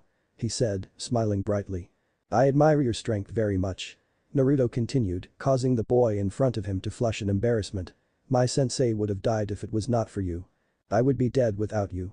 Obito objected. That's far more important. Don't think that way. Naruto snapped at him, causing the boy to flinch. Every small thing counts, remember that. That is why I am doing this. I know that this may be hard for you, seeing as this is your body, but please. Naruto actually bowed down to the boy in front of him, his legs still crossed and his hands resting on his knees. Let me change the future. I. He couldn't help but swallow as heavy emotions hit him. I need to change it. Obito stared at him in surprise and was about to pull him up when the emotions hit him as well. Tears started forming in his eyes and he quickly rubbed them away with his sleeve, glad that the ninja in front of him couldn't see them. Well. He said, clearing his voice. I would love to help you. He said, his voice determined. Naruto rose up, his eyes teary as well, but they didn't fall down. Thank you very much. I will make sure to keep everyone as safe as possible. Because I can't guarantee your safety. Was left unspoken, but Obito was aware of the dangers anyway. The Uchiha in front of him nodded seriously at him before a spark suddenly appeared in his eyes. Does that mean that you can train me after this whole thing? So wait, what? I mean, you must be super strong. How else did you get so strong to take down Madara? Well, I did have a little bit of help. Naruto smiled sheepishly. A little? You ungrateful brat. You nearly killed me by drawing so much chakra from me. The rumble caught both the figures off guard for a moment. Naruto relaxed quite quickly, but Obito stayed frozen where he was, staring with wide eyes into the direction where the voice came from. Is that the demon fox? He whispered to Naruto, who he had slowly come to trust. He might not be sure what to make of his current situation, but he did feel like Naruto was far easier to trust than a demon of all things. Yes, that is the furball alright. Naruto agreed with him, smiling as he got back to his feet. You insolent whelp. I will think twice about helping you out next time. Kyuubi growled. Grinning, Naruto pulled the shocked Obito up. Did you just call him furball? His eyes seemed to ask as Naruto pulled him along to meet the fox. Shut it, Kaiu. It's not like I haven't saved your sorry ass a couple of times as well. Remember that spell that Madara managed to put you under? You would have been a goner and he would have had all your chakra for himself if I hadn't managed to stop him. Well, you nearly weren't able to do anything. Besides, I would have gotten out of that myself a few seconds later. The fox defended himself. Sure you did, Fuzzy. Naruto agreed sarcastically. It happened only once as well, Whisker Brat. Obito seemed very nervous as he realized that they were actually moving towards the booming voice. He tried to tug himself free, but Naruto's hold was firm. Naruto, realizing that the boy was reluctant to meet the demon, sent him a reassuring grin. He didn't realize that the grin was very familiar to Minato's, which seemed to calm the boy ever so slightly. That is because I put that damn seal in to make sure that no one could invade my brain and disturb your beauty sleep, oh mighty Nine Tails. Don't tell me that I need to remind you of all the times that I managed to save your sorry ass with my healing. Well, you wouldn't want to die, would you? It is not that you do it for my own well-being. Naruto called back and seemed not to feel bothered about this fact at all. And you know it, brat. Naruto stopped just in front of the row of trees that held the demon fox away from the rest of the brain. The appearance of the fox was safely hidden in the shadows though. Nice to hear that you are awake once again, Kyuubi. The blonde grinned at the fox. Well, judging from your appearance, you could use some actual sleep as well, brat. Though this damn Uchiha. Obito flinched at the demon's nasty tone, has been sleeping enough. Don't talk about appearances, Kyuubi. Or would you prefer to come out of hiding so that we can talk face to face? I have absolutely no desire to take one step closer to that ugly nasty Uchiha brat, even if his chakra is about the opposite from Madara's evil chakra. I might not be able to contain my urge to grab him and to eat him piece by piece. Obito shivered and carefully tried to take a step away from the shadows, but Naruto put a hand on his shoulder to calm him down. Aw, be polite, Kyuubi. I still rule this mind. He reminded the fox, a dangerous glint in his eyes. Don't worry, brat, he's a little sore spot when it comes to you, clan. Kyuubi only growled in reply. About that. Obito suddenly cut in as he was reminded of this fact. Why are you in control? This is my mind. Surely I will get back control of my own mind, right? There was an uncomfortable silence. He got you there, Gaki. Shut it, Kyuubi. Naruto grumbled and turned to the Uchiha, who twitched in discomfort. Naruto sighed. Well, you are right, of course, but since you lost connection with your mind, I have taken your brain over for now. I will gladly give it back eventually, but I still need to stop the other Kyuubi from attacking. Obito slowly nodded at the explanation. How are you going to do that? Naruto's face turned very pensive, his eyebrows furrowed and eyes glazed. His lips parted slightly and he took a deep breath to answer, catching both the attention of the demon fox, who doubted that the brat could come up with anything useful, and the eagerly awaiting Obito. I have absolutely no idea yet. Obito's sweat dropped while the demon rolled his eyes. Figures? Well, that's troublesome. Naruto and Obito both said at the same time, each borrowing the words from two different but related people. They chuckled before they turned serious again. However lovely this emotional bonding is, I need to talk about our future deaths. The fox's tone was as plain as it could get. They're what? Obito exclaimed turning to Naruto. He is serious. Well, since I have to be born and I have this spiritual DNA or something like that. He heard the Kyuubi sigh in annoyance at his rough explanation.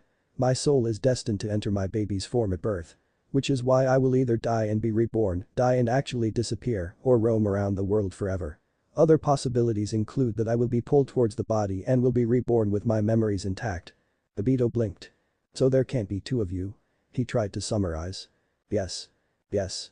Naruto and Kyuubi confirmed at the same time. Actually, brat. I have been thinking about it and I might have a solution. Naruto turned towards the fox, his eyes wide in hope. Yes, Kyuubi. Why do you think that I have not disappeared yet? Even though there is another Kyuubi out there? There. Naruto frowned. Are you sealed to his soul? Obito cut in, clearly not sure of his answer. Well. The Uchiha is not as much as a dimwit as I believed him to be. Much better than a certain blonde high. Hey, Naruto cut out an objection. That can't even tell the difference between spilled milk and fresh milk. That only happened once. Even with the extra senses that my presence had gifted him with. I was 12. Obito coughed in an attempt to break up the argument. I have simply been trying to learn some seals that Minato-sensei showed me. To impress Rin. Naruto thought in amusement as he remembered a certain memory that he had received. Obito didn't say anything, but his face told the teen enough. Indeed. In a way, sealing causes a small part of the soul to merge with the other. Thus, being bound to Naruto's soul has altered my own ever so slightly. This merged part could be separated if I was released, which would still be the best approach to take in order to stop Madara. He pointedly reminded Naruto. As long as I am bound, it allows me to coexist with the other me, and it keeps us separated. So I have to be sealed? Naruto questioned, clearly feeling very uncomfortable about the solution. Well, it will be more difficult. Seeing you have a human soul, it is more difficult since you mortals are so fragile. Both mortals glared at the comment. This means that you can only be merged with someone that has a similar soul frequency.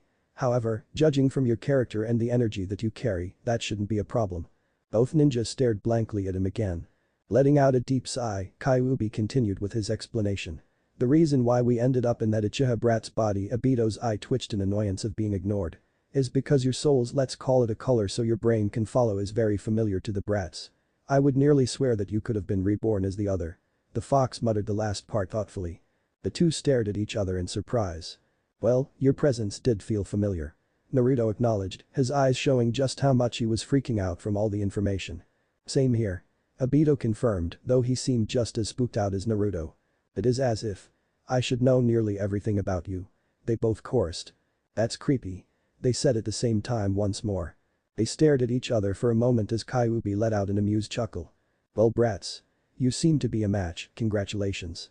The fox stated as he drew closer to the trees to get a better look at the faces of the two mortals. The Kyuubi had not grown much at all, which worried Naruto ever so slightly. I will have to ask later on. He decided. Meanwhile, Naruto glared at the fox in annoyance, while Obito's eyes widened in surprise. What? It is just the fox. It's not that. I just. What? Thought he would be a bit more intimidating. Kyuubi snarled at the Uchiha, causing the young teenager to retreat a couple of steps, while Naruto started laughing rather loudly. You little insolent freaky red-eyed Uchiha. I am the great magnificent, the fox started his rant. Obito stared with big eyes at the fox as Naruto wiped away a tear from his eye. I'm glad I have some more company, Obito. Welcome back. He said, slapping the young teenager on the back. Obito shot him a nervous and sheepish smile, not sure if the fox would become even angrier if he were to slip away during his rant. Just before he could make a decision, he tensed. Naruto felt dizziness hit him and he sat down on his knees. Whoa, I don't feel good all of a sudden. I'm feeling a pull. Obito whispered. Someone is trying to wake you up. The fox muttered, pausing in the midst of his rant. Then why am I not waking up? I'm in charge. Naruto exclaimed up. I am right. It seems that this is not the case anymore, brat. You might have the most control over the body, but the brat still is the creator of this mind. That does not mean that he will be of much use though. He might be able to wake up, but he will be unable to move any body parts yet. He has as much control as a baby right now. But I'm fading away. Obito exclaimed, suddenly afraid of what would happen after he heard what Kyuubi had to say. Naruto, seeing the fear in the boy's eyes, placed a hand on the boy's shoulder. I am unsure how much you will be able to do, but just enjoy the moment that you have, all right? We will fix this later. I will keep silent about what happened. Naruto looked thoughtful for a moment before his eyes widened and he smiled. Actually, if they press you and you are able to explain anything at all, you can tell them about me. Make sure to remain vague though. Oh, and don't tell them about my true identity and my future's past. I'm just another part of you." Naruto stated seriously, his appearance shifting into a slightly older Obito with the scars intact. Obito stared at the scars for a moment before nodding. "That's how I look, isn't it?" he managed to ask just before he was pulled away. Naruto watched the empty spot sadly before turning to the fox. "So what is it that you do the whole time when I'm gone?" The fox grinned at him. Well. Now it is your turn to realize just how frustrating it is to be locked away in someone's mind," the fox stated with a lot of amusement before he turned away to walk back into the darkness. "Hey furball. You never answered my question," Naruto exclaimed, shaking his fist at the retreating figure of the fox. Naruto didn't get any response. "Stupid furball." Naruto grumbled under his breath as he turned around. His eyes looked over all the trees that surrounded him. Kicking up some sand, he couldn't help but feel dread hover over him. He was going to get so bored. Wait a minute. How does the fox know what is going on when he is in my mind? His eyes narrowed at the sudden inspiration. Whatever happened, he was going to find out sooner or later. But that new goal, Naruto set off, wondering if he should be searching for some kind of television or something completely different. Back to reality with Minato. Minato hummed as he impatiently waited for his raiment to be ready. He was somewhat amused by the fact that Kakashi was acting so grumpy around him. It seemed that his student had not appreciated the way that he had let Kakashi find out the truth of their new teammate's identity. Honestly, Minato could understand that Kakashi would have preferred to keep his emotions hidden, but the boy had needed it. One day, Kakashi would thank him. Counting down the time in his head, Minato grabbed his chopsticks to start eating his dinner. It had been a very long day and he was hungry. Raymond would be able to give him an extra boost today. After dinner he would be able to check up on the mission statuses, then meet with the Hokage, check up on Obito, train with the team. Then train himself to stay fit. Meet once more with the Hokage and check up on Obito once more. Hopefully Kushina would be back by then and they could go out to dinner. After that, he would be able to check up on Obito once more and try to talk to him about what would have happened. Nodding to himself, he opened his mouth to take the first bite of that heavily delicious ramen. "Sensei. Something is wrong." Minato immediately turned his attention to his oldest student that came running towards him. His chopsticks froze and his mouth shut closed. With an absent regretful thought, he put his chopsticks down and stood up. "What is wrong?" he quickly asked as he followed the teenager to the other room of his house. "He is waking up, but he is not reacting like he should," Kakashi explained, desperately trying to remain calm, but Minato easily caught the unease and worry in his voice. As they entered the room, Minato spotted Rin hovering over Obito, her hands glowing as she diagnosed his health. "I can't find anything wrong with him," she said worriedly. "I need to calm them down somewhat." "Wake up Obito-kun," Minato tried to exclaim cheerfully as he ignored the glares that Kakashi and Rin shot him. "Obito-kun," he sang out once more as he saw the teenager stir in acknowledgement. The team stood next to the bed that stood in Minato's guest room. It was not the first time that someone of the team crashed there after a long and difficult training, but this occasion was pretty special. "Is he alright, sensei?" Rin called out, looking very worried. "He is waking up too slowly," she explained. Minato frowned, realizing that she was right. Kakashi, who was standing right next to Obito's head, frowned. His hand twitched in an urge to shake the boy's shoulder, but he knew better. Ninja were very dangerous to wake up by shaking. Minato was glad that he let him in charge. "Obito." Minato called out a little more firmly. Came the acknowledgement as Obito's eye finally opened. All the ninja tensed as they noticed the glazed look in the eye. This was not good. CC. Even his speaking abilities were decreased, judging from the way that Obito tried to move his mouth. The eyes suddenly became more alert and became more scared. His eyes shifted over his surrounding far too quickly to be calm. Once they caught sight of him though, they calmed ever so slightly. "Obito. Please move your arm." Minato called out carefully, his own nerves rising. Why? Why can't this be easy? He couldn't help but bemoan. The boy didn't deserve this. Waswa. The sound was much like a baby's babbling.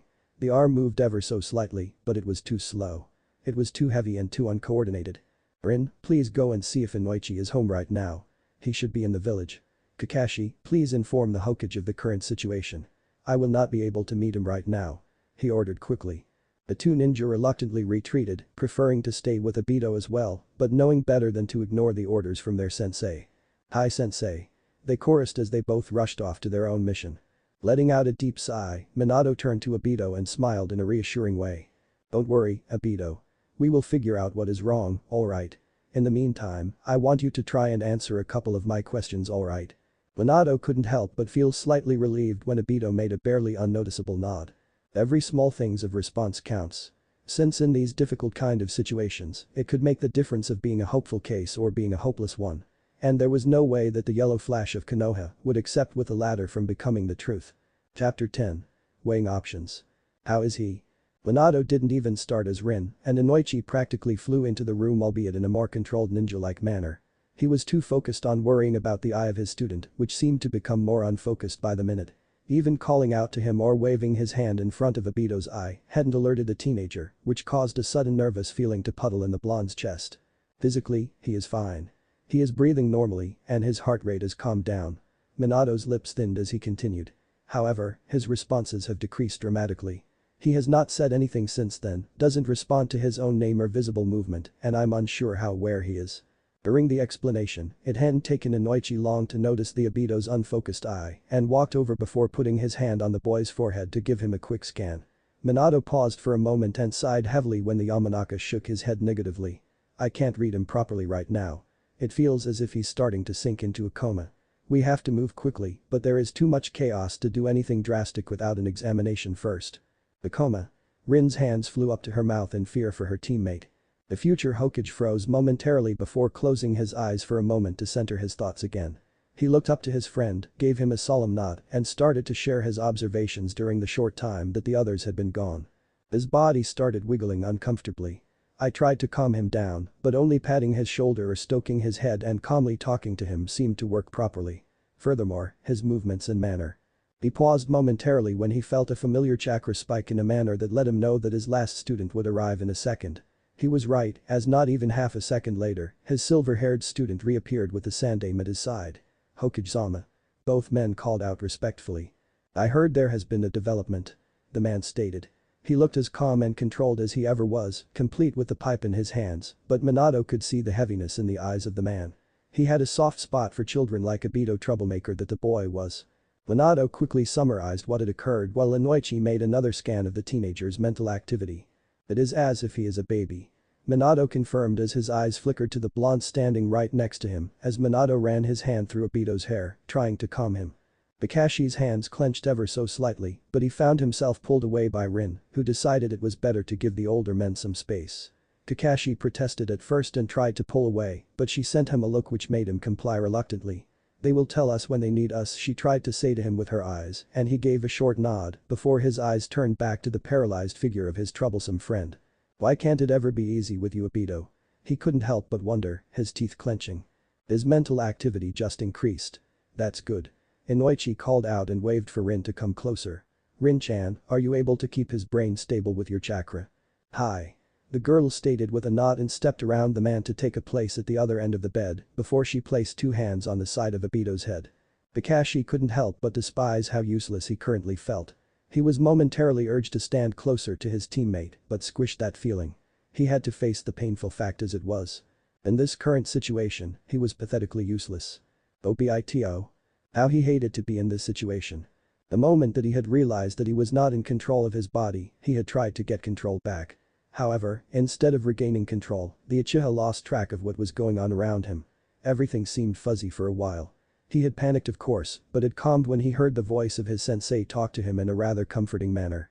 The hair stroking felt strangely nice as well. Not that the Uchiha would ever admit that to anyone. After a while of trying to focus, he found himself aware once again. At first, his eye fixated on the blonde hair that he had been staring at most of the time without fully realizing it. He couldn't help but feel comforted that he was back to reality again, which was why he constantly fought the pull that would surely make him lose control again. No way am I going back to that fuzziness. Obito thought stubbornly as he struggled to remain where he was mentally. It is as if he is a baby. He heard his sensei tell the others and mentally twitched in annoyance. Wah. Obito tried to protest, but failed miserably. His face scrunched up when he seemed to notice that, instead of defending himself, he had actually just confirmed his sensei's statement. He moved his legs again, without even bothering to try to control them this time. The frustration built up inside of him, making him restless and he had to move. Unfortunately, the teen's limbs seemed unable to make anything but random movements. It took a lot of effort and control to direct them even a little bit, and he would not risk another trip back to the fuzzy awareness. Mentally, Obito felt helpless. Why is Naruto not in control? He couldn't help but feel relieved as he felt Rin's familiar caress touch the sides of his face and shiver as he felt her chakra try to stabilize his situation. He felt his panic fade away as the pull that he had been fighting also vanished. It came at a price, however, since once stable, the chaotic emotions that coursing through his mind got the opportunity to show their presence. He is stable. He heard the Yamanaka speak up as he removed his hand and moved to stand next to the Sandaime. He should be unresponsive for only a little longer. However, his control over his emotions is fading as well. Inoichi continued as Obito once again became aware of what they were saying. He could even clearly notice the tone of worry in the ninja's voice that should be barely noticeable. Don't let the emotions get the better of you. Obito tried to tell himself, but it wasn't working. Don't be such a crybaby. His eyes flickered to his silver-haired teammate as he suddenly remembered the origin of that particular sentence. Damn it. He could feel the wave of tears coming, slowly but steadily building up right behind his eye. He closed his eye quickly, as if it would prevent the tears from escaping. He could practically feel Minato frown at him, as his sensei surely spotted the tears forming in the edge of Obito's eye before they ran down his cheeks. Obito felt his sensei's hand, the hand which had been stroking Obito's hair in a comforting motion, smoothly moved to his cheek to wipe away the tears from his eye. I can't even say that I have something in his eye. He thought, opening his eyes slightly but refusing to make eye contact in the embarrassing situation he was in. Damn it. Obito's eye flickered to Minato's, and the boy's face scrunched up even more. To those outside of Obito's mind, it looked as if he was trying to keep himself from letting go of his emotions. Obito-kun. Minato slowly stated. It's alright. Just calm down. That was easy for him to say. Obito felt like yelling at his sensei. He felt like crying. He felt like thrashing and beating something up. He felt desperate to move, but he couldn't. He only could wiggle around uncomfortably in the bed in an effort to get control back over his body while trying not to sink back down in that dark space. What if that is how to get back to Naruto?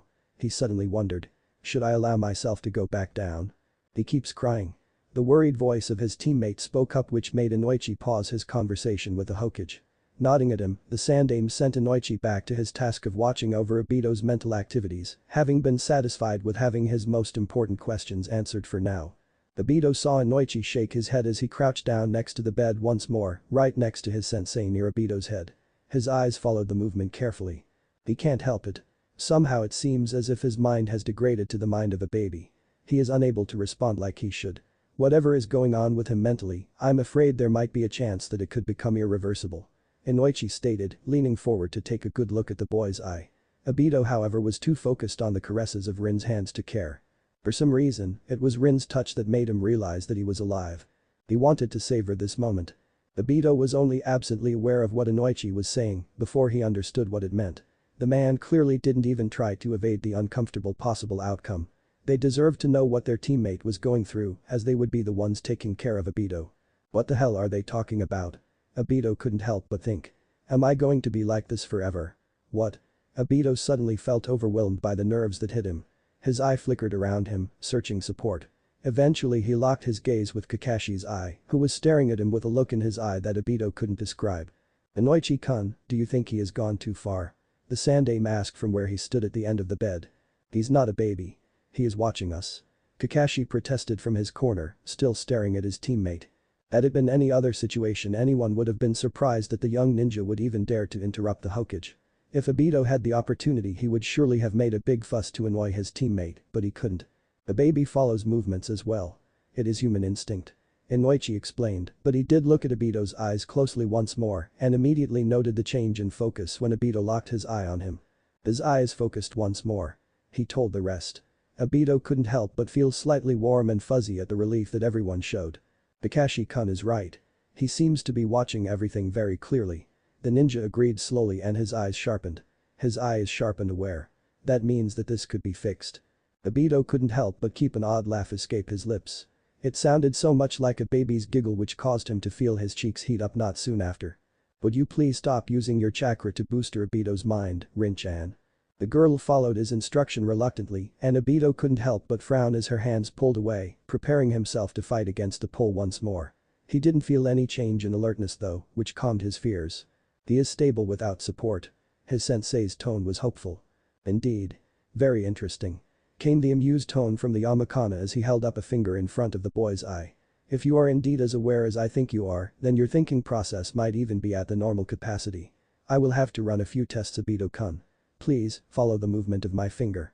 Obito obediently played along and followed the finger wherever he could. After a while, he gave Inoichi a pointed look when the man deliberately moved his hand beyond his angle of sight. That's just mean. Obito told him mentally, but Inoichi merely smiled at his expression. That's good. The man placed his hand back onto his forehead and Obito felt the man's chakra tickle his skin ever so slightly. Though it didn't feel as nice as Rin's chakra had felt. Obito, I want you to blink 5 times if you understand me. Obito blinked 5 times. Inoichi nodded before he gave another order. Blink 2 times. Then close your eye for 5 seconds, blink 3 times, and then look your sensei in the eyes. What the hell is he trying to pull? Does he think I will forget or something? Obito thought in annoyance, but he started following the orders anyway. After having blinked the final 3 times his eye locked with Minato's, who smiled at him. That's good. Indeed. Inoichi agreed. Your thoughts are clear. He trailed off and turned towards Minato as he pulled his hand back. I have never seen something like this before. There was a slight pause as everyone allowed the situation to catch up to them. So what do you advise, Inoichi-kun? The Sandaime inquired, knowing very well that this was the man's field of knowledge. The activity in his mind has calmed down. We will have to visit his mind again. He has to switch back. Whatever is going on, he is helpless like this. He has to regain control over his body. What do you mean? Rin couldn't help but ask. I suspect that the original Obito has woken up and is not in control as much we had hoped. Inoichi shared his theory carefully before he turned his attention back to the teenager on the bed. Obito-kun, have you noticed anything strange before you woke up? Blink 3 times for yes and close your eye for no. Obito blinked 3 times. Were you in some kind of forest before you woke up here? He blinked 3 times. Was it your mindscape? Obito made sure to frown at the tricky question before he gave the man 3 reluctant blinks. Was someone in your mind? The tone got more careful, Obito noted. Yes. Did he look like you? Still not lying, Obito reminded himself as he blinked 3 times once again. Did he tell you anything? There was a long pause as he stared at his questioner. Said ninja noticed his dubious look and decided to take another approach. Did he tell you what happened when you were gone? Yes. Did he tell you anything about himself? Anything odd? There was just a slight pause of reluctance before Obito firmly shut his eye. Even if I have to lie to them. This is for the best. We are going back into your mind. Came the sudden statement as he felt himself being pulled up by a couple of hands. He cried out in protest, but they ignored him and pushed him into sitting position to lean against Minato, who had moved to sit behind him so he could be held up. Rin was kind enough to put some cushions behind him and Kakashi settled next to him on the bed to help keep him in place should he start to move around like a child. Obito firmly told himself that Kakashi's hand on his shoulder was just something to restrain him and not because Kakashi would become overly worried about him. Because that would be really annoying. He did not want his teammates to hover over him with every move he made. Kakashi is acting strange enough as it is. Indeed. Obito couldn't help but notice the way that Kakashi kept sending him concerned and odd glances. Actually, they are all acting like I'm going to die any moment. Everyone ready? The mind reader inquired as he started his jutsu. Obito prayed that this would work out as it should. Naruto. Naruto. He cried out mentally. I have absolutely no clue if you can hear me, but they are coming, so maybe it is better if yo. He felt a familiar hand appear on top his head and in a swirling sensation he was pulled back into the darkness. Naruto. Hovering over the odd pond somehow he could see what happened as if he were looking out of his own eye that he had suddenly managed to conjure out of nowhere in one of the training field. Naruto couldn't help but shake his head at the mess that they had gotten into. Something tells me that they will keep hovering around me for a long time. He sighed heavily. This sucks. He flopped back down in the grass and put an arm over his eyes and groaned. How will I ever be able to beat that Madara bastard? He cried out in frustration, his anger leaking through. Clenching his fist, he peeked from under his arm up to the stars that were always there, urging them to provide him some inspiration. How the hell will I be able to become strong enough in such short amount of time? That should take years of training. I don't have that. There is no way that I can put years of training in a shorter amount of tea. His eyes widened as a thought suddenly struck him. Of course. He flew up into sitting position as he cried out.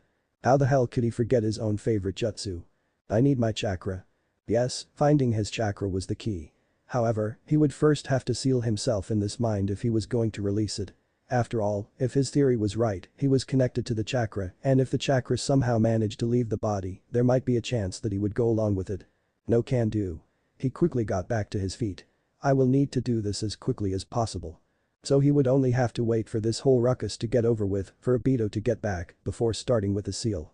He quickly leaned back over to the pond to see what he had missed during his unexpected enlightenment. Naruto. Naruto. Obito's voice echoed oddly through the clearing.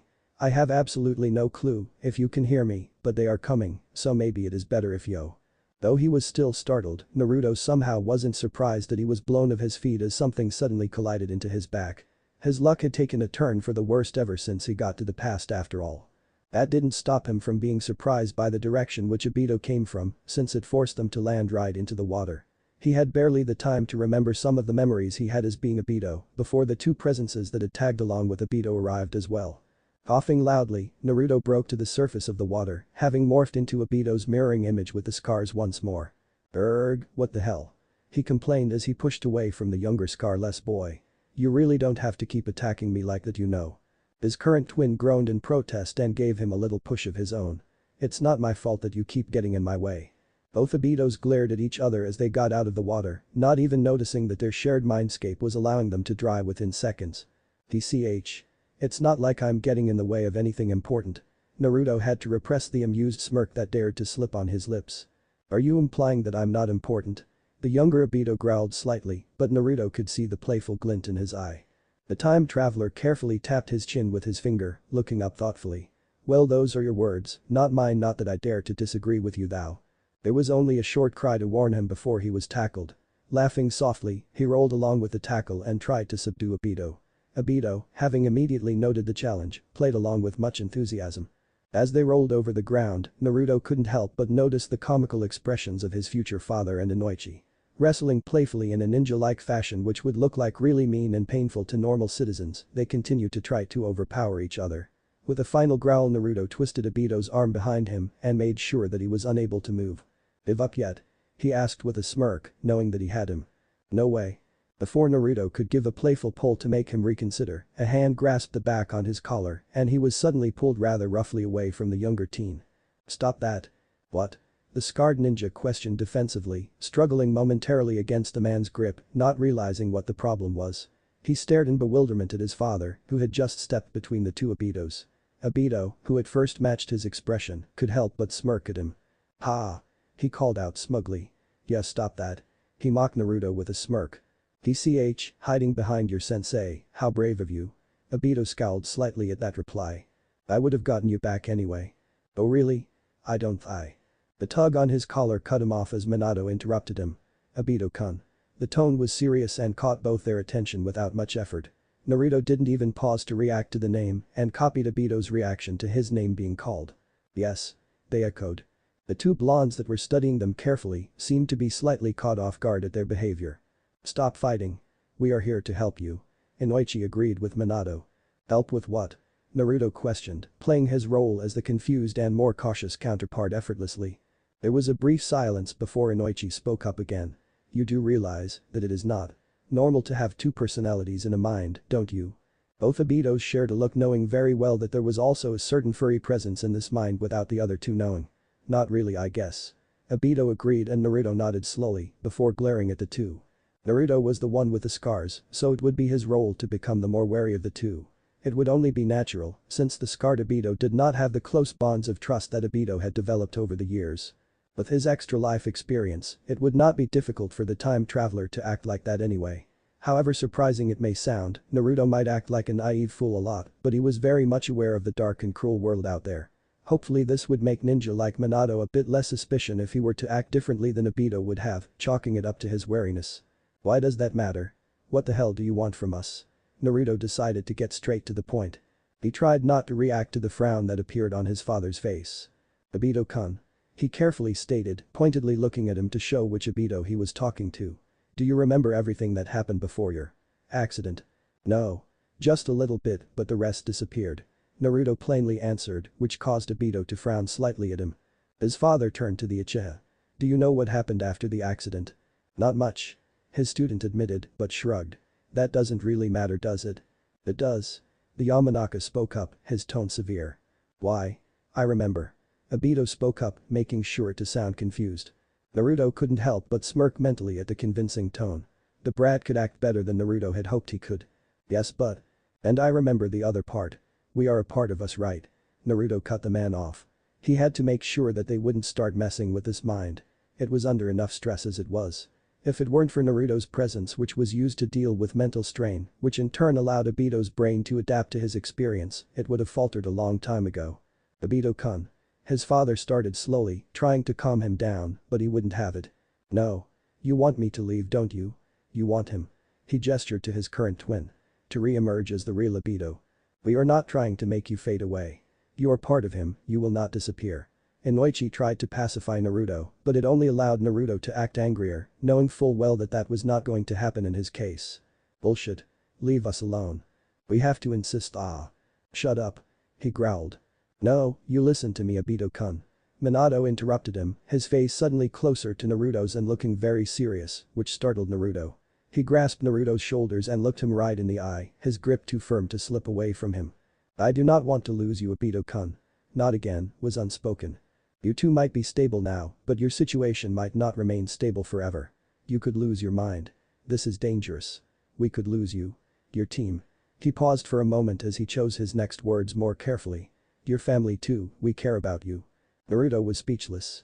He had not expected for his father to give him such an inspirational speech. He opened his mouth for a moment before closing it.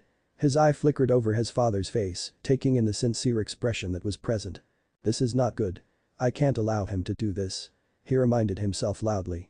No matter how much he wanted to make his father happy, he had his own survival and actually Konoha's and his father's as well to worry about. So the time traveler pushed all these negative emotions to the front of his mind, causing his teeth to grind and his eye to flash angrily. You don't know anything. He hissed at the man, causing him to flinch. We can't merge. Accept it and go away. I will fix this. I will protect Obito against the dangers out there, and don't you dare try stopping me. He continued, trying to pull away from his father. They continued to stare at each other for a while, before Minato let out a heavy sigh and let him go. Staying just a few seconds longer to show him that he was standing his ground, Naruto brushed past his father and decided that he needed some distance from the men. Sorry, Dad. He couldn't help but think as he glanced over his shoulder, looking angrier than he really was, as it was actually his frustration that was leaking through. Obito's eyes met his ego for a moment, who had nodded encouraging at him, giving him a slightly grim smile in support before Naruto stalked off. But there are just things that you won't understand, no matter how big of a genius you are. Am I an ATO? He couldn't help but feel helpless as he watched an alter ego of his student walk away from him. His heart clenched as he remembered the look that he had seen in the boy's eye just before he had become angry at him. He wasn't sure whether the boy realized it or not, but the desperation, fear and hopelessness in his student's alter ego had been visible for a mere second.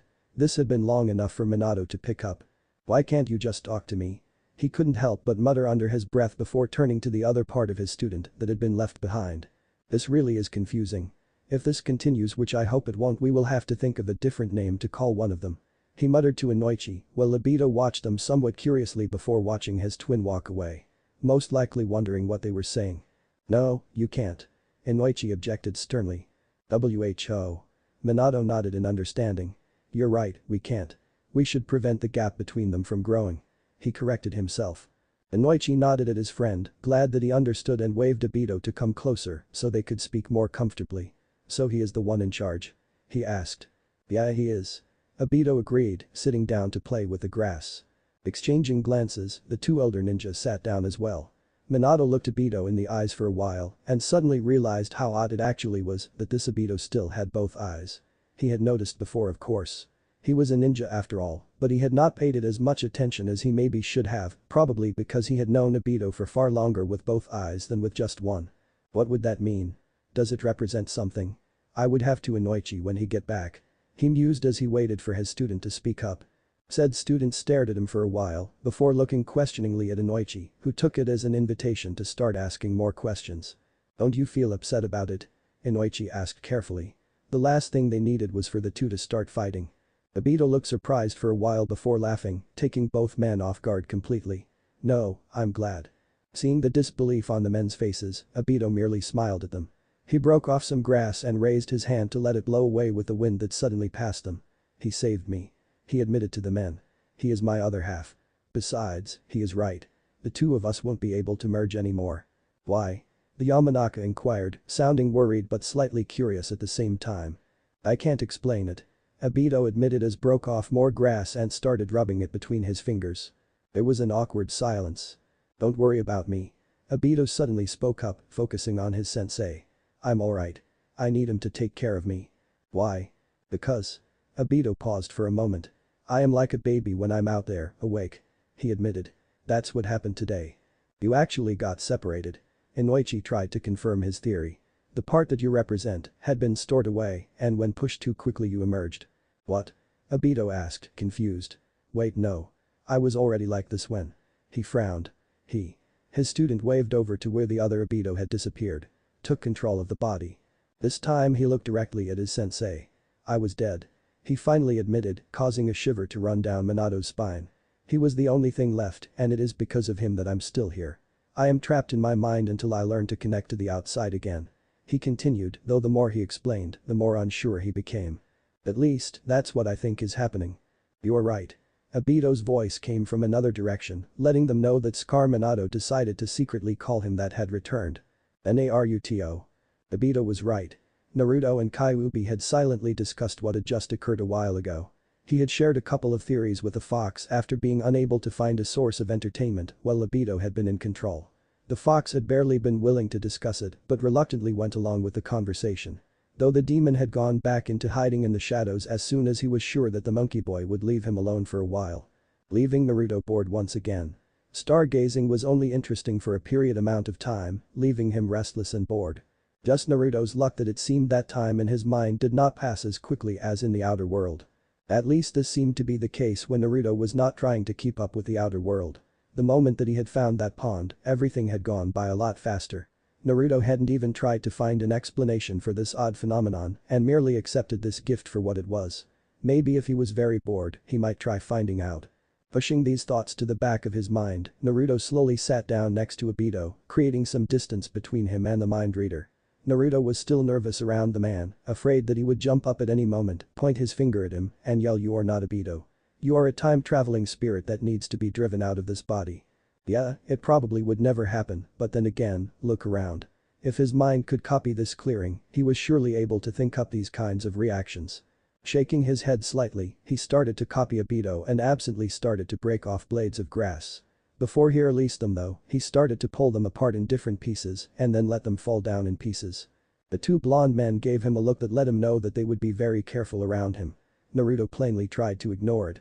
You could say that I am in charge of the body.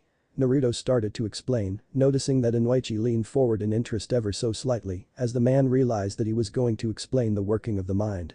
He shot him a glance, but continued. Obito, he gestured to the younger teen. Has more control of the mind because he has the largest share in the original memories. You could see him as the original owner of the body. Naruto had to keep his voice clear and his face straight as he twisted the truth for the two observant ninja. During his absence however, he somehow lost connection with his body, hiding in his mind instead. This was what caused me to come here. Naruto waved at himself and stared with his single eye at Inoichi, who was now following his explanation with a frown. He will need to learn how to take control of his body again before we might be able to, as you call it, become one. Might. I'm not promising you anything. He told them silently in between the lines. Why is that impossible now? Inoichi didn't even pause to confront him with that question, copying Naruto's own straight-to-the-point approach. If you are as you call it the body and he is the mind, what stops you from merging? Naruto kept silent, for a moment having no clue what to say to the mind reader, so instead he applied his poker face and made it look like he was simply too stubborn to explain. Is the seal still activated? Minato suddenly interrupted.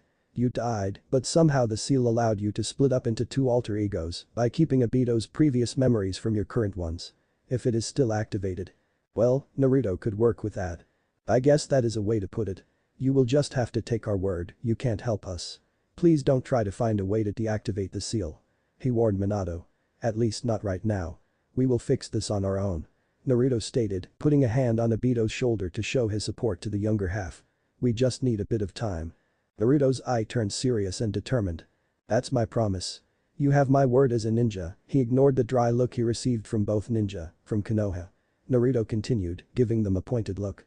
The mind reader must have realized that forcing them was not an option, so with a heavy sigh, the matter was settled. I will give you some time to work out your problem. You are not insane, like I had feared you might be for a moment. Both Obitos twitched. But I will be keeping an eye on you, and as soon as you become even the slightest threat to Konoha. He trailed off, knowing well enough that he didn't have to finish that sentence, though it did earn him a sharp glance from his father. Naruto bowed to the man, knowing that the Yamanaka meant every word of it. I understand. I do too. Obito copied him. Inoichi stared at the two before nodding slowly and standing up. Just remember that you two are still the same person. Naruto and Obito glanced at each other and wisely stayed silent. So, after reassuring Inoichi that it would probably be Naruto that would wake up in charge of the body, the matter was settled. Minato gave each of them a quick hug, as if to show them that he was there for them both, before stepping back so that Inoichi could cancel the jutsu. Though the ninja were less than happy with the current situation as they disappeared, both Obitos couldn't help but let out a sigh of relief that the matter was over with. Well. That went pretty well. Right.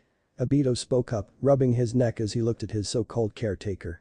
Naruto's form morphed, growing taller and changing color, until he was back into his own body's shape. Running a hand through his spiky blonde hair, the ninja chuckled ever so slightly. You mean that we barely saved our hides? We will have to work on your control for a long time. I am not going to lie. It might take years. The look in Obito's eyes turned slightly desperate. Naruto sighed sadly. We will find a way, Obito-kun. I'm not going to let you sit here the whole time like this. You will be able to watch everything. He pointed to the pond. And I'm sure there will be a way for us to communicate. Obito nodded as Naruto slung his arm over the boy's shoulders in a comforting fashion. Well then. Let's rest for a bit. Then we will annoy the fox for a while to talk about this sealing process, and then we need to go search. He stated with so much energy that Obito even doubted that he needed to rest. Search? Obito blinked. For what? Naruto smirked. My chakra. If we get hold of that after I got sealed to you, then I will be able to show you the absolutely most awesome jutsu ever invented. Obito's eyes widened in excitement. What jutsu? The blonde smirk widened, even turning slightly feral, as he thought back to the possibilities that would open up for him. Page Bushin no jutsu. There was a dramatic silence, in which Naruto was daydreaming about the Possibilites and Obito just staring ahead blankly. Obito blinked slowly before he glanced at his friend and spoke up to break the silence, his voice full of disbelief. Your absolutely most awesome jutsu ever invented is a Bushin. Gee, you just wait, Obito. You will be surprised. Well, I guess we have rested enough. Let's go and bother Fuzzy. Naruto called out, practically bouncing away. Shaking his head, Obito had no choice but to follow. Well. Something tells me that I won't get bored for a while. Chapter 11. Gaining support. Am I an ATOA day after Obito regained consciousness? No.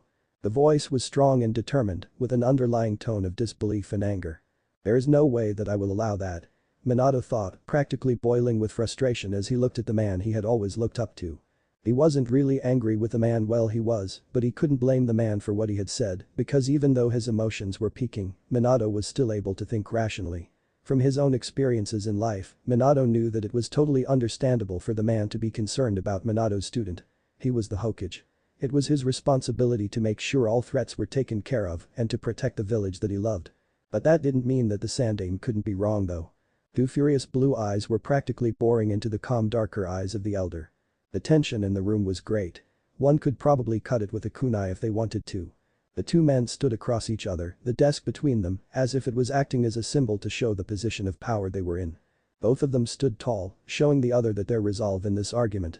The Sandaime's pipe lay forgotten on the desk, discarded as soon as the Sandaime saw the other man step into the room. Minato stood with clenched fists that slowly unclenched in an attempt to appear calm, but he was well aware that the current Hokage was not fooled at all. After what felt like 10 minutes of silence, the elder man sighed and rubbed his forehead, having taken off the hat he usually had on. It now lay on top of the desk in front of the man, as if it was showing that he was still in charge. But that still didn't mean that he wasn't wrong. It was a custom between a Hokage and the chosen successor. For the same reason, the Anbu had left the room, leaving the two men to their private conversation. It was a show of trust and allowance to speak up their mind, which was exactly what he was doing. Minato K. He is not dangerous, Hokage-sama. The blonde didn't shout, nor did he hiss in anger, but there was an icy tone in his voice that even made the Hokage feel slightly uncomfortable. He stood on very shaky ground with his future successor right now. Said successor was a very good ninja, in control of his emotions in even the tightest situations when needed. However, now was not one of those times when it was necessary. The Hokage gave Minato a look and tapped 3 times on the desk to regain his attention. He has a seal in his mind. He has 2 personalities. He has been gone for months. Who knows what could have happened to him? He could be. He is not dangerous.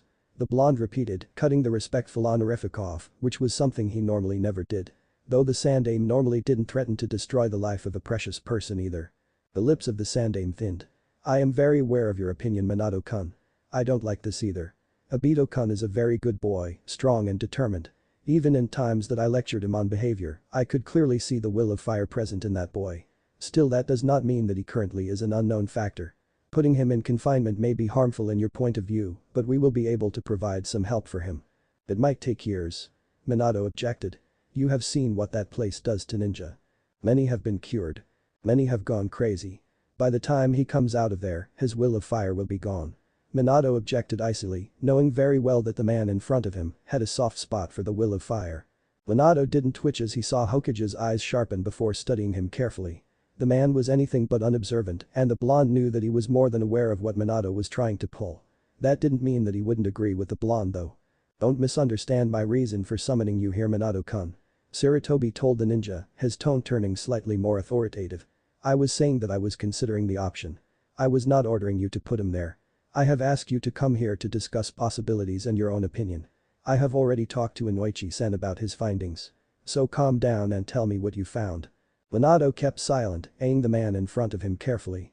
Alright, so maybe he was right about the fact that Minato might have become defensive a bit too quickly. That didn't change the blonde's opinion in the slightest, though. Both of them relaxed ever so slightly, and the tension between them dropped to a more comfortable level. On an unspoken agreement, Minato sunk down in one of the two chairs in front of the desk, while Sarutobi walked around the desk to sit closer to him. There was another staring contest between the two, but this time without any glaring, and this time it was Minato who broke eye contact with a sigh. Hokage-sama, you have to understand. The seal is not a harmful one. Its only function is to hide memories in his brain. There is of course the possibility that there are some harmful memories being hidden, but you know as much as I do that Obito would be one of the last to fight against Konoha. Blackmailing can go far. He is loyal. Minato reassured him. The man hummed in agreement and momentarily stared out of the window. I can easily admit that he is one of the most likable of the Uchiha. Minato couldn't help but snort slightly on that comment. At some moments he can be the most naive and even the most annoying one as well, but somehow his presence can be almost addictive. Certainly in more depressive situations like. He didn't finish the sentence, but there was no need to tell the man that he was thinking about the war. The Sandaime nodded in agreement. I never really understood how he managed to keep so positive, certainly not with the whole Uchiha affair going on. The blonde's eyes glazed over as he thought back to the times that he had stumbled across a crying Obito who had desperately tried to hide his own tears from him. Obito's bonds with his family were not good. There had even been a time where Obito had almost been disowned, which was why Obito had been so focused on obtaining his Sharingan. Obito had never told the rest of his team though, seeing as it was taboo in his clan, and he preferred not to focus on his problems more than necessary, which would explain the happy attitude he nearly always showed. Speaking about the clan, do you want to keep it quiet? The blonde suddenly asked, referring to Obito's return. Minato knew that the team he had been traveling with, a team of Anbu, had been ordered to keep quiet. While Minato knew that they would, he wasn't sure what the man in front of him was planning. What would you do, Minato?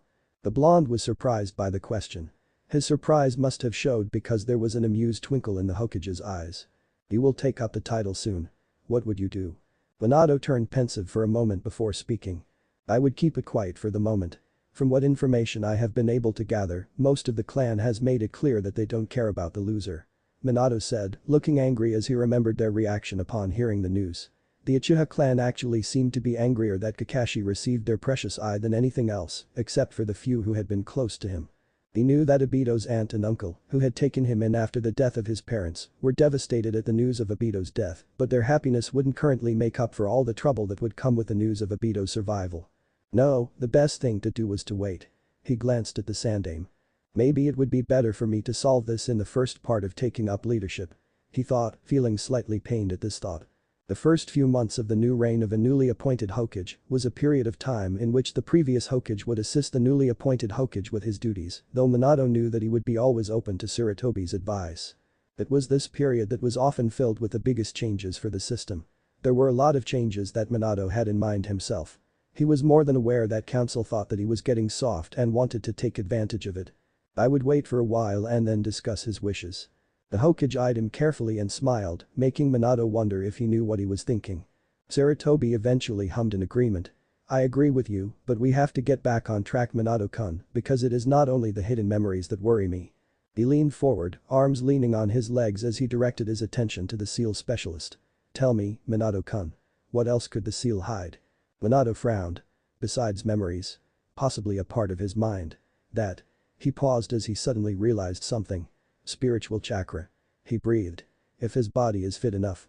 Everyone in the shinobi world was aware of the fact that chakra was a product of spiritual energy and physical energy mixing together. However, the proportion of both variables was often not the same. No matter how much someone pushed themselves physically, there was a certain limit at how much chakra one produced. This was because little physical energy was needed compared to how much spiritual energy was needed to produce chakra. Obito, while currently not being in perfect shape, was fit enough to produce a lot more chakra than his previous level, if only if he had the spiritual energy to do so. However, the presence of spiritual chakra, especially if one was unaware of it, could be very dangerous. But even if this is the case. Minato started carefully, trying to prevent jumping to conclusions. They were both aware that they were talking about very rare cases, but seeing as they were ninja, they tended to extra careful with the what-ifs. Then the seal I put on him will make sure that his chakra pathways won't overload. Even if there is a sudden increase in his chakra, it would be converted into harmless energy. He reminded the man. Indeed, but that is not the thing that worries me. I myself have come across only a few people that could hide spiritual chakra that way. The Hokage confirmed and reached towards his pipe. He took it, but didn't light it. Minato looked at him questioningly, having a bad feeling about what Sarutobi was about to say. These were people that are forced to share their own mindscape with another source of energy. Sarutobi slowly said and sighed, staring at the blonde directly into his eyes. Jinchuriki. Minato froze. Jinchuriki? Obito? No way. Minato objected automatically and shared this doubt. He would have never survived that. Only the Uzumaki are able to accept the burden of Kyuubi's chakra from each other without being killed, and even then the ritual takes nearly 6 months. Kushina told me herself. He muttered. The only chance that a new Jinchuriki would survive is if it were an infant with undeveloped chakra pathways. His medical examination has shown the presence of damaged pathways, yet they are slowly recovering. The chance of this being the case is so small that it is practically impossible. Minato argued. I haven't seen anything in his mind that showed the presence of a demon either. It could be hidden in the seal. The Sandaime offered, causing Minato to frown. Then a very good seal master would have made the seal to hide such a presence. I would have to take another look. Inoichi has put a limit on the mind jutsu for at least 3 weeks, maybe even longer unless it is absolutely necessary. The latest entry was strenuous, seeing the condition he was in. Minato nodded and looked him in the eye. No, we don't want to fry his brain. He agreed. Still. Obito a Jinchuriki. He repeated, still not convinced. Even if it were, which I don't believe is the case, which demon would it be? He questioned, indirectly challenging the man's theories. The Sandaime shook his head, unable to answer the question. I agree that this is all very unlikely. I actually don't believe it, but we have to keep our minds open. If I remember correctly, you were the one that said that nearly nothing is impossible. Look at you now, Yellow Flash. Minato chuckled at that. Indeed. He muttered, before his expression turned into a pensive one. He certainly had a lot to think about. One thing is clear. I will have to keep an eye on him. So what do we do, Hokage-sama? We do what Inoichi advised. Let him regain his memories, but keep an eye on him. He is loyal to Konoha and probably won't become a danger to the village, but I am more concerned that he will become a danger to himself. Minato sighed. I still clearly remember the first time I met him. The moment that I saw him laughing awkwardly after he failed to pull a prank, I just knew that he was going to be trouble, but I never imagined him to be this much trouble. Naruto. It had been nearly 2 weeks. Nearly 2 weeks since Obito had accidentally awakened while having control, or more specifically he had nearly no control at all, and Naruto was getting annoyed. They were constantly watching him. Watching him nearly every moment he was consciousness. There was a very naive part of his brain that had secretly hoped that they wouldn't be keeping an eye on him, like his more realistic thoughts had told him. That they had something else to focus on, or that they would trust him enough to. He didn't actually know what he imagined would happen. He had just hoped he would get more privacy. Unfortunately for Naruto, this was not the case. It was like they were stalking them, afraid that he would disappear or go crazy if they didn't keep an eye on him. Some moments, Naruto felt like they thought he was a spy. He had to admit that he liked the attention at first a lot even. He thoroughly enjoyed spending time with his father most of all. The smiles he received, the moments that the blonde ruffled his hair in an affectionate manner. Even spending time with his former sensei was enjoyable, though he was acting awkward from time to time, as if Kakashi was trying to do something, but was constantly changing his mind. Naruto could see it by the looks he had been giving him when Kakashi thought he didn't notice. Obito and he had decided to give him time though. He would mention it when he was ready, and otherwise they would just have to kick his butt again after they had done some training. So the first few days were wonderful. But after 3 days waking up with a cheerful Minato standing next to his bed to let him know that breakfast was ready, Naruto and Obito started to realize that he hadn't had a real moment of privacy besides falling asleep or going to the toilet. Naruto even mentioned to Obito that he suspected that they still kept track of his chakra signature in these cases, and Obito, who was nearly naive when it came to his friends, couldn't disagree with him. Once the realization was there, it was difficult for them not to notice. If Minato wasn't hanging around and training him, he was back more or less back to his original level before the accident, then Kakashi coincidentally pop up. If not Kakashi practically acting like his shadow, then Rin came to have dinner with him and to heal any strains that the training put on him. He appreciated their concern, but it was getting on his nerves. He had so many things to do and so little time. He needed those damn clones. You know, after you said that you could fight SS class ninja like Madara, I thought that slipping away wouldn't be that difficult for you. Naruto's eyebrow twitched as Obito spoke up from his mind. During the last 2 weeks, the two of them had found out how to communicate in their thoughts. It had relieved Obito from a lot of boredom and made Naruto feel less guilty about being in charge all of the time. Kyuubi agrees with me by the way. Obito told him smugly. Sure he does. Naruto grumbled. I would be able to slip away in 3 seconds as soon as you get that damn gate open. He jabbed back. I already modified the annoying seal on the back of my neck, which took a whole night by the way, so bother me when you have made yourself useful. Obito snorted. TCH. I'm trying, geez. No need to get your panty. Obito. Naruto cut him off. Please just continue trying alright. I'm sorry but I'm just getting so antsy here. Why can't Kakashi just leave me alone for a second? Well, he surely never acted like that before. He was always very obsessed with the rules, so maybe he needs a replacement. Obito joked as he continued to do whatever he was doing. Always the obsessions. Naruto muttered under his breath. Obsessions? A voice inquired. Naruto turned his head toward Kakashi, who was leaning against the other side of the tree they were sitting under. The teenager was slightly roughed up, having had a spar with Obito just half an hour ago. A muscle in his neck protested against the movement, letting him know that he had been testing his limits as well. Rin would probably come by soon and heal their bruises. Even though it wasn't necessary, she always insisted, especially when it came to Obito. It reminded Naruto much of Sakura. Though she usually would give him a lot of bruised cheeks as well. Obito? What? What about obsessions? Unsure as to why Kakashi was so interested about his mumbling, the black-haired ninja smiled sheepishly at him. Yeah, you know. Obsessions. Yeah. What about it? Naruto blinked as he received an unimpressed and inquiring stare that he recalled his future sensei often giving him. It was moments like this that made Naruto realize that the young boy in front of him would eventually grow up to be the scarecrow that he had looked up to. There. Kakashi stared at him before he turned away, staring at the top of the trees that rustling in the wind. Naruto followed his example, deciding that Kakashi was letting it go. He took a deep breath to relax his body and started to prepare for a quick visit to Obito to see if he was booking process with the damn block on his chakra. I'm not. Obito dryly told him. Well, I will come and help then. I'm still trying, don't be such a pushover. Obito complained. Don't be such a crybaby. Naruto replied, not really meaning it. TCH, scaredy cat. Obito jabbed back with practiced ease. Naruto smirked mentally. Fury eyes. Whisker face. They continued to exchange insults without actually meaning it, both releasing some tension they were starting to feel with the pressure that they felt. Dope. They both ended up saying at the same time and chuckled slightly. Just before Naruto thought that he was ready to slip back into his meditative state, he was distracted when Kakashi suddenly spoke up. I'm sorry. Huh? Obito shared his confusion as well, and Naruto wondered whether he should pretend to be asleep.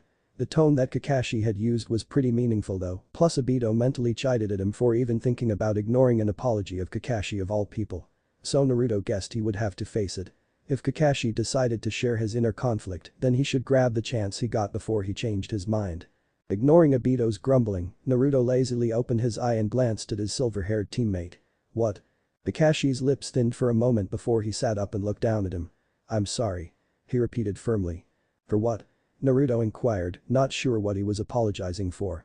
The ninja looked slightly annoyed by the confusion that he showed, but answered nonetheless. I'm sorry for not listening to you on the mission. I'm sorry for being such a. He took a breath and continued. Stuck-up prat all the time. Kakashi glared slightly as he saw his teammate's eyes widen at the name he called himself. I apologize for being obsessed with the rules the whole time. Ah, so that is where it came from, Naruto decided. He must have wondered whether I was talking about him. For a while, he simply stared at his future sensei as he let Obito mule about the apologies he got directed at him. Had it not been so serious, Obito would have probably been laughing that Kakashi had just insulted himself, but he was surprisingly quiet. Naruto was not going to decide how to react for this occasion. Kakashi was clearly uncomfortable with waiting, but didn't push him. Are you alright, Obito? Naruto asked, knowing that the boy was still sour about a few points in their history together. There was a moment of silence before Obito spoke up. Yeah, I'm fine. Tell him that it is fine. The original black-haired ninja was clearly trying to brush away the annoyance and frustration that he still felt. Apology accepted. Kakashi's eyes widened slightly at the blunt reply, and Naruto promptly closed his eye again. It was easy for him to forgive his sensei. Even though he had looked through the memories of Obito, as soon as the Uchiha had awoken they had become more distant. More like seeing them occur as a bystander instead of it being you. Plus he had spent a lot of years with the man, and though Kakashi certainly had his faults, he had helped Naruto a lot, and for that Naruto could only be thankful. Are you coming or not? Obito asked, clearly trying to distract himself from what just happened. He would think about it when Naruto was done visiting. I'm trying. Why? Naruto frowned when his focus was once again disrupted. Why what? He returned as his only eye glanced dryly at his sensei. Why do you forgive me so easily? What are teammates for? That silenced Kakashi for a while, but he still wasn't satisfied. You only saved me because you thought it was your job as a teammate. He asked up, sounding somewhat bitter. What? This time Naruto was confused. No. He answered for Obito, conveying the offended tone that it had carried. Naruto tried to look Kakashi in the eye, but the ninja wasn't looking at him. Instead, the silver-haired boy was glaring at the space in front of him, his face twisted in a troubled frown. The sight made Naruto promptly give up on trying to meditate. It was clear that Kakashi needed to talk, and the time traveler was planning to make sure that he did. I did what was right. Naruto told him. In reality he was slowly letting Obito take charge of the conversation, following his directions and relaying his answers. It was odd to act like that, but it was not as difficult as he had assumed. It wasn't really only following verbal instructions either. There was subtle way of communication through the mind that allowed Naruto to pick up emotions, images, thoughts, and intentions from Obito. It had taken a while to practice, but they were getting there. Thanks Naruto. No problem. Obito glanced at Kakashi, frowning slightly as he was clearly ignoring him. He contemplated on calling him names, but he felt that Naruto disapproved to that method, so he moved for another approach. He was going to make sure that his friend would stop with that annoying hovering of his, so that they were finally going to get some peace. But first he had to make sure that the ninja wouldn't ignore him. What is really bothering you, Kashi? The nickname caught Kakashi off guard and he turned to the boy next to him in surprise. He studied the teen's expression carefully before he visibly relaxed. How are you able to be in control of your body? He questioned, ignoring Obito's inquiry. This question surprised the two of them, especially Obito, who had not expected that people would be able to see the difference between them. Somehow it made him feel good that the difference was clear though, and that Kakashi seemed to prefer him to Naruto. Meanwhile, Naruto sighed mentally, understanding the feelings that Obito felt, but was slightly disappointed by the preference. No brooding Naruto. He reminded himself, to which Obito winced. Sorry. It's alright. My other me is following my instructions. It sounded more like a question. We figured this trick out over the last 2 weeks and I have been practicing so I can guide him somewhat. It's difficult to explain. He waved his hand to dismiss it. Still, what is bothering you? There was a moment that the two simply stared at each other, Obito waiting patiently while Kakashi was pondering how to say it. He slowly moved up his headband so that he could stare at him with his Sharingan, which made Obito shiver slightly. It was still so odd to see his Sharingan like that. Whatever they had been expecting, Naruto and Obito both hadn't expected him to be so blunt though. Do you want your eye back? Wait. What? Obito was clearly taken back by the question, which made him accidentally slip back into the mind. Naruto was caught off guard by the loss of support, which weakened the arms he had been leaning on, causing him to land on his back. He soon regained his bearings easily enough though, and stared with a knowing look at the teenager who was now crouched on his feet next to him. The moment that Kakashi looked in his eyes he tensed up again, and his eyes became more wary. No. Naruto answered quickly, ignoring the look he had received. I wasn't asking you. Naruto mentally flinched at the tone, but tried not to let it bother him too much. What are you talking about? Naruto tried, while comforting the panicking Obito as he regained his posture. I can see the difference, you know. Kakashi muttered as he stood up. Naruto's eye saddened and he felt a sense of rejection from the sentence alone. Interesting. He said, brushing it off once more. The troubled flash of emotions appeared in Kakashi's eyes, but it quickly disappeared. With a huff, the boy glared up at the sky as he spoke. I want the old Obito back.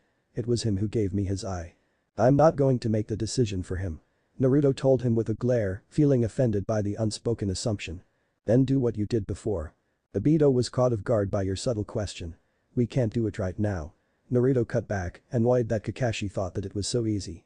He never realized that his sensei really had been a prat when he had been young. The jab made Kakashi scoff at him before he glared at Naruto and challenged him. Why don't you want to merge Scar?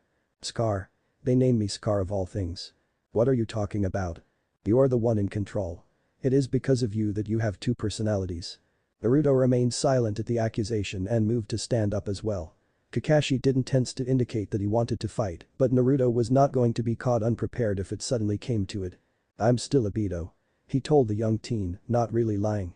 After all, he was physically, he reminded himself. You're a part of Obito. Kakashi protested. I have heard what happened. You're just a fragment that came into existence after the mission. Naruto felt angry with the young boy in front of him at first, but then forcefully calmed himself. It was difficult to forget that the boy in front of him, no matter how wise and knowledgeable he currently was and would be and had been in the future, he was still a boy. He was clearly upset with what happened, but Naruto was not going to let this brat tell him what to do. You don't know anything. He growled at him, catching the silver-haired ninja off guard. You assume that we can just merge and that everything will return to normal. Don't try to object. He told the teen as Kakashi opened his mouth to probably do just that, not really realizing that his posture changed into a more authoritative one. The fact that you offered back your eye tells me enough. You also refer my near death, Kakashi winched. As the mission. Deal with the mistakes that happened. Don't blame it on yourself and don't take out your anger on me, Baka, because I am part of him no matter what will happen. Naruto turned his back on Kakashi and angrily walked away. I'm sorry, Naruto. Obito quietly spoke up from his mind. Just please be quiet for a while. I will find a place to hide and help you with that damn block. Naruto grumbled as he went through a couple of hand seals and let the wind take him away. Akashi. I didn't mean it like that. Kakashi thought with a touch of guilt and surprise as he mentally repeated what Obito or at least Scar had just told him. Kakashi was not sure what to do as he watched him go. When Obito reached the end clearing though, he suddenly realized that he was actually leaving. His eyes widened with regret and he raised his hand out to him. Obito, wait. There was a slight panic in his voice as he made a move to go after him. Unfortunately, unknown to him, Obito had already finished the hand seals and flashed away, leaving Kakashi behind. Surprised by the unfamiliar jutsu that Obito suddenly could perform, he was too slow to follow him and looked helplessly at the empty space where Obito had just been. Kakashi silently cursed at himself for letting Obito escape and for acting out of hand. He was a ninja, damn it. Why had he let his emotions taken control over him? He hated feeling this twinge of guilt too, because Scar had been right. Kakashi did wish that he didn't exist because it would mean that everything would be back to normal. If he only had kept his mouth shut about the eye then. Kakashi-kun. The silver-haired ninja swirled around and came face to face with his sensei, who was staring down at him with a stern expression. He immediately felt even guiltier, knowing that he had just said things that he shouldn't have. He had honestly been surprised by the emotions that had just taken control of him.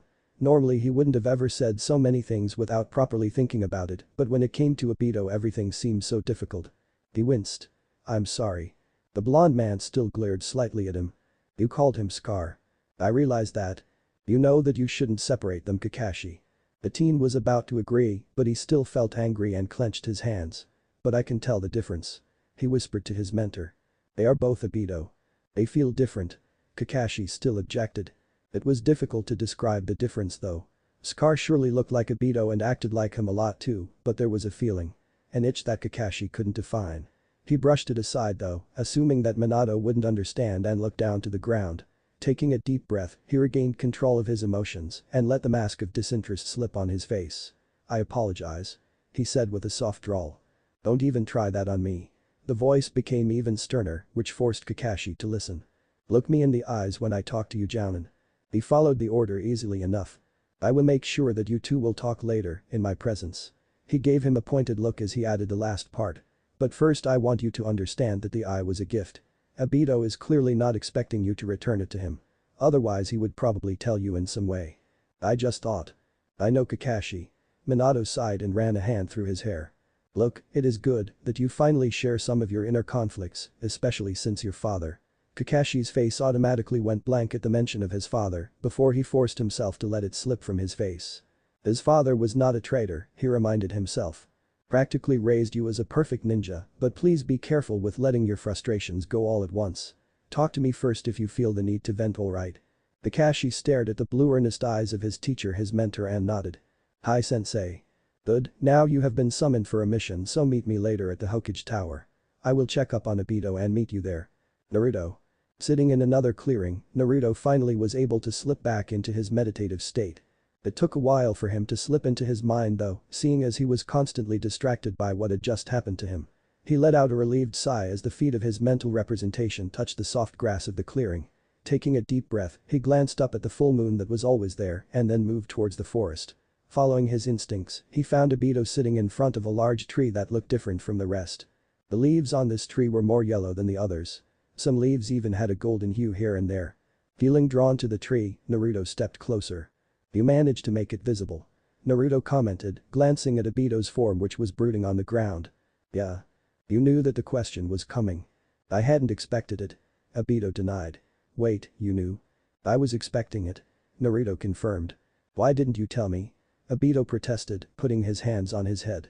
I thought that you knew. Naruto answered. Besides, it is your choice. Of course I don't want it back. I'm not going to let him roam around without a second eye that he lost because of me. So it is guilt then? And no. Naruto sighed when the answer came too soon. You do feel guilty. He pushed, not backing down when Obito glared at him. So what if I do? I'm not saying that I do, but what if? Would it matter? You actually expect me to ask my friend to give me back my eye? Is that what you think of me? Because I'm not going to do it, Naruto. It was a gift. I don't need it any more than him. Obito seemed to be taken back by the smile that he received from Naruto. I like that answer. Wait, what? I like your attitude, besides. He ruffled the boy's hair, causing him to pout. Caillou has been muttering about fixing the eye if that is possible. So it might not be possible. Nope. You are awfully calm about it. Obito complained. Wanna know why? Naruto asked and smirked when the teenager looked at him expectantly. Cause you still have your eye. He said, flicking Obito's forehead. The black-haired boy's eyes widened as he touched his forehead. Think about that for a while. Naruto prodded as he turned back to the block that stood in his way of helping out. I have to take care of this troublesome obstacle. Putting his hand on the tree's surface, he automatically let out a sigh of relief. This was his chakra. It was his raw, more uncontrollable and dense spiritual chakra that the body had automatically pushed away to protect itself when he arrived. Come back. He muttered. It's alright. It felt odd talking to his chakra like that, but he felt something shift under the tree's surface. Closing his eyes, he leaned against the tree, resting his forehead on the smooth surface. He suddenly felt an urge to breath and followed it without hesitation. The ninja gasped when he felt himself starting to actually absorb his chakra. He felt stronger. He felt energetic. He started to feel hyper, the energy that he had always had difficulty to control as a child. His eyes snapped open when the flow into his body became larger. There was too much to absorb at one time though. He wasn't sure if he was going to be able to use all of it. Gritting his teeth, he tried not to lose grip against a now burning strain that was pushing against him. He needed to push it back, he realized. He had to make sure that he could access it when he needed it, but he needed it back in storage. Help me out here, Obito. He growled under his breath and was thankful when Obito almost immediately stood by his side. Pushing his hands against the tree as well, Obito gasped in surprise as he felt the enormous amount of chakra that flowed under the tree's surface. This is your chakra? Yes. No wonder you could make so many clones. The Uchiha muttered as he helped his friend rein in the chakra. Both of them struggled to remain in control, but after an unknown amount of pain, the pressure of the chakra flow dispersed. Pushing most of the chakra back in the tree, it seemed to grow even larger than before. Finally, the two ninja managed to push the last amount of chakra back into the tree. Testing it, Naruto stepped back and only put one hand on the tree. He pulled a little bit of chakra back and was relieved to find that the rest of the chakra didn't crash down on him like before. Sighing in relief, Naruto flopped onto the ground. Now that he was charged with his own chakra, he was practically bouncing with energy, but he was tired at the same time. Wow. Obito chuckled right next to him, having followed his example. I feel somewhat high. Frowning, Naruto glanced to his companion. What do you mean? This amount of power. Obito shook his head. I take it back, Naruto. No wonder you beat SS Ninja. Well, the downside is that we have to keep it hidden for a while. We can't run around with such a prominent rise of chakra level. He glanced at Obito. Which means that you will have to try and make sure that it remains stored in the tree. Obito hummed in agreement. Do we have to do this often? He asked, looking slightly reluctant to do it again. Probably. My chakra is difficult to control. Hopefully we will get better at it in time. We should be able to start training really soon. Naruto said, practically beaming with excitement. The two of them sighed in relief at the same time at the thought of being able to train properly. They would have to work very hard, but that was not going to stop them. You poked my forehead. Obito suddenly spoke up. What about it? Naruto questioned as he started playing with the grass. I used to do that to Itachi-kun. Naruto glanced at him in surprise. He suddenly remembered a few vague memories that he had looked through. You are his example, aren't you? Yeah. Obito muttered wistfully. Even though the rest of my family mostly disliked me, Itachi-kun somehow saw something in me that he liked. I still haven't figured out what it is. The Uchiha stilled when Naruto started laughing at him. Don't make me punch you. He threatened as he sat up. Rubbing away some tears from his eyes, Naruto waved his hand in defense. No, I'm not laughing at you. It's just that. He stopped as he suddenly stiffened. What is it? Someone is nearby. I can sense it now. How? It seems that I managed to maintain some natural chakra. He said with an exciting grin. I didn't expect it that. More important though. I recognize the signature. We may have a problem though. What is it? I recognize the signature. It's an Uchiha. We don't want attention from your clan right now. Obito's eyes widened in understanding. Can we slip away? I know that this person won't allow that. He will be too curious if we do. Who is it? The one that you poked on the forehead. Naruto told him and easily noticed the excitement in Obito's eyes when he realized who he was talking about. You will let me talk then? If it can't be helped. Can you brats shut up for a moment? I see that you have finally managed to get your spiritual chakra back. About time. Kyuubi complained with a low growl. Now, as much as I despite your sword Uchiha, I agree with the brat that you would be the best to talk with him. Naruto would probably ruin it otherwise. He plainly ignored Naruto's protest. No need to be so rude, Kyuubi. I wouldn't be if you two weren't so damn loud. Now get going, you two are even more annoying when you are together and even worse with your chakra back. Why must I be the one that gets stuck with two hyper-ape monkeys? The demon muttered the last part under his breath. Obito stared with wide eyes at Naruto who grinned at him. Let's go poke his forehead, Obito. Though remember that we can't be too obvious about our identity. We don't want to gain the attention of your family yet. Naruto warned as he closed his eyes. Nodding seriously at the warning, Obito closed his eyes and tried to think back to the sensation that he had felt once before. A pull appeared in his stomach and before he knew it, they opened his eye. Naruto was able to keep his face blank while fighting against the facial expressions that Obito's reaction provoked, and he glanced towards the direction where he felt the familiar chakra come from. This chakra is awesome. Obito told him, feeling much stronger. Don't let it get to your head. Naruto chided him before he fell silent. Naruto didn't turn his head toward the bush that the young Uchiha was crouched behind as he calmly spoke up.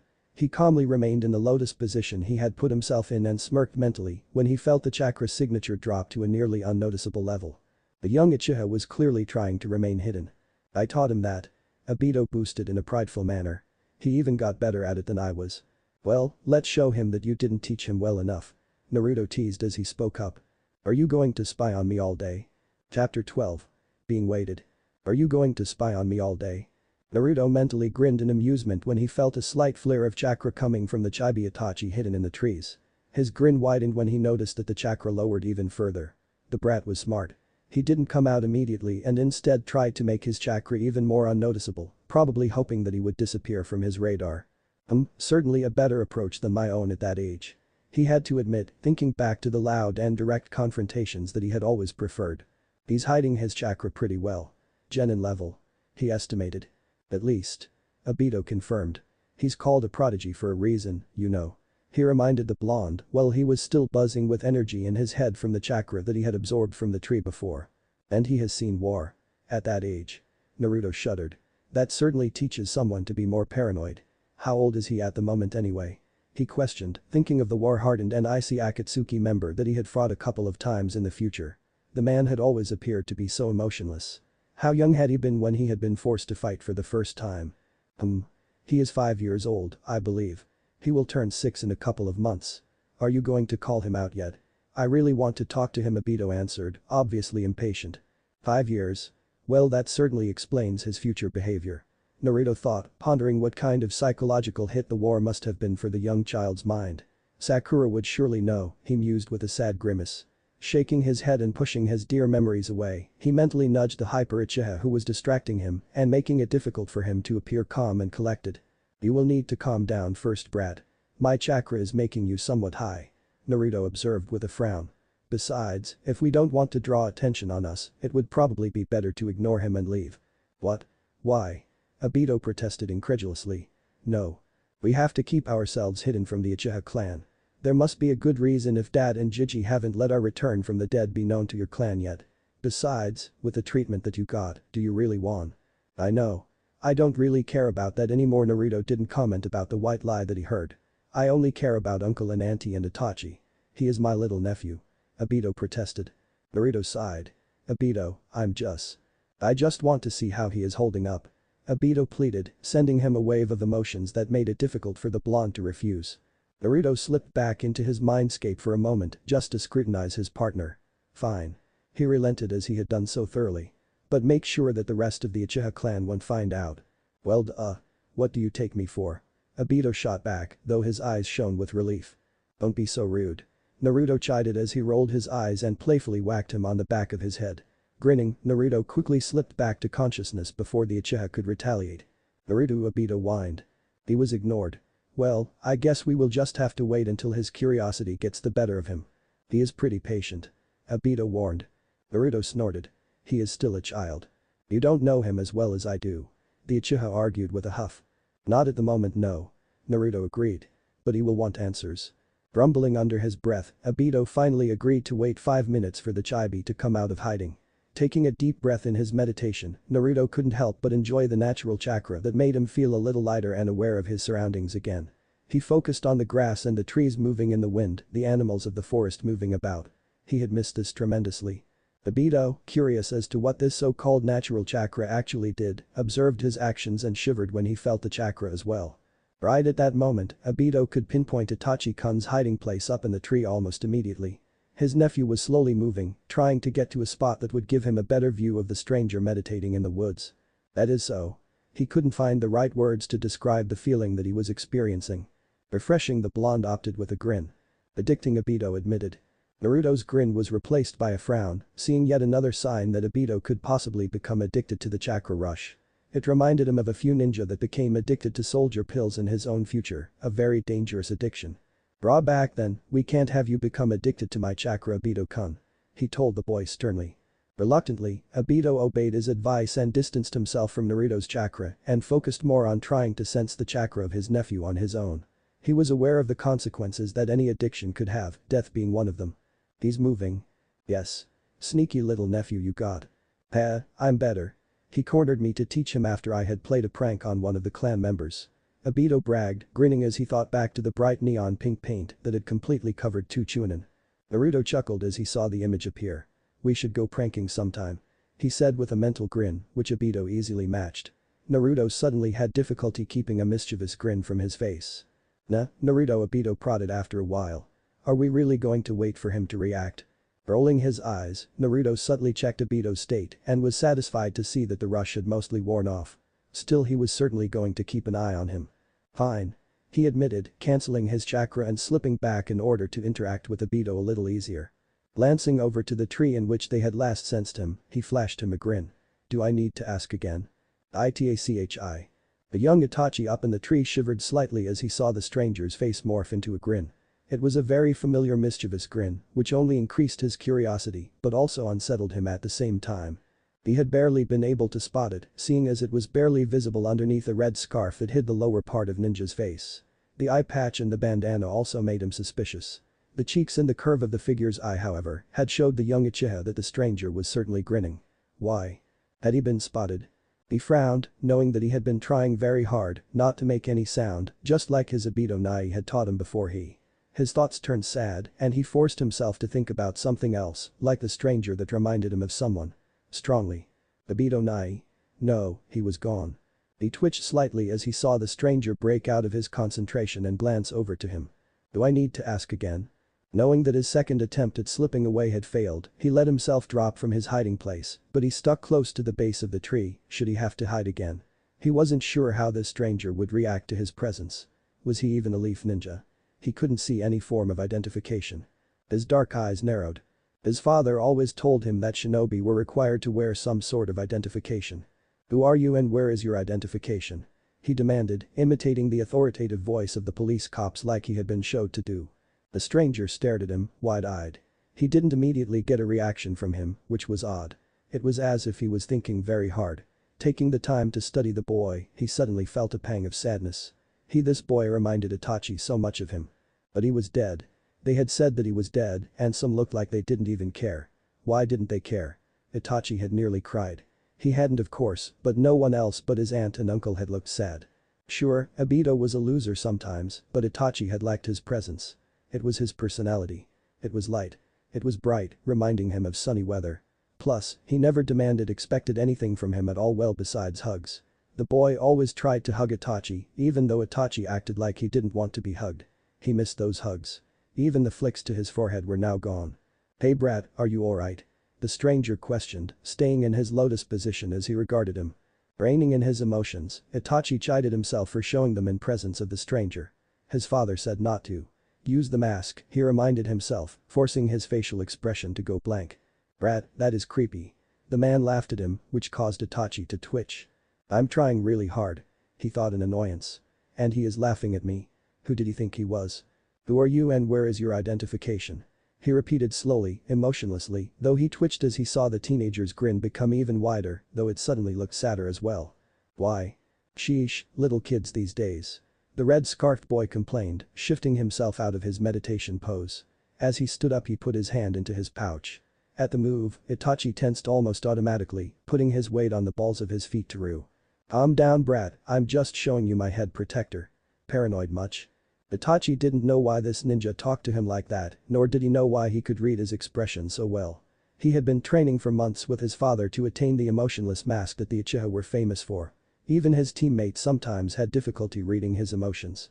Now this rude boy came along and was suddenly able to read him like only his mother could. Who the hell was he? Itachi didn't answer, nor comment about it though. Instead he let out a soft huff. "You are on grounds that are property of the Uchiha clan. Therefore it is my duty to make sure you are not a threat. Now who are you?" he said, reaching for his kunai pocket in a threatening fashion. Instead of giving him an apology like he had almost expected seeing as the Uchiha clan was well known and respected, the boy just laughed at him. "Nice try brat, but the clan ground starts from there," the teenager said, pointing to the tree that Itachi had dropped from and then drew an invisible line at another to Itachi's left. "This is all part of the outskirts, so you don't actually have the right to demand anything from me." The stranger was right, which unnerved Itachi more than he let on. How did he know that? Who was that? Feeling uncomfortable, the young academy student growled slightly under his breath. This stranger was pushing his buttons. No, he told himself, why was he letting him push his buttons? He shouldn't care about what he was saying. "Still, that doesn't mean I am not a Konoha ninja," the boy told him, once again grinning. "Here." He showed Itachi his headband. Trying to activate his unmastered Sharingan for a moment, Itachi scanned the headband and the man in front of him. Well, the headband looked real. He probably was his eyes widened, and for a mere second his Sharingan did appear before it died out. It made him slightly dizzy, but he was too distracted with his findings than to pay attention to it. Had that been his Sharingan? "You managed to activate it already?" the stranger in front of him whispered in shock. "Heh, you really are a genius. It will take a while for you to master it though. What is wrong with your chakra?" Itachi blurted out, not paying attention to what the ninja said.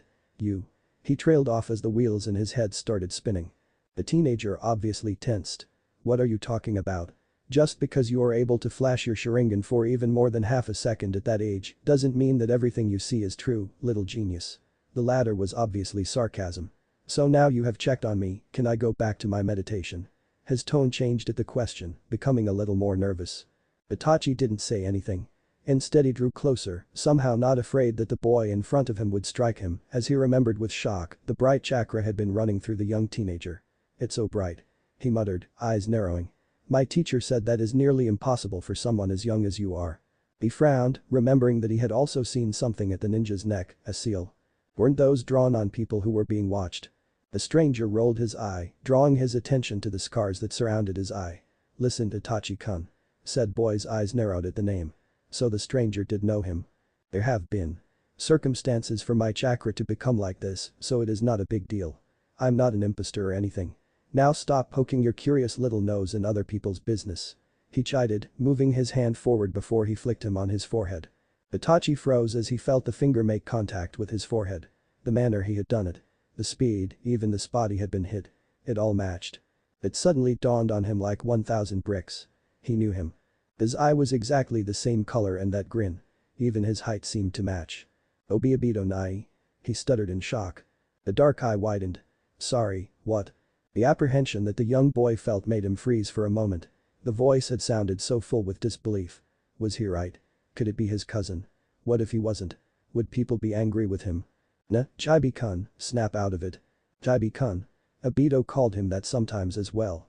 Suddenly feeling a lot more determined, the young prodigy charged forward, determined to grab the scarf that was hiding the boy's face. If it really was his cousin. Why hadn't anyone told him? The young child expected to be blocked, so with a jump, he kicked out to keep the boy's arms occupied as he reached for the scarf. The teenager had seen it coming however, and easily pushed him away from the red shawl and jumped back. Sneaky brat. It's rude to attack people like that. You're rude too. The 5-year-old shot back childishly without even thinking and ran towards him once more. It was not difficult for him to fight. He had been training since he could walk. He just had to follow his instincts and grab that stupid scarf to prove his theory. Point taken.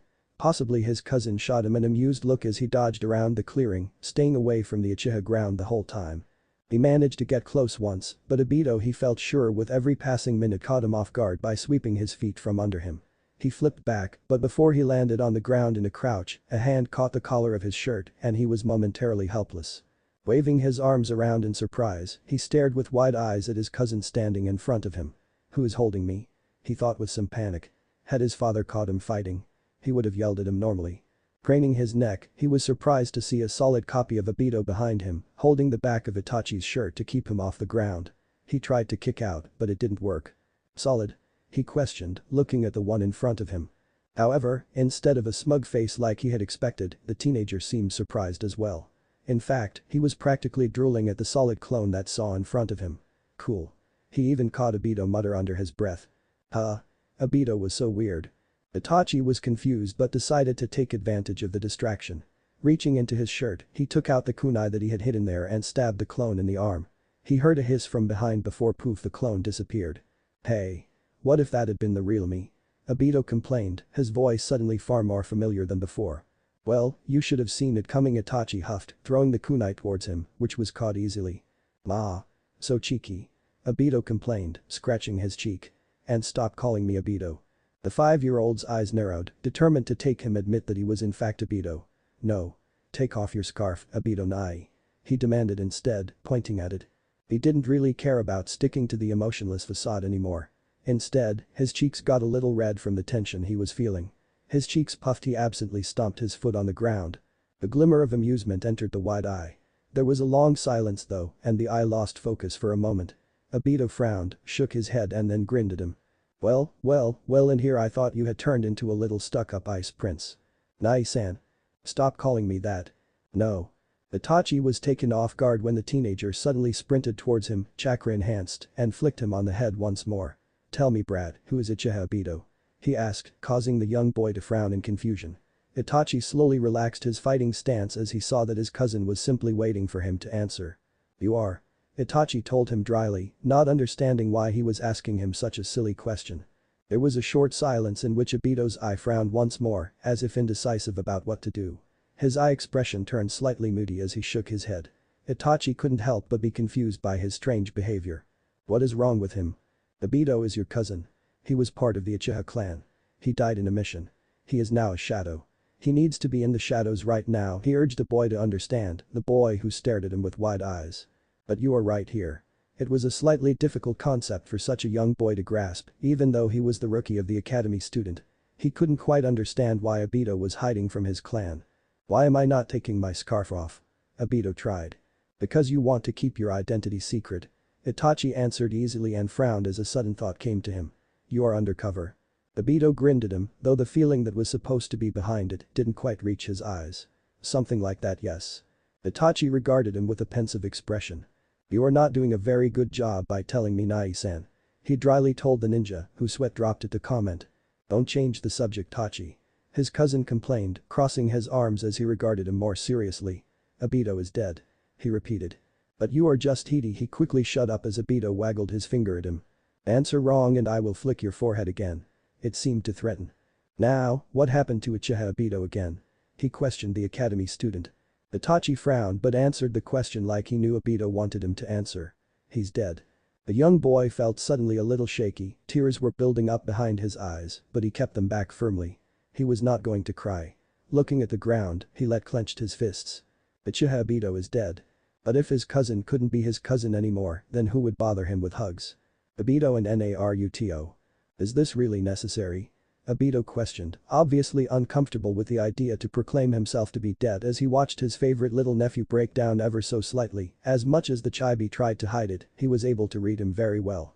He needs to understand that he has to keep quiet about us. Naruto shot back, frustrated with himself. He shouldn't have given in, letting the two talk. Instead, he should have left as soon as possible. No matter that the kid was 5 years old. He was Uchiha Itachi of all prodigies. Of course, he had to have spotted his chakra by some fluke incident. Damn it. Well, at least he now knew that he would have to be careful with hiding his chakra from the Uchiha and Hyuga clans. Obito twitched uncomfortably as he felt the frustration of his mental partner and subtly tried to gain once again control over their shared body. Naruto didn't put up a fight at all, but kept brooding nonetheless. It unnerved the Uchiha slightly, having seen him deep in thought before, but never actually brooding of all things. Why are you surprised, Gaki? You should know by now that when you try to place a limit on your actions that you always go over them, positive and negative. The fox grumbled, putting in his 2 cents. Oh, go and clean your fur or something. Naruto shot back with a huff. Rolling his eyes as the two started arguing, with Naruto acting more like his usual loud self, Obito focused on his little nephew, who was thinking really hard to understand what Obito was saying. Uchiha Obito is dead. It hurt to hear his favorite little brat say those words out loud with the choke-filled voice he had. Not even thinking about his actions, he drew closer to his nephew. Itachi started slightly when Obito took a few steps closer to him, crouched down and then slowly encircling his arms around the young boy, causing him to tense. For now. Obito whispered under his breath, waiting for Itachi to relax his body. It took longer than he had expected though, which worried him. What had happened to his cute little academy student cousin? For now. He repeated, squeezing the boy. That doesn't mean that you can't make a new friend. They stood there for a while before Itachi spoke up. You can let go now. Obito smirked. Who said that I want to let go? Obito Nai. The exasperated tone made the older Uchiha feel slightly better. Let go. Not before you hug me back. Itachi glared at him as he realized that he had been tricked. Oh, don't act like you don't like it, Itachi. He emphasized the last nickname. Don't call me that. Itachi protested. Obito just laughed. With a sufferable sigh, the young boy wrapped his arms around his waist and hugged him back. He quickly drew back again, though there was a tiny bit of reluctance in his actions. The one-eyed boy smirked when he felt the boy push against his grasp. And? Before you promise me something. Itachi glared up at him for tricking him. Last condition before releasing me? Yes. Obito agreed with a grin, but Itachi didn't look convinced. Promise? Rolling his eye, Obito let out a sigh. Promise. Well. What kind of promise do you want me make? The academy student asked, subtly snuggling back in his arms. Chuckling, Obito ruffled his hair. I need you to keep our meeting, Obito's existence and my existence, the connection between us which doesn't exist by the way. He shot the boy a pointed look. The fact that we know each other, that you have seen me before and. He was cut off as Itachi slapped his hand over Obito's mouth. I get it, Oer. Nai-san. Obito let out a muffled chuckle. Itachi didn't pull his hand away though, which brought another mischievous glint into his eyes. Itachi was about to pull away his hand when he saw it appear, but he was too late. You what? He cried and rubbed the saliva on his hand from Obito's tongue using Obito's scarf, who just laughed at him. No, seriously, Itachi-kun. He told the boy, his face shifting into one that matched his words. Keep quiet about me, alright? This is our little secret. Don't even tell your family. He told the boy with a stern look. Not even my aunt and uncle. Not even your teammates or the Anbu. The Hokage knows about me, but you need to be quiet about me to everyone else. Fine, I promise. Itachi said, looking him in the eye as he said so. Pinky promise. Nai-san, how old are you? Older and wiser than you, Chibi. Don't try to change the subject. Obito chided, tugging playfully on his tiny ponytail. Sighing, Itachi wrapped his small pinky around Obito's outstretched one and shook it. I pinky promise with my honor and pride, he seriously stated. Maybe a little too serious for Obito's liking, but it did the trick. Thank you. Slowly the two stepped away from each other and studied each other, and Itachi slowly realized that he probably wouldn't see Obito for a long time. We need to go, Obito. We still need to release some chakra before other people notice. Naruto reminded him. Take care, Tachi-kun. Obito told the boy, don't remember me. Itachi pushed his hands in his pockets and smirked. Remember who? He said, causing Obito to chuckle. Oh, I taught you well. You make me proud. He winked at the child, who blushed slightly at the compliment before he tried to make his face blank once again. Jana. He said, turning around. Wait. He turned to his little cousin, who was looking up in the air to avoid his gaze. Air. Will you? I mean, are you planning to come to my graduation ceremony when I graduate? Obito didn't grin this time, but smiled instead. Of course, he winked as the young boy sweat dropped at the nickname. Of course. Now go back home, your mother must be worried. Hi. Itachi agreed brightly as he scampered off. John Idachi. Obito called out just before Itachi disappeared. Don't call me that, Nai-san. Itachi shouted back, causing Obito to smile happily. As they walked away, Naruto took back over and flashed through the hand seals that would transport them away. We will see him around, Obito-kun, but it is time to train. I know. Wait, does that mean more of your chakra? Not for you, no. Oh. Obito tried not to sound too disappointed. Reaching the last sign, Naruto released a little bit of chakra to transport just as he heard Obito, what or why. The teen was already running though. Naruto kept their body from freezing at the voice, knowing that he needed to slip away this time or they would never be able to step up their training. Wasn't that sensei? Obito commented. Yup. He is not going to like this, right? Nope. So are we going to be in trouble, aren't we? Certainly. They appeared in the middle of another training ground far into the outer skits of the village that it would be idealistic for training. Obito hummed. Best to make those clones quickly because sensei will catch up soon. He is kinda very fast. Kinda? Naruto echoed with a snort. Don't worry, I'm already on it.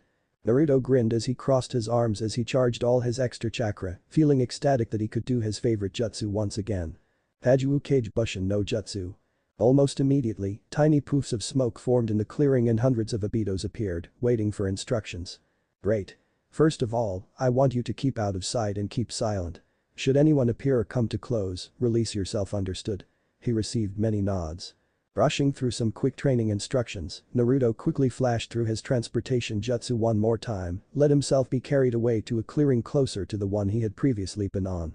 He had only been there for about 30 seconds when there was a flash of light and Minato stood in front of him, his arms crossed and glaring at him.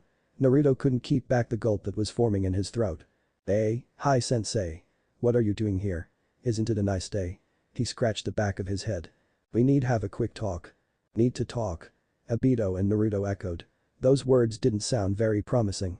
Even in my days, those words meant that you are doomed. Kyuubi chuckled oh so helpfully. Naruto let out a disappointed sigh. I was afraid of that.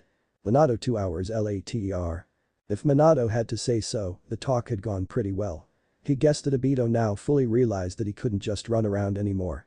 It had also given him the opportunity to study his student for any odd behavior as well, but somehow it only seemed that he was becoming more like the old Obito as more time passed. Are they actually merging? He had been hopeful, but Obito had quickly shot that down when he had asked, but revealed that they could work together more. The theory behind it had been interesting, but not enough to calm him. He had wished that he had more time, but there was an appointment to take care of, so that meant that he would have to leave soon. He would also have to see Kakashi off for his own mission. He was going to be leading his first mission without his presence, and some encouraging words would hopefully make him feel slightly better about leaving Obito. But first, he had another one of his brats to take care of. Listen Obito-kun, I know that you don't like being supervised, but you know the circumstances. He told the boy as he hopped from tree to tree towards the Hokage Tower. Supervised? His student sputtered. Babysat you mean? Like you have been doing for the last couple of weeks. We already discussed this Obito. Don't make me repeat myself. Yeah, unknown seal, unstable, possibly mentally retarded, possible threat, but the threat is too unknown to let go. Obito drawled, waving his hand around his head in emphasis. Minato frowned at the tone. He had hoped that he mentally slapped himself on the head for keeping the personalities once again apart, the more recent Obito wouldn't be so distrustful toward them. Not that he wasn't somewhat right about the situation though. It's not like that. He told the boy sternly. Though not knowing who has done this to him certainly is part of it. He admitted. How unfair it may seem, the only reason why Obito hadn't undergone a more strict protocol so close after the war had ended was because of his close relationship to Minato, his loyal character, Minato's knowledge of the seal that had been in his head, and Inoichi backing him up that there was no disloyalty spotted in his mind. Besides, he also was still a child, and even the fact that he was in Uchiha and close to Kakashi was an advantage for him. He was lucky that Konoha was a ninja village that valued their morals so much as they did, or he would have been screwed. Minato smiled, feeling suddenly much more proud of the village that he would soon come to protect to his fullest extent. The Uchiha sighed tiredly. Minato-sensei. I won't run away. Can you let me go now? Nope. Minato said cheerfully, pushing the moody thoughts away. You might try to run away again. Promise I won't. As soon as we are out of the forest, I will flash you to the tower. There is no need to waste time. But I'm starting to feel like I have to puke. Obito complained, crossing his arms while Minato literally carried him under his arm as if he were a sack of potatoes. Then you shouldn't have tried to slip away. Obito huffed but didn't reply. So who is going to supervise me anyway? He asked, parroting Minato's choice of wording from before. Minato could only grin widely at the question. You will have to wait and see. Obito, however, had spotted the wicked grin forming on his sensei's face and craned his neck to take a better look. Why are you grinning like that? He asked suspiciously. He didn't answer the Chunin, but chuckled instead. Sensei. The boy tugged on his vest. Even I don't grin like that when I have pranked someone. He voiced, showing an Obito-like curiosity. Tell me sensei. Please. The grin widened even more. You will come to like him eventually. The blonde allowed to slip before he channeled his chakra and disappearing in a flash with his poor student sensei. Wait. Put me down fear. In his arm. Naruto in the Hokage Tower. Obito, because I will be gone for a short period of time with the Hokage for some last training sessions, I found someone to keep an eye on you. I would have Dump. Have you looked after by Kushina, but she is momentarily on a mission. She will probably look after you when she comes back, but in the meantime someone else will look after you. Minato ruffled the boy's hair, who glared at him at his little slip. Babysit me, you mean? The young teenager grumbled. It seems like sweet talking is not going to work, Minato-kun. A new voice cut in. The ninja glanced over to glance at Obito. You called me back from my super important mission to babysit this brat? The man asked, turning to the Hokage. It is not babysitting. No way. Naruto cried out as he pointed to the familiar figure that had just stepped into the room. He actually needed to take a deep breath in order for him keep him from hugging the man. He's alive. Wasn't he? Obito asked. Yeah. Naruto echoed absent-minded. The newcomer glanced at Naruto for a moment. So this is the little gaki who is loud too, huh? Doesn't look like much. Why you? Obito, be nice. His sensei chided. But sensei. The Uchiha complained, glaring at his father and the Hokage, who were watching the exchange with amused expressions. The older man huffed. No respect for your elders these days. Do you even know who you are talking to? I am the legendary Toad. Yeah, whatever. Naruto cut him off, unsure whether he would be able to handle his emotions if he were to see his future mentor go through the familiar routine. Why you little? Obito. Minato cut in, drawing his attention, his hand rubbing his forehead in annoyance. Do you remember my sensei Jiraiya, one of the Sannin? Sensei, I have told you about Obito-kun. The two regarded each other openly, and Naruto couldn't help but shiver as he for a moment saw a familiar studying glint appear in his sensei's eyes. He was probably already thinking about the seal in his mind then. If there was one thing that his sensei loved, it was puzzles. Well, besides his books and research then. The man certainly looked younger than he remembered him to be. It was weird to see him like this, but no matter how he studied him, he still was the Jiraiya that he had come to know. Should he tell him what was going on? He would be a very valuable source. That was for sure. He was a noble ninja as well. If he really was the Jiraiya that he came to know, then he would certainly trust him with his life. The time traveler struggled to keep his emotions under control. Still, if he didn't dare to tell even his father the truth of what was going on. We could trust him, you know. Obito argued. I trust sensei with my life as well. We need to think about this for a while longer. Naruto agreed. We can't tell everyone though. If they for 1 second doubt us, certainly with the whole unstable mentality going about, we could be locked up and we would have a huge problem. Yo brat, I know you must feel honored and overwhelmed to be in the same room as me, but there is no need to space out. Iro-sensei joked with a laugh. Snapping out of his thought, Naruto crossed his arms and huffed. I don't feel like that at all. Pervert. He muttered under his breath, but Jiraiya's keen ears heard it anyway. What was that? The Sannin asked, grinning broadly. A familiar glint appearing in his eyes. Uh-oh. Why is he looking at you like that? Obito questioned him, shivered uncomfortably. Damn, I must have shown some recognition. Stupid mouth. Naruto realized, mentally hitting himself on the head. Nothing. He tried to defend himself, but his traitorous puberty caused his voice to go just a little higher than would be convincing. Just so you know, boy. I'm not a pervert. I'm a super pervert. The white-haired ninja made another dramatic pose. He told the boy, patting him on the head. Normally, such behavior would have made Naruto shudder, but he was very familiar with the man. In fact, he was enjoying the feeling of the man ruffling his hair like he had done many times ago during his training trip. He remembered the conversations, the popsicles, the trainings and the annoying researches. Naruto. Don't lose track please, I can't take over if you space out. You must have read my first book then. Very sneaky of you. You are a bit too young for that book though, but I can't help that my literature is so entertaining. Wait what? Flushing red, he seemed much more emotional in this teenager's body. He quickly waved his arms in front of him in denial. I didn't read a perverted book of yours. There was a short silence as he realized suddenly what he had said. No. I mean. It was of no use as Jiraiya was already laughing loudly and Minato gave him another I will have a talk with you later on. Stupid Iro-sanin. He grumbled, catching himself just in time. Well, I guess I will have some time to keep an eye of him Minato-kun. Jiraiya told the man, grinning. The man shot his sensei a glare just. He sighed. Just. Don't corrupt him sensei. The Sanin simply grinned. Have fun on your last training trip future Hokage-sama. Don't worry, I will keep him safe. He teased the blonde man as he grabbed Naruto's red scarf, pulled him back. Then he turned to the Sandaime. See you around sensei. I let you a present in your drawer. Sensei, please. I can't come with you. I will keep quiet. Just please don't let me. Naruto pleaded, putting his hands together as he did. Now, let's go brat. Naruto waved his arms as he was heaved up by his collar and carried away. Wait. I can walk. What is wrong with you people ah? Struggling against the Sannin was useless as he was dragged out of the window after the man. Iro-sanin. Minato. Why doesn't anyone use the door? The Hokage grumbled as he took another drag from his pipe. The blonde didn't pay him much mind, used to the complaints, but instead stared after the pair that disappeared through the window. I hope I'm not going to regret this. The Hokage chuckled. Jiraiya won't corrupt him more than the boy allows. That doesn't make me feel much better. The ninja muttered dryly. The Hokage chuckled as he stood up. He made a gesture with his hand and a ninja dropped down from the ceiling. Please keep an eye on everything while we are gone. Let me know if anything happens, especially when it concerns the council. He gave Minato a pointed look. I trust that you know to keep quiet about Obito. He repeated gravely. Hi, Hokage-sama. Good, dismissed. He told the man. Turning to his future successor, he smiled. Well, now that is taken care of, let's go. We might even be back in time for you to greet Kushina-chan when she gets back. He told the blonde, a knowing look in his eyes. Perverts, all of you. The blonde complained, but the smirk on his face showed that he was simply amused. Well, maybe there will even be a child in a few months' time HMMN. Sarutobi prodded with a knowing smirk. Old man. The blush on his face though, gave away more than enough. Well let's go Minato-kun.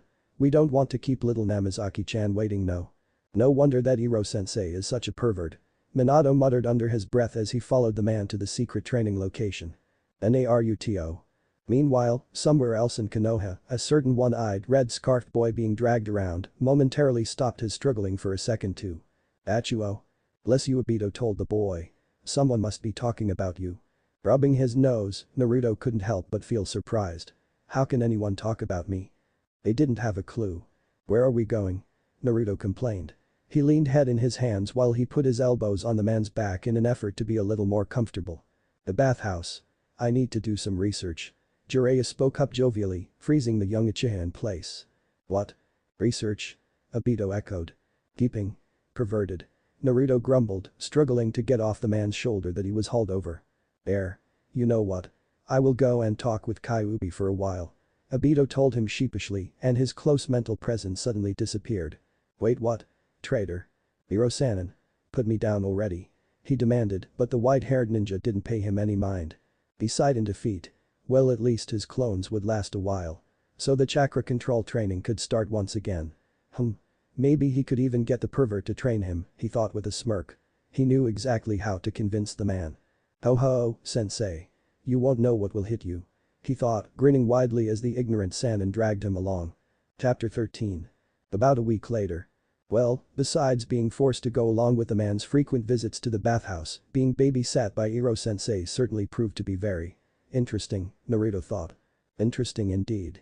Interesting and somewhat uncomfortable as well. Maybe even a little nostalgic. He frowned as he felt the man weighing him down to keep him on the ground. A small rock was poking him uncomfortably in his chest, making him twitch in annoyance. He couldn't try to move away easily, as it would only poke him harder. Naruto's hand pulled at the other hand that was covering his mouth, trying to get the Sannin to release him. He wondered if he should to lick it, but his face scrunched up as he suddenly realized that there might be toad slime on there, which saved him from actually licking the hand at the last moment. With a more resistant tug, the hand released him, but not without a quick shhh. Being hissed in his ear telling him to be silent. Naruto tried, but after a few minutes, he had had enough. His patience might have grown tremendously, but this was just stupid. Iro-sanin. Naruto spoke up, his nose twitching as the grass tickled his nose. Silent brat, we don't to be heard. Said Iro-san and shushed the young ninja again, still effectively keeping him to the ground by his elbow, preventing him from escaping the bushes they were hiding in. The one-eyed Uchiha stifled a tired sigh and didn't argue. He never changes. He thought ruefully, silently enjoying the man's familiar antics, however odd they may seem. This wasn't even that strange. After all, the man above him had thrown him off a freaking cliff once. A stone was still poking him though, so with a little more effort, Naruto finally managed to shift his weight slightly to lie a bit more comfortable. The tightening of the Sannin's grip on his blood-red scarf was a clear warning not to give away their position, but Naruto wasn't planning to do that.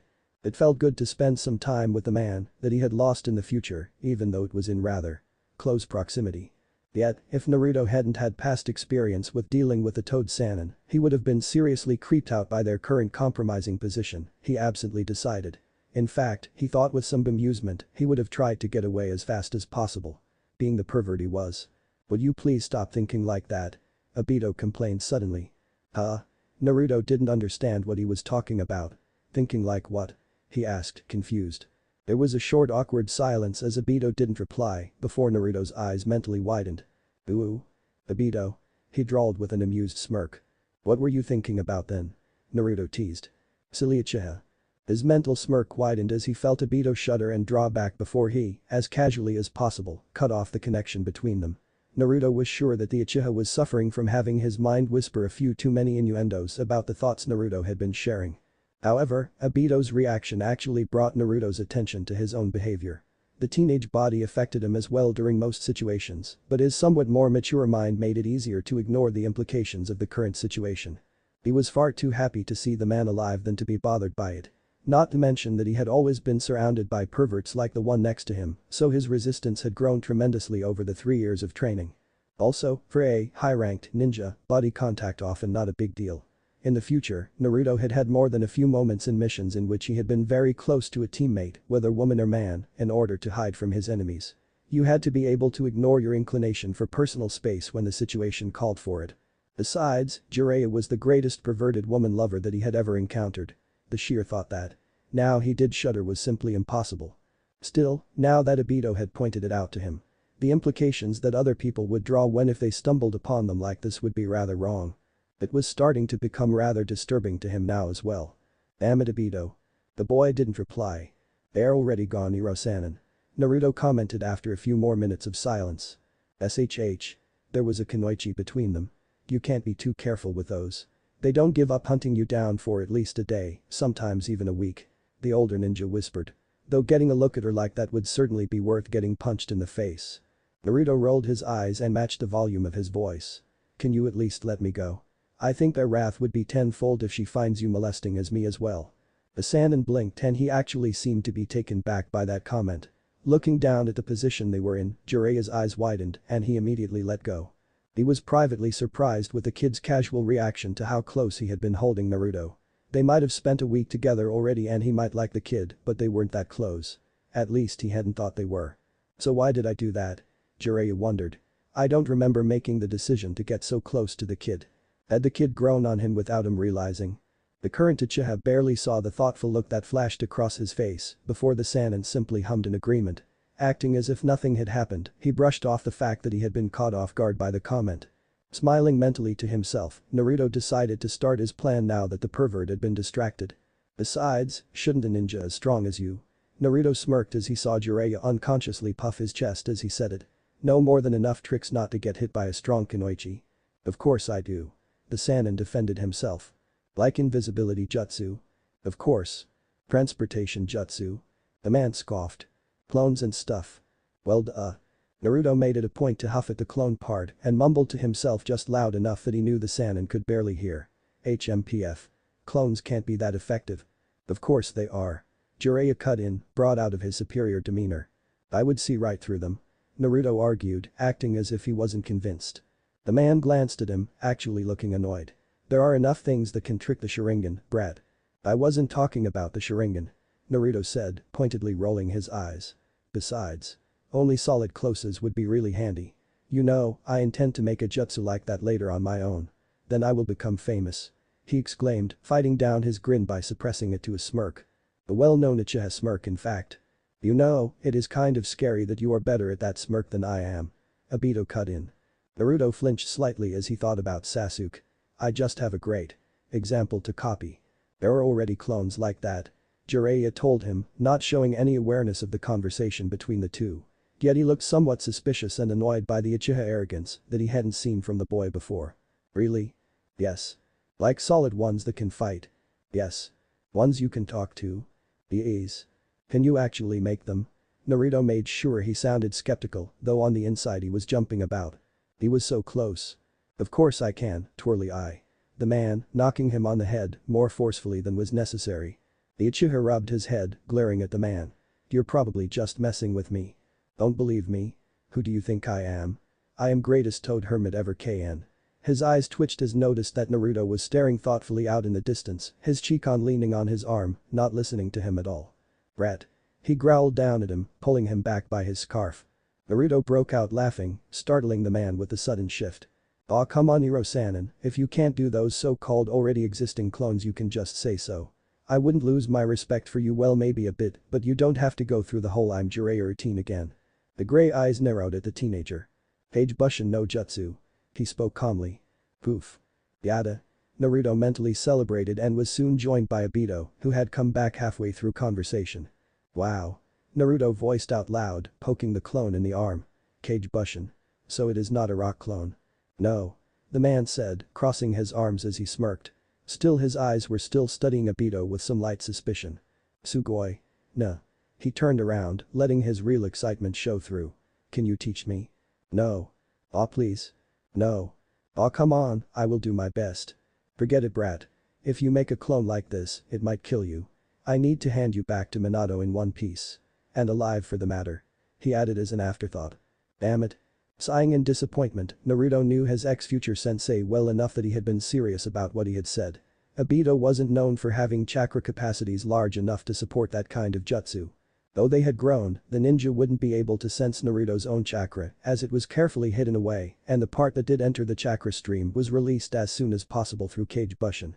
On the outside, Naruto adopted a slouching posture of defeat. It wasn't like he really needed Jiraiya to teach him, he knew the jutsu after all, but he needed an excuse to be able to use it other situations. Having been taught by the Sannin of all people would give him the perfect opportunity. Should have had my Sharingan on. He sighed. Then I could at least have an excuse to be caught with it. What did you say? The Sannin said coldly. It wasn't a question and Naruto cringed mentally as he identified Jiraiya's tone. He was not happy. How could he have ignored the fact that Jiraiya had a knack for hearing soft voices and whispers? There was a reason why he was a spy master. Well then I could have tried it on my own. He quickly defended himself and made sure to pout, he was still young enough to be forgiven. Somewhat. Though Naruto had expected the punch, it still hit harder than he had anticipated. That was going to leave a bruise. You think that you can just copy everything, don't you? Here I thought you might be a little different than that clan of yours. I don't know why Minato is so proud of you. The words hurt more than Naruto had anticipated as well. I'm not like that.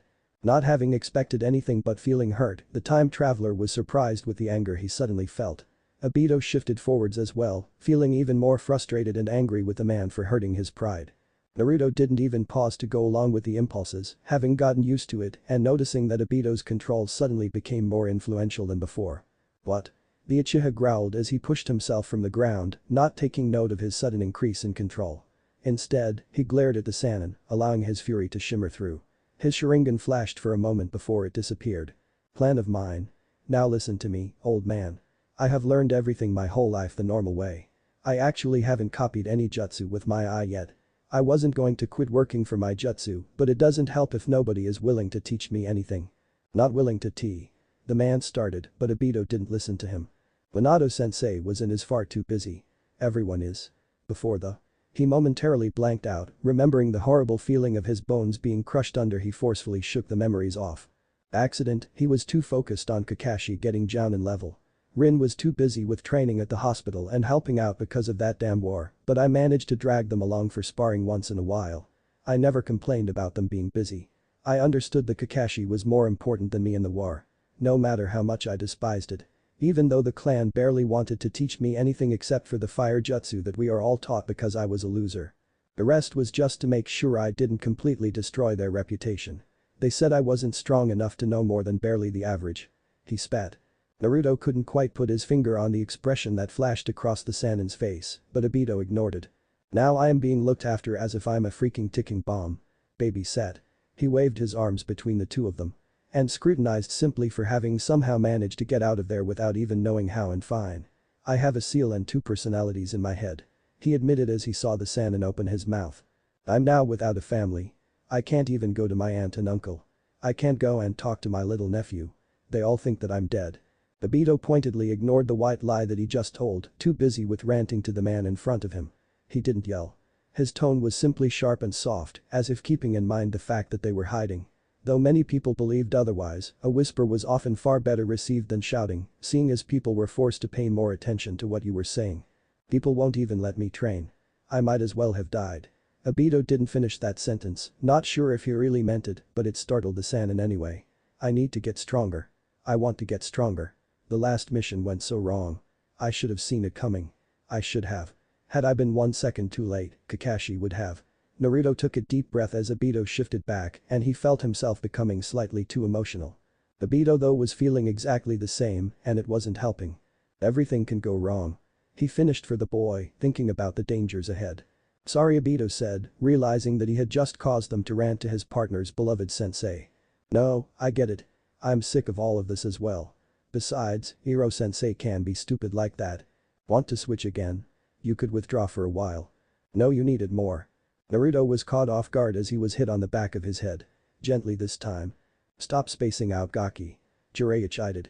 Gaki? He had often called Naruto a Gaki in the future. Acting like nothing happened, he shot the man a determined glance. You know what? Whatever. I will make my own solid clone jutsu.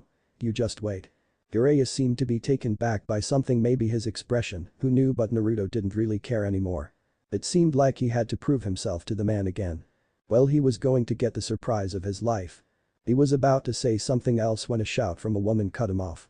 Pervert. I know you are here. Said pervert froze. Naruto turned around and walked away, but paused as his scarf was grabbed. He glared at the man before he pointedly put his finger against his lips, threatening to yell if he didn't let go. Jiraiya weighed the decision for a moment before he released him.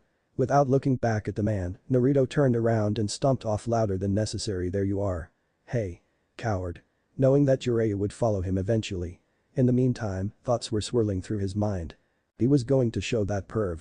Still. How to improve the Kage Bushin no Jutsu. The Uzumaki wasn't really a newbie when it came to inventing his own jutsu. Take his henge for example, the large amount of chakra that he used actually shaped and somewhat changed him, instead of being a mere illusion. Sexy no jutsu had been the prime example. Ibisu perv hadn't just passed out from seeing the image of being surrounded by sexy woman. Naruto frowned. This was different though. So you were going to change the jutsu? Yes. I'm going to show that Irobaka-sensei. Do we really have time for that? Naruto's expression became more serious. Actually, more sturdy clones is just what we need. Even more important, if we somehow get you out there. Obito's eyes widened in surprise. We would be able to fight against Madara more efficiently. Obito stayed silent for a while, trying to grasp the concept. It was a pet project of mine in the future, so I know the basics, but the clones were never sturdy enough. I couldn't find the right way to create one. There was always something missing. Nor did I have enough chakra control. Naruto continued to explain to the Uchiha before he was taken aback by a rush of excitement from the boy. So how are you going to start? By cancelling my clones and the. They already cancelled. Obito told him, waving the issue away, clearly eager to learn more about his plan. Naruto paused mid-step. What? They already cancelled about half an hour ago. They got a lot of training done by the way, but they had to poof away because people were getting too close. Obito impatiently explained, wanting to find more about this whole clone thing. He might be able to interact with people this time. Naruto frowned as he realized that he did indeed have the memories of the clones. In fact, he had even clearer memories than he usually had. Normally, he would be more aware of the transition of the memories. This time however, he hadn't even noticed receiving them.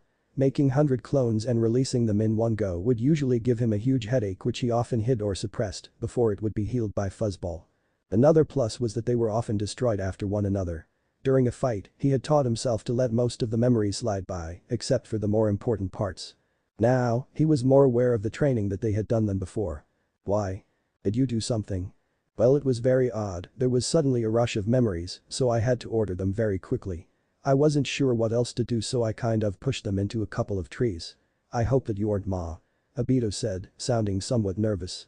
Sugoi. Naruto cut him off. Huh? Obito, you are awesome. He continued to gush. Uchiha blinked, confused. Wow. Now since my memories are clearer my chakra control must be. He shivered slightly as he felt that his chakra control had improved more than he had expected. His excitement returned tenfold. Obito, I love you. Seeing as chakra control was essential for improving one's endurance, this was far better than learning more jutsu. Basically, if you had good chakra control you could compromise for your lack of skills in other area much easier. Sakura's punches were a prime example of having perfect chakra control. Naruto shook with excitement as he became aware of the possibilities that he could explore. He suddenly felt like he was a step closer to getting this body ready for the confrontation that would come. The Uchiha shuffled away, not knowing what he was planning. Now I only have to find a way to keep the clone stable for a longer period of time. Maybe a few that can take more hits. Naruto frowned. I don't have much time though. I only have about 9 months left. This sucks. About 9? Obito suddenly echoed, as if something occurred to him. Yeah, the Kyuubi attack, remember? Naruto shot back, annoyed with the idea that he might have forgotten. No, of course I didn't forget. It's just that. What? Well. Obito stalled before deciding to change the topic. Nah, about that jutsu. Don't change the topic. Tell me already. Naruto huffed, crossing their arms.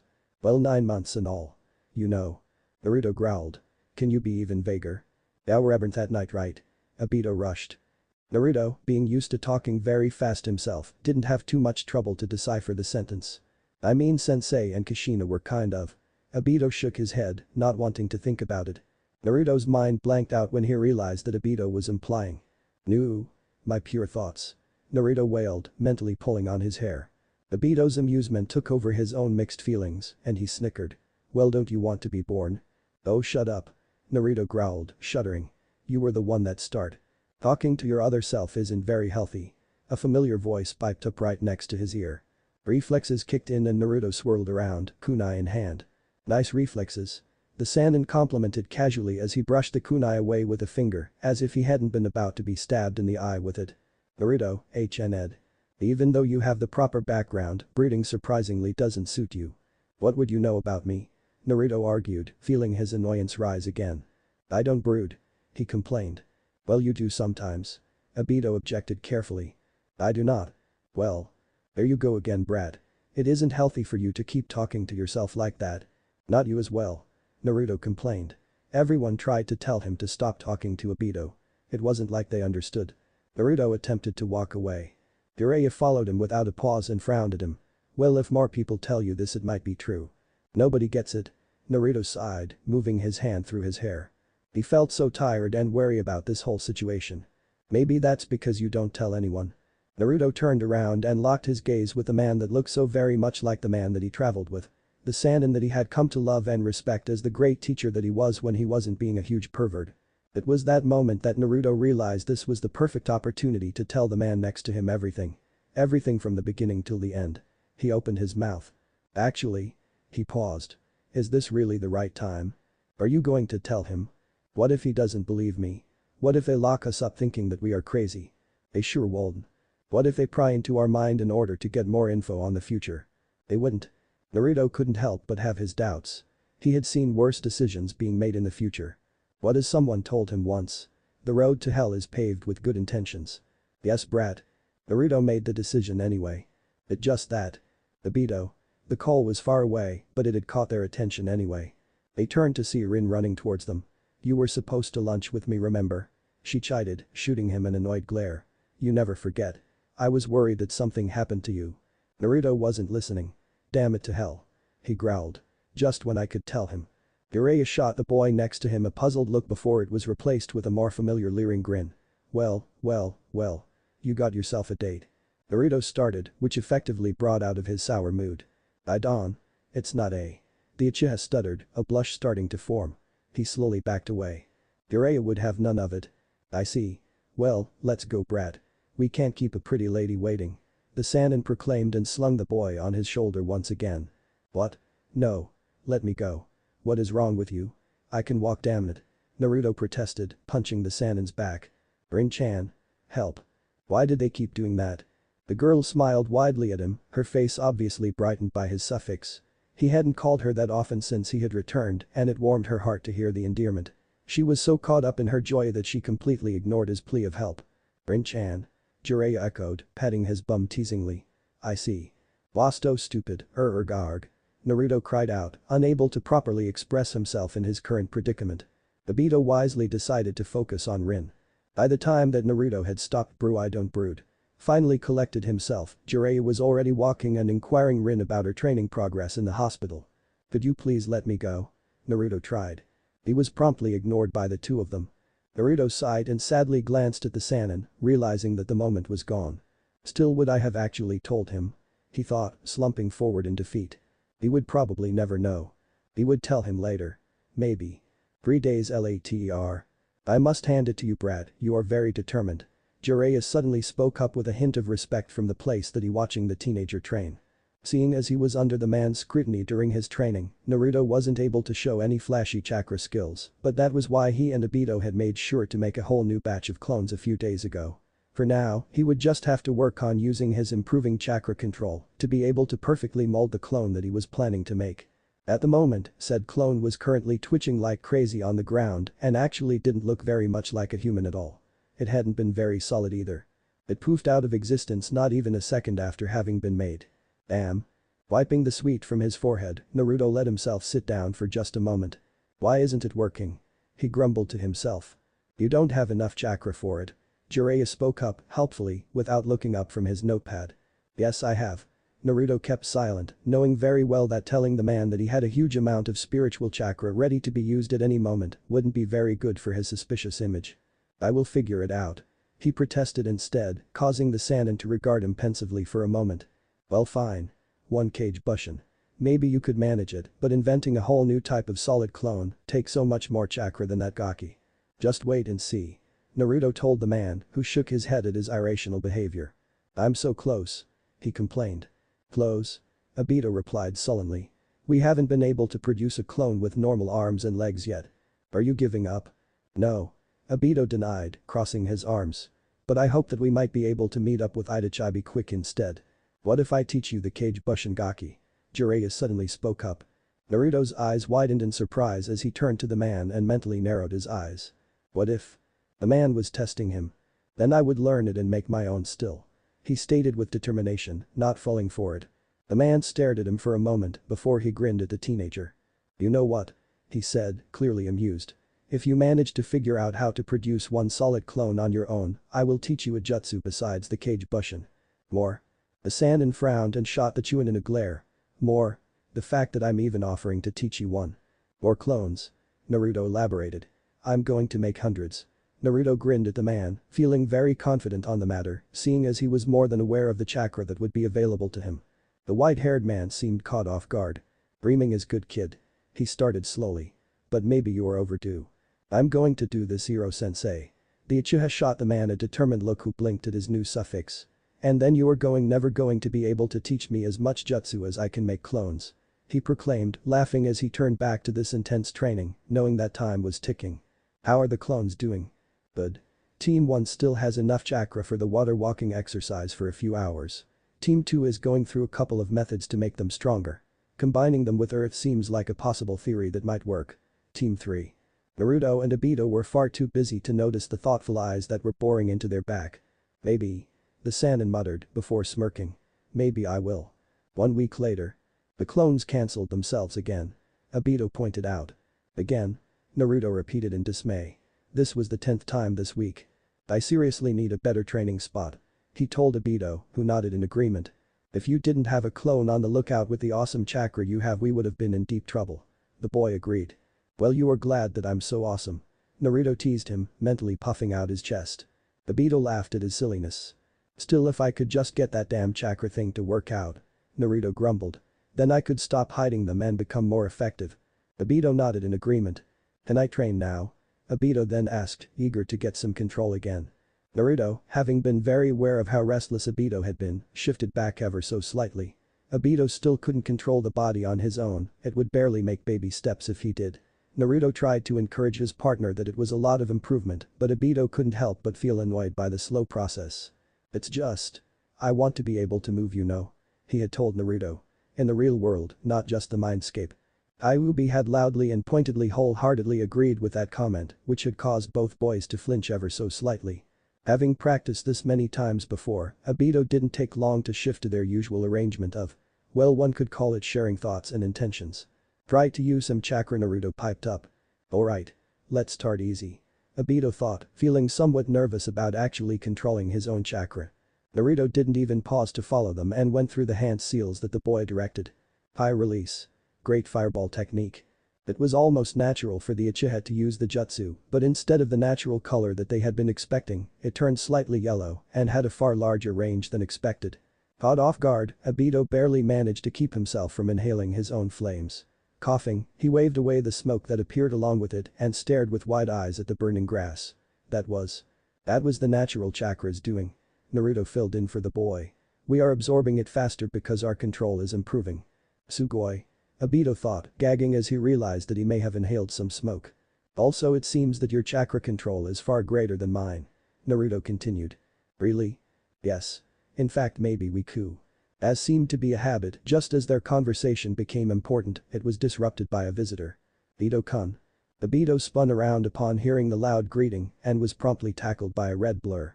It took him only a moment to realize who had just attacked him. It was nearly impossible for him to forget her. Naruto seemed to have concluded the same as he felt his body freeze to the point that it nearly hurt. Naruto? Obito called out. Naruto snapped out of it. Mom? Naruto breathed. Obito-kun. What did you say, something? The woman asked, still hugging him firmly. No, nothing. Naruto stuttered, openly staring at the woman in front of him. He had already met her, of course, but she was now in front of him. Real. Breathing. Alive. For a moment, he clung to her. I haven't seen why. The woman's future son was suddenly pulled back and Obito struggled in an effort to remain standing. Damn it, Naruto. The woman didn't notice their inner conflict and laughed. Of course. Silly me. I shouldn't have scared you. It's just. She pulled away from him and brushed a tear away from her eye. I threw that you were. Well, you know. Obito numbly nodded, unable to do anything else since Naruto was still pretty much in shock. The Uchiha was happy to see Kushina as well, he liked the woman very much. She had become more like a mother to him in certain aspects. She always invited him over to her house and to eat dinner if the clan issues became too much, and she always encouraged his enthusiasm. Naruto's reaction, while understandable, was making it difficult to move. Naruto really had to snap out of it because Obito was getting worried. Kushina suddenly frowned and held him a little tighter. A shiver ran down Obito's spine. Oh no. Kyuubi. Did she notice something? Are you sure that you are alright, Obito? There was something about her tone that made him paranoid. It took a little more effort to nod this time. Is something wrong? Shaking his head was becoming more difficult. What is happening? Obito. You are not alright. Snap out of it. Kushina called out, shaking him more forcefully this time. Where is Jiraiya? She asked forcefully and worriedly, feeling unsure on whether to get him to the hospital or to get the pervert. At the river. Obito managed to mutter, shifting his eye to the right into the direction he knew the pervert was. Researching. Just after having relayed the location, Obito lost control and he felt his body fall forward. His momentum hadn't been centered, causing Obito to collapse against the woman in front of him. In panic, Obito let his eye roll to the back and went into his mindscape to search for Naruto. Mindscape. Naruto. Over here. Came the shaky voice. Sorry, there were a lot of memories. Even though the young man seemed strained, there was a happy glint in the ninja's eye. Obito felt somewhat relieved that Naruto had been able to see the memories of his mother, seeing as he had always had a lot of fun with her. He deserved a little break every once in a while, Obito thought. No matter that the future might depend on it, if Naruto was going to push himself too far, they would be in bigger trouble. No, he was going to make sure to keep an eye out for him. She's a great woman. Obito agreed. Are you sure that you are alright? Yeah. We will have to seal me to you soon though. But you said that I didn't haven't enough control of the body yet. Obito argued, worried. In about a week. I'm probably. Well, you know. Naruto told the boy, referring to the fact that his birthday was nearly 9 months away. It would probably be better to seal me to you now than to get in danger of being called to the infant's body. Obito nodded in understanding before snorting. What? No, I just thought about you fighting Madara as a baby. Obito said, shooting his scarred mirror image a grin. Naruto rolled his eyes, but his lips twitched, unable to repress the smile completely. The two of them sat silently for a while before Naruto spoke up again, grinning loudly. You know. She's even more beautiful in real life. Obito grinned widely at him, glad that the older ninja had calmed down. Wanna go back? She's probably chewing out the perv for leaving you there. Alright. Sorry about leaving you hanging by the way. Don't worry about it, Nai-san. Naruto stared at him for a moment as Obito's eyes widened in surprise. I mean. He twitched. Don't worry about it. Thanks. Naruto said, looking even brighter than before. You're welcome. I will see how Fuzzy is holding up. He told the blonde. Who are you calling Fuzzy, you ugly little bald? A deep voice growled. Ah, I see Fuzzball is awake again. Obito said brightly, having gone long past the stage of being frightened to interact with the demon fox. The fact that said demon had decided that the Uchiha was not that bad in comparison to his other relatives seemed to help. Not that it made their name calling less frequent. If anything, it only made it worse seeing as Obito dared to talk back. You little punk. You should learn some rest. Naruto shook his head in amusement, took a deep sigh, and allowed himself to slip back to consciousness. Act normally. You can space out later. He told himself. Act to reality. Baka. You can't leave him unsupervised. Something was wrong with him. You and your stupid perverted book. He slowly became more aware of the loud voice chiding the old man that seemed to be careful to remain very quiet. Kushina. He called out, feeling somewhat disorientated. Obito-kun. Naruto steadied himself as he felt himself being hugged by his mother. I'm alright. I just blacked out for a moment. He assured her. Some memories sprung up on me. There was a long silence as Kushina blinked down at him. Memories? She echoed, before sending Jiraiya a glare as if it was his fault. What is going on here? Jiraiya held his hand up in surrender. Now Kushina-hime, there is really no need to look at me like that. Then explain to me what I have missed. The two boys didn't take long to follow her order.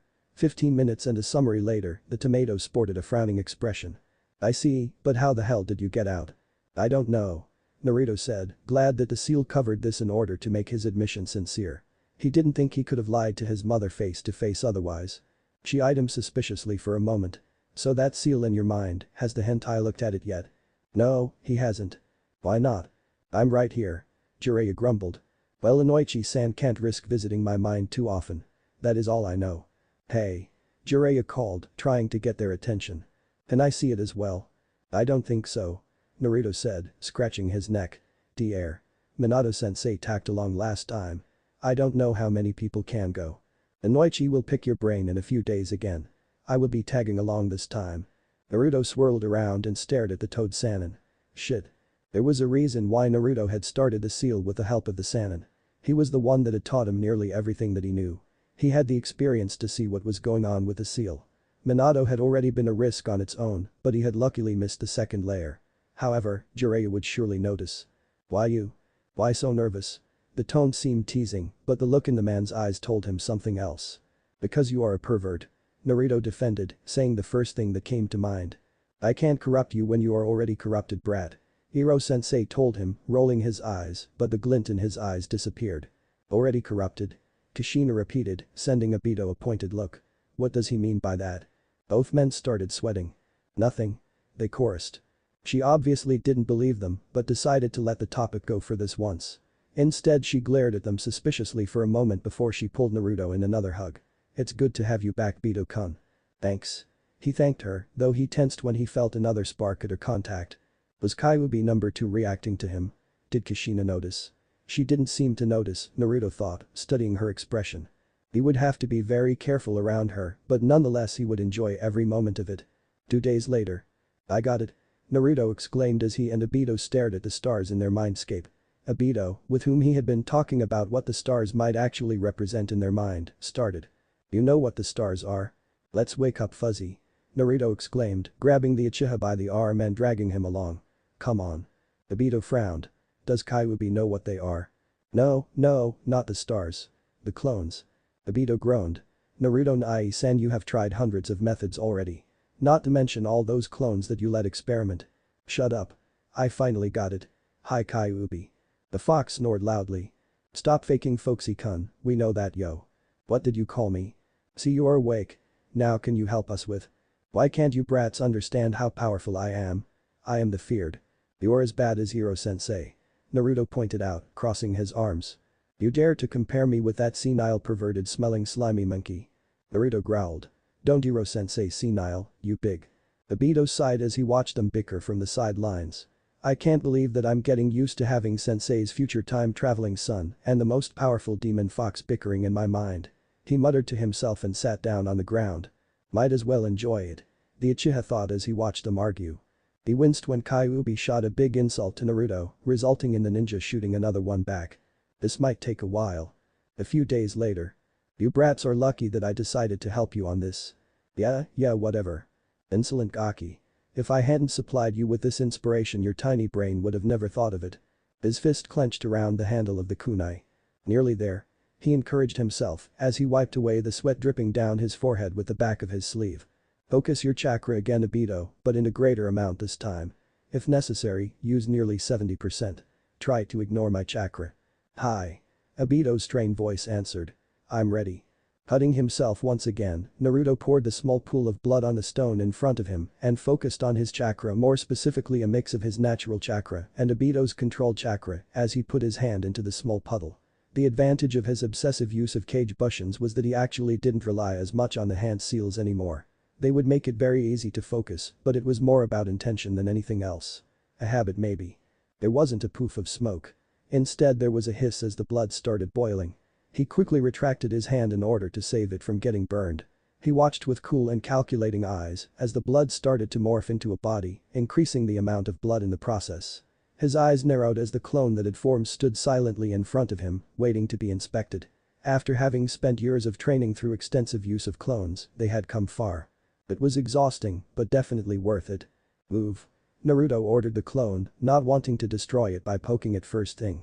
The clone, an exact replica of himself, followed the order and started walking in a small circle in front of him, ran for a short distance and jumped a few times.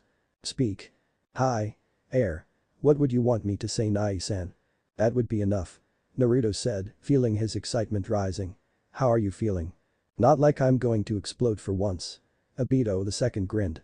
He flexed his muscles. I feel good. I could take a few hits I think. Well, that is the whole idea. Naruto told him with some fake arrogance and then bowed curtly. Nice to talk to you in real life Obito. Nice to meet you as well. Obito grinned before playing along and bowed as well. It feels strange to share my mind with you and yet be in this chakra body though. I feel odd. Naruto held out his hand and the Obito clone neared, knowing what Naruto was going to look for. Naruto carefully squeezed his hand, shoulder, poked him and prodded for a few minchus before he finally grinned. Yada. He whispered to himself, careful to remain quiet. Obito echoed him with the same excitement. This is so. SHHH. Naruto hushed him. He didn't want to draw the attention of the others. Why aren't you telling them? Obito asked, suddenly confused. I have a plan to give us an excuse of having a layered seal. How? Well, another ninja did it. Obito's sweat dropped. What? That's your plan? What's wrong with it? Well, for one, we don't have another ninja to tell them he or she did it. Second, why don't we just tell them? Third. Use henge. Naruto interrupted him. Obito blinked. Henge? Really? Your whole body consists of blood, my blood and chakra. Blood is a very good chakra conductor, so in a way your henge is simply a transformation. You change the form of the chakra. They can't see through it because that is simply what you are. Cool. Maybe this was going to work after all. The plan was shaky and would need work, but there was still hope. They grinned. Obito. Kushina's voice called out from the distance. Quick. Cancel the clone. Naruto hissed, hearing Kushina coming closer as she was looking for him. I can't. Naruto tried to do it himself, but it didn't work. What the hell? Hit me. Thud. Wow, this is awesome. Obito told Naruto dizzily from where he laid on the ground, referring to the ability to take multiple hits. I'm still here though. Run then. Go to the clones. Hi. Obito stuttered, rushing away. Obito. Naruto opted his best innocent expression. Hi. Who was that? Kushina asked, staring in the direction where Obito had disappeared to. Just some weird ninja. It was more a question than a statement. The woman's eyes narrowed. You just talked to him. He was saying strange things. Like I should know him or something. Naruto told her, scratching his cheek. Really? Yeah, he kept asking question. I told him to bugger air to leave. Then he went away when he heard you call me. Kushina frowned at him and gave him a pointed look. Is that so? Oh man, not that look. Naruto mentally shuddered. He was so screwed. Chapter 14. Doubling weights. If Naruto had ever wondered where he got his own stubbornness from, though there had been enough people to tell him after he had found out, he could only now realize that it was probably from his mother. They were currently walking to Kushina's home, his scarf, bandana and eye wrap back in place to make him unrecognizable once more. His mother had no problem with asking questions though, seemingly having made it a goal to know everything about the situation. Naruto couldn't help but feel nervous that Kushina could feel that something was off, whether it was her womanly intuition or the sleeping Kyuubi within her stirring. So you are the newest Obito? Said newest Obito wished that he could have Iro-san and explain it, seeing as he was more up to date about what they thought was going on than he was. It would have been great to get an update on their suspicions as well. Unfortunately for Naruto, the Sannin was nowhere to be seen, having wisely made his escape already. However, Naruto's eye narrowed in suspicion. Iro-san was probably listening in from somewhere though. Naruto's right eye glanced to the people on the street, watching for anyone who was keeping the same pace as they were. There were a few people that caught Naruto's attention, but most of them changed their direction too quickly to be actually listening in. There was that woman just a little bit further ahead that had been lingering for a while already. She was plainly attractive in a way that Jiraiya would often come up with, judging from his many experiences with a man and his books himself. Now he thought about it, her backside looked very much like the one the writer had been spying on Yeast. Obito. Oh sorry, yes. I am. He answered her question. She frowned at him, but let his fading attention slide and decided to comment on the matter itself instead. Isn't that unhealthy? Everyone tells me so. Naruto evaded, his tone exposing just how much he appreciated it. Not at all. The jounin next to him hummed thoughtfully, and Naruto was thankful for the moment of silence. Walking next to his mother alive was an experience he soaked up with joy. If only he could have done so as her son. He shook his head, refusing to let his thoughts go down that saddened path. Instead, he watched out for Jiraiya once more. In all his years traveling with the man, he had only caught him once by accident on their training trip, which was why Naruto knew that he was out there somewhere, probably posing as some inconspicuous citizen. There was a reason why he was a spy master, but Naruto was determined to find some sort of proof this time as well. Next to him, Kushina frowned. But you can't be merged because of that seal. She remembered what they had told her before. That's horrible. The one-eyed Chunin nodded in false agreement, narrowing his eye as the brown-haired woman slowed down just ever so slightly to get in a better hearing range. It saved my life. Naruto told without really realizing how much that gave away. Saved your life. Hearing the sentence being repeated like that, it occurred to Naruto that it was indeed new information. Damn it. The brown-haired woman turned her head ever so slightly as to watch the shops on the other side of the street, which conveniently would allow her to listen in much better as well. The fact that she had faltered ever so slightly just for a moment was more than enough to confirm that it was probably the hinged Sannin himself. He would have never caught it if he hadn't known the Sannin so well though. Damn it, some more. He could have talked himself out of it if it had only been Kushina who didn't know enough about the subject yet, but the Sannin would find this much more interesting. Especially when he would try to brush it off too aggressively. He struggled to keep his troubled expression off his face. It's no big deal really. He muttered, stuffing his hands in his pockets and hid his face a bit more in his scarf. I mean. I just died. Death experiences were not that uncommon in the ninja world. His eye noted that the crowd had thinned and that they had nearly arrived at Kushina's house where he would stay over. Obito-kun. A soft hand landed on his shoulder, making him pause. What do you mean you actually died? He sighed. He couldn't lie to her outright. Obito died. He said, ignoring the frown that appeared on her face as he said it. Whatever happened in between, I appeared, saving our lives. He hadn't lied at all actually. Naruto walked away, feeling like fleeing the conversation. When he said it that way, it sounded like he had done something important. Like he was a hero, like Obito owed him or something. He was glad that Obito was caught in the clones still. He probably would feel guilty, and that was not something that Naruto wanted. He shook his head and turned it to show her the forced grin that appeared on his face. But even though people immediately think that I'm mentally unstable or a planted spy or whatever, it means that I'm alive, right? His mother grimaced slightly at his obviously fake grin which actually looked unnervingly real. Her blue eyes saddened. Yeah. Kushina didn't know how to react, seeing as what he was saying was completely true. Just. Don't forget that we care about you, alright? She gently reminded him, not liking his depressed tone. Uchiha chuckled. Sure. He muttered, feeling a pang in his chest as he heard his mother try to comfort him. Of course they cared about Obito. They didn't have a clue he was here. Not a second later after that thought went through his head, he mentally grit his teeth together. He was becoming too negative again. This isn't a situation to become all jealous and all whiny. He reminded himself. He should just accept his frustrations and get on with it. It wasn't like he had lost his body, like Obito had. Still, it would be nice if someone knew that he was there. Come on, I will fix us some ramen. His mother snapped him out of his thoughts and he realized that they were already there. Obito must have come here often seeing as he had been absently waiting for her to open the door. At the mention of ramen though, he couldn't help but feel a little better. Maybe it would give him a boost to think. Ramen. He agreed. Kushina laughed as she walked into the kitchen. Just as he was about to follow, there was a large pop in the back of his head, taking him off guard and making his ears ring. Naruto was glad that Kushina had just walked out of the room or she would have seen him startle quite badly with no evident cause. Putting his hand on his loudly beating heart, he tried to calm down his breathing. Wow. That was so weird. Obito suddenly spoke up from the back of his mind, confirming Naruto's suspicion. I feel kinda dizzy.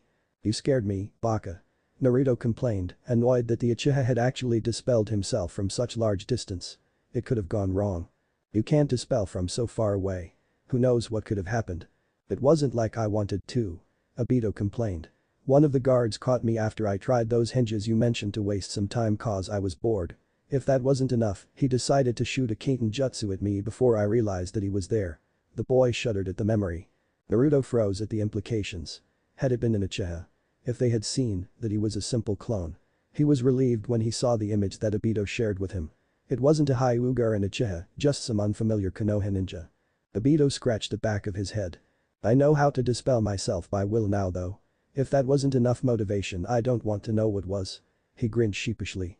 Plus we now know that it's safe to dispel as well. I just get pulled back to the seal. That still doesn't mean you couldn't have been killed, Baka. Naruto chided angrily, feeling the fear creeping up on him just by thinking about it. Obito cringed and Naruto forced himself to put it behind him. Ninja took risks like that nearly every mission. Sorry, you are right. At least it worked. You were out of sight when you did though. What do you take me for? Obito huffed, mentally crossing his arms before he realized how easily one could retort to what he just said. Wait. Don't answer that. Naruto smirked, glad that nothing had been screwed up. At least, they will probably think you escaped from them. Sorry, I messed up. Don't worry about it. Things like that can happen. Try to be more aware next time though. You know, actually it is great. They should come back tomorrow I think. Naruto calmed him, referring to the current and future Hokage.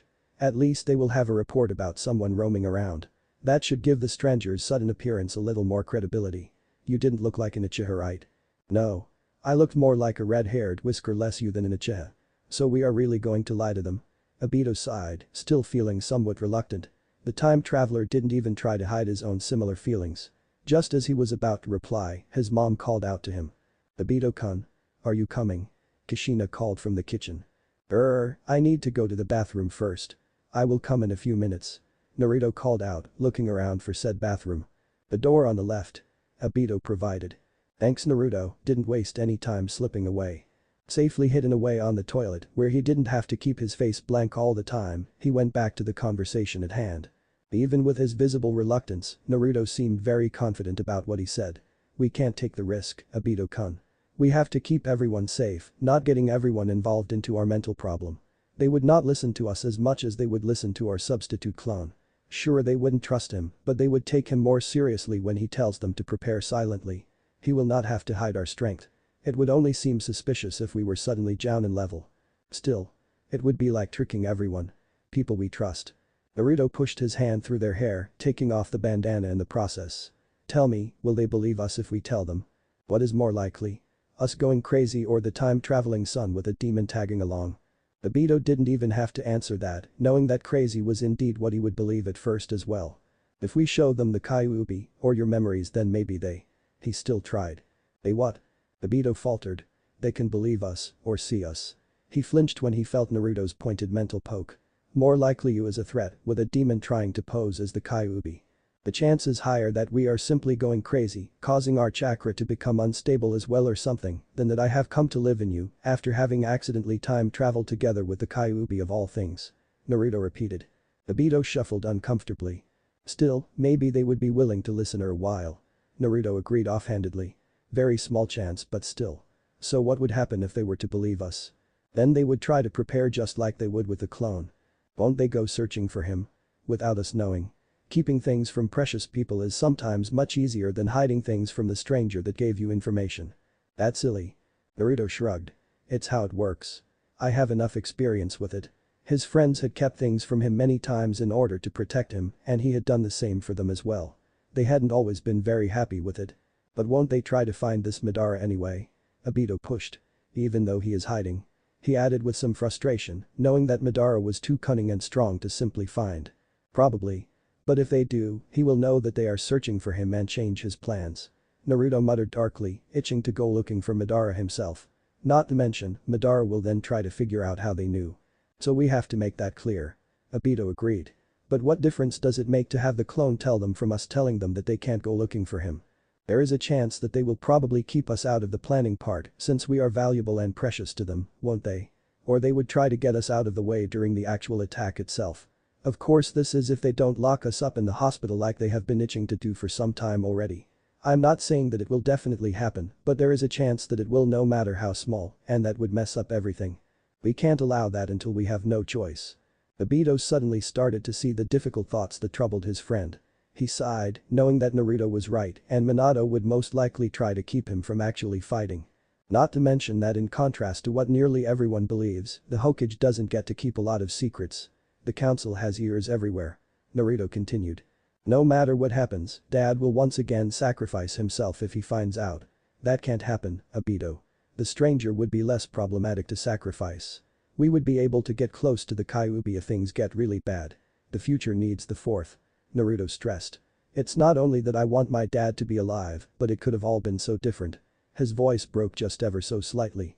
I have found notes that Dad wrote about his plans to change the council, and that is one thread of the future that Gigi just can't change. Danzo in particular. Not to mention that Mom would. Naruto suddenly froze before his lips pressed together in a thin line. What is it? Obito asked. Naruto's tone was pensive and dangerously emotionless. I read the report about what Gigi thought had happened. That bastard was able to extract the Kyuubi so easily because Mom had just given birth to me. It was suddenly difficult to breathe. The feeling of panic washed over Obito. No, Nai-san. You can't actually be thinking about preventing Yo. If I'm not born. Then he will not be able to extract the Kyuubi after my birth. Naruto, are you actually listening to yourself? From what you showed me, he will find another plan to extract the Kyuubi. He would kill her. She had survived without him knowing. This will not happen if he tried the other route. Obito yelled at him, hitting him forcefully.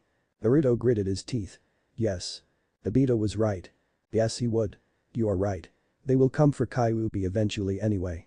The blonde reminded himself once again, steering away from dangerous theories. They were both aware that the Kyuubi was listening, but for once chose to keep his thoughts to himself. Obito was worried though. Nai-san, I think we should at least tell someone. This is clearly eating at us. We need some help. Obito whispered. Minato-sensei would not be the best decision for now, I agree. If the council is listening in. Kushina wouldn't be able to keep it a secret for long, I think. And we can't prevent them from creating you either. Gigi will probably involve the council. This Danzo was a big no-no in Naruto's book, but you said Jiraiya-san can be trusted, so maybe. We should ask for advice. So we put the clone up and tell Jiraiya when he is in our mind? Naruto questioned, feeling a headache rise. Hopefully before he starts messing with the seal. Obito was more careful in his wording now. That's probably for the best. So we would lie to most of them anyway. The feeling of confliction was so great that they felt like breaking down. There was a soft knocking on the door and Naruto snapped out of his trance. He stared at the dark spots on his trousers and realized that he already had broken down without him knowing. Liquid dripped down his cheek and nose, much to his disgust. He quickly wiped away the tear marks on his face, but looking in the mirror, he noted that his eye was red. She would notice anyway. Are you alright, Obito-kun? Came the soft inquiry from the other side of the door. Naruto sighed, knowing that if he spoke right now, she would probably hear the lump stuck in his throat. Reluctantly, he opened the door. He stood there uncomfortably, hands in his pockets. She took one look at him and took his arm. He didn't protest as he was pulled along to the couch in the living room and pulled into a big hug. His head rested on her shoulder as she squeezed him. "I'm sorry. I got something in my eye," he muttered. She scoffed softly. "Men. Always trying to shove away your emotions. Sometimes you should just let it go. There is nothing wrong with finding someone to help you, Obito. That's why we are here." He heard Kushina mutter under her breath and he chuckled. "Maybe." He agreed and took a deep breath. She smelled like the ramen that she had most likely been cooking just moments ago. They would keep them safe, but maybe she was right. She might not be a mother, but it did sound much like a mother's wisdom. How could one ignore that? He couldn't. Only Jiraiya. They agreed together. They didn't see the frown on Kushina's face. Kakashi a couple of hours later. Some would call him arrogant. Some would call him cold and calculating. Some would call him an emotionless jerk. Some would call him a horrible teammate except for the skills that he brought to the team. All of them would probably be true. Only his dedication to the team and his thoughts about teamwork had shifted in those last months. First for the worst and then for the better. He had been a wreck after Obito's death, being eaten by guilt. Obito's return had eased the guilt a little bit, though not as much as having talked to him. He hated to think that this made him less careful during his way back to Konoha, being somewhat distracted, even though it was first undercover mission on which he was to travel alone. Had it still been war, they wouldn't let newbies go out alone. But since it was still in fire country, it would be a good practice for his mindset and his speed. The mission had not been difficult, much undercover work with Henge and getting information about possible hiding refugees. Seeing as it was peaceful once again, many were forced to go back as long as they didn't face death. All in all, the traveling between the villages was easy, of course, more fitted for Chunin, like all first solo mission were. His way back had all gone as planned. He had all the information with him. He even had some leads on some undercover ninja hiding in a nearby village, unwilling to go back yet or spying on them. Then just a few hours away from Konoha, just when he had calculated that he would get home in the evening, he felt the killing intent rising. Just as soon as he noticed, it was gone. Extreme control. Kakashi told himself. Potentially dangerous ninja. He continued as he froze on a tree branch, his eye narrowed dangerously. Shifting his weight to a defensive pose, he realized how much better it felt to have actually someone to back him up. "Come out," he demanded. There was a long silence, and Kakashi followed his instinct and threw a kunai to the right. A figure blurred and landed on tree branch in front of him not much later. "You have great senses." The stranger applauded almost mockingly. Kakashi frowned as he took in the orange mask that the man wore. He was not a familiar figure from Kakashi's bingo book. Yet, with the chakra that the man seemed to possess. He shivered. Who the hell was this guy? "Who are you? You can't roam around the Fire Nation without have a passport," he stated, even when knowing that it was all in vain. The man, quite old he estimated him to be, laughed at him. "Ah yes. You're one of those types," he teased, his tone suddenly very happy. "Those usually interest me since they are strong. Yet they lack the emotional input that backs up your actions. Like anger," he said, stretching his hands above his head with such nonchalance at the situation that Kakashi couldn't help but feel that something was terribly wrong. "But what interests me even more than that is that eye of yours," the orange masked man said with an obvious smirk. "The hidden one." He pointed at the headband covering it. "I don't know what you are talking about," Kakashi said stiffly, drawing out another kunai. Even though he acted odd, his senses were screaming at him. He would have to take this very seriously. He would have to fight to survive. Kakashi swirled around when he felt the shift of air at his back a second later, but it was too late. He grounded out in pain as he was roughly shoved from the branch and into a tree. He pushed away from the tree immediately and his hand shot out to hit the man on the collarbone. A second later, seeing as it was going to be blocked, his leg followed. He ducked below a nasty kick. It connected with the tree behind it instead, causing bark to come flying in every direction from the strength behind it. "I'm starting to see why someone would have given it to you," the man told him in a tone that made Kakashi's guts twist. Kakashi barely had a second to catch his breath as the man was on him once again. He was thankful for all the spars with Minato-sensei. The man was quick, but he was somewhat used to it. He danced around as the man tried to grab him, but he wasn't quite fast enough yet. Air left his lungs as he was suddenly kicked in the stomach and he couldn't fight the momentum as it flung him into another tree. His hand slipped out of his ninja pouch and a few of his smoke bombs went flying. Surrounded by the smoke of the bombs, he saw the man a second too late. He didn't have the time to push away from the wood again and gritted his teeth as the man got a hold of his arm and twisted it around expertly, forcing the young ninja to go along with it. Kakashi's mouth was filled with dirt and his heart fluttered as the helplessness of the situation became clear to him. He glared fiercely at the masked man as he tugged his headband up to his forehead. He had averted his eyes immediately from the masked holes when he spotted a red hue from the corner of his eyes. Sharingan. What makes you more special is that Sharingan of yours. Where did you get that? From a certain Uchiha perhaps? As if I would tell you, bastard. Kakashi growled, anger rising as he was practically spelling Obito out for him. A second later a poof of smoke replaced him. The man remained crouched on the ground for just a moment before his head turned to his right. The switch with a clone won't save you. Though doing that without any seals like that is very good. The figure drawled. Your repression of your chakra is wonderful as well. I can see that the fourth has trained you, had a Kakashi.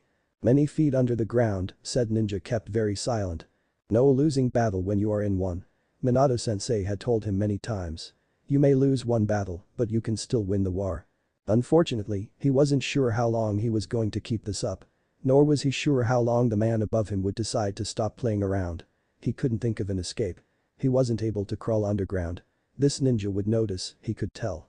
Why was he so interested in the Sharingan anyway? Had it something to do with Obito? This may be the end. He realized and couldn't help but worry why he suddenly felt so nervous.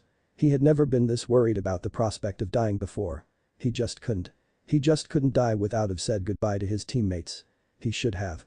But at the time it had seemed too easy to push away.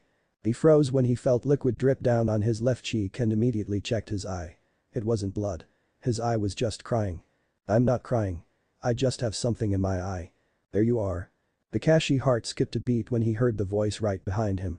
Cramped in the small space he had hidden with just enough oxygen to hold out for about 10 minutes, he didn't have enough room to move fluently. Shit. It had been a while since he had felt this helpless. Naruto about 5 minutes ago.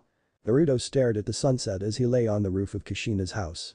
He enjoyed the familiar view of Konoha's sunset while his mind wandering to the new possibilities with the new clones. Obito had gone to sleep and was strangely silent. So strange that he actually went to check up on him. When he did, Naruto found him in some corner of the field and he seemed to be meditating. Never having seen him do that before, Naruto let it go. He knew how annoying it was to be disturbed from meditation. The boy had been getting nervous, expressing worries about Kakashi taking so long to get back, so it was good for him to finally relax. Besides, Obito probably wouldn't do anything too stupid, right? Pushing away his worries, Naruto drifted back to his thoughts. If he somehow got the Kyuubi to connect to one of the clones. He might have come up with a good theory had he not been badly startled by Obito's cry of panic echoing in his head. Kakashi. No. Kakashi. What the hell, Obito? What's wrong? He cried back, having nearly fallen off the roof in his scare. Something is wrong. He needs help. It was difficult for Naruto to slip back into his mindscape when Obito was in such panic, but with years of entering and leaving, he had enough experience to get back in. He felt the odd sensation of time speeding up and as soon as he felt the imaginary grass below his feet, he turned to Obito. Calm down. He told the boy, who practically charged at him in his distress and gripped his jacket tightly. We have to do something, Naruto. He practically told himself that this was the end. He managed to hide, but he can't get away. If that ninja finds him, he will rip his eye out and probably. He rambled in panic, shaking him with urgency. Obito, calm down and shut up. Naruto demanded, causing Obito to snap his mouth shut and to freeze on the spot. Seeing as the boy wouldn't be able to keep still for long, Naruto immediately took charge of the situation. Tell me how you know, keep it short. He told the boy. I have this connection with his eye before I woke up. I didn't really remember it at all, but I thought about it today, and then I started focusing on my left eye, and suddenly I could see what Kakashi saw and then. Obito babbled, pointing to the eye that he for some reason had kept in his mindscape. That's enough. Where is he? Naruto stopped him. Though this connected would need some more investigation, they had a bigger problem at hand. Obito seemed to be too sure of the situation to be simply imagining it.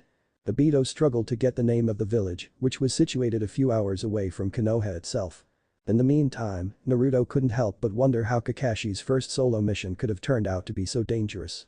He had never told him anything about it going wrong before. Was this a new development? He suddenly felt cold. How much had they changed? This was exactly why he had tried to stay away. Minato-sensei is gone. He can't flash us there. Obito continued. Obito. He called the boy to get his attention back to him. We have our clones. However, I need to go there. I need you to take care of this body, alright? Use the emotion that you feel now to fuel any movement. Don't let this energy go until you tell Kushina that you are tired and you have gone to bed. Alright. His demeanor almost automatically turned to one of a leader. But I can't. You have to, Obito. I need to be in charge of the clone and the chakra, and we can't both leave the body. If you can't have enough control, I want you to pretend like you fell asleep right here, alright? They will leave you be. Hopefully. Naruto explained forcefully, not wanting the boy to try and follow him. Obito didn't agree with it. But how do you get to Kakashi? He questioned as Naruto slipped back to reality to get their body away from the public eye. The Uchiha slipped through an open window and was relieved to find the room empty. Sitting down in lotus position, he slipped back into the mindscape. He wasn't sure how much slower time passed in the mindscape, but every second might make a difference. Time mattered. I will use a mix of the Sage Mode and Kurama's chakra to give myself a boost. It will take up a lot of our chakra though. I should get there within a half hour. He muttered to Obito as he went through the process of preparing a clone. They would need more chakra this time. He was worried as well that the boost wouldn't be quick enough, but there was no quicker wa. The Yondaime. The Flying Thunder God technique. Surely he put up a seal tag with the technique's formula on all of his students. Naruto hadn't been quite able to master such large distances with the technique without his Sage Mode to assist him. In fact, he never tried to cover such a large distance ever before. Would the clone hold up? The jutsu was too taxing for a clone. Still, he had to try. When he shared his thoughts, Obito couldn't confirm anything about having been marked with a seal though. The risk would be too great to travel there unknowingly, as without the seal being activated, he wouldn't be able to sense it. Even when it would be activated, it would be difficult for him to sense, as it was not his chakra chained to the seal. Maybe if he. Obito cut him off his thoughts before he could come up with any plans. Naruto. I think I can go there faster. Obito. I can get to him. I feel it, Naruto. He cried to the ninja. It's right here. He pressed and put his hand on his left eye. A few seconds later Naruto felt an odd sensation creep up behind his empty eye. It unnerved him somewhat. You don't know how strong that ninja is. I have more experience. Naruto chided him. Obito wasn't affected by his tone though. I know. But I just feel that I can do this, Naruto. I feel that ever since we have started training that tangible jutsu at night that there is more to it. It's something with clan's jutsu, I think. That's not important right now though. I can get to him so much faster. Like teleportation or something. Obito brimmed with emotion and Naruto suddenly felt as if those boulders landed on his shoulder again. He wasn't very bright by any means, but his words seemed too familiar. He can get so much faster to Kakashi. Teleportation. Use his Sharingan. Have you been practicing this when I was asleep? He demanded angrily. Just a couple of times. Obito called back, not stepping down. I have to get to him, Naruto. Their eyes clashed. Naruto's lips thinned. So he really meant teleportation. But that meant that. Kurama seemed to realize that same as well, maybe he had even suspected it for a while and decided to put in his 2 cents.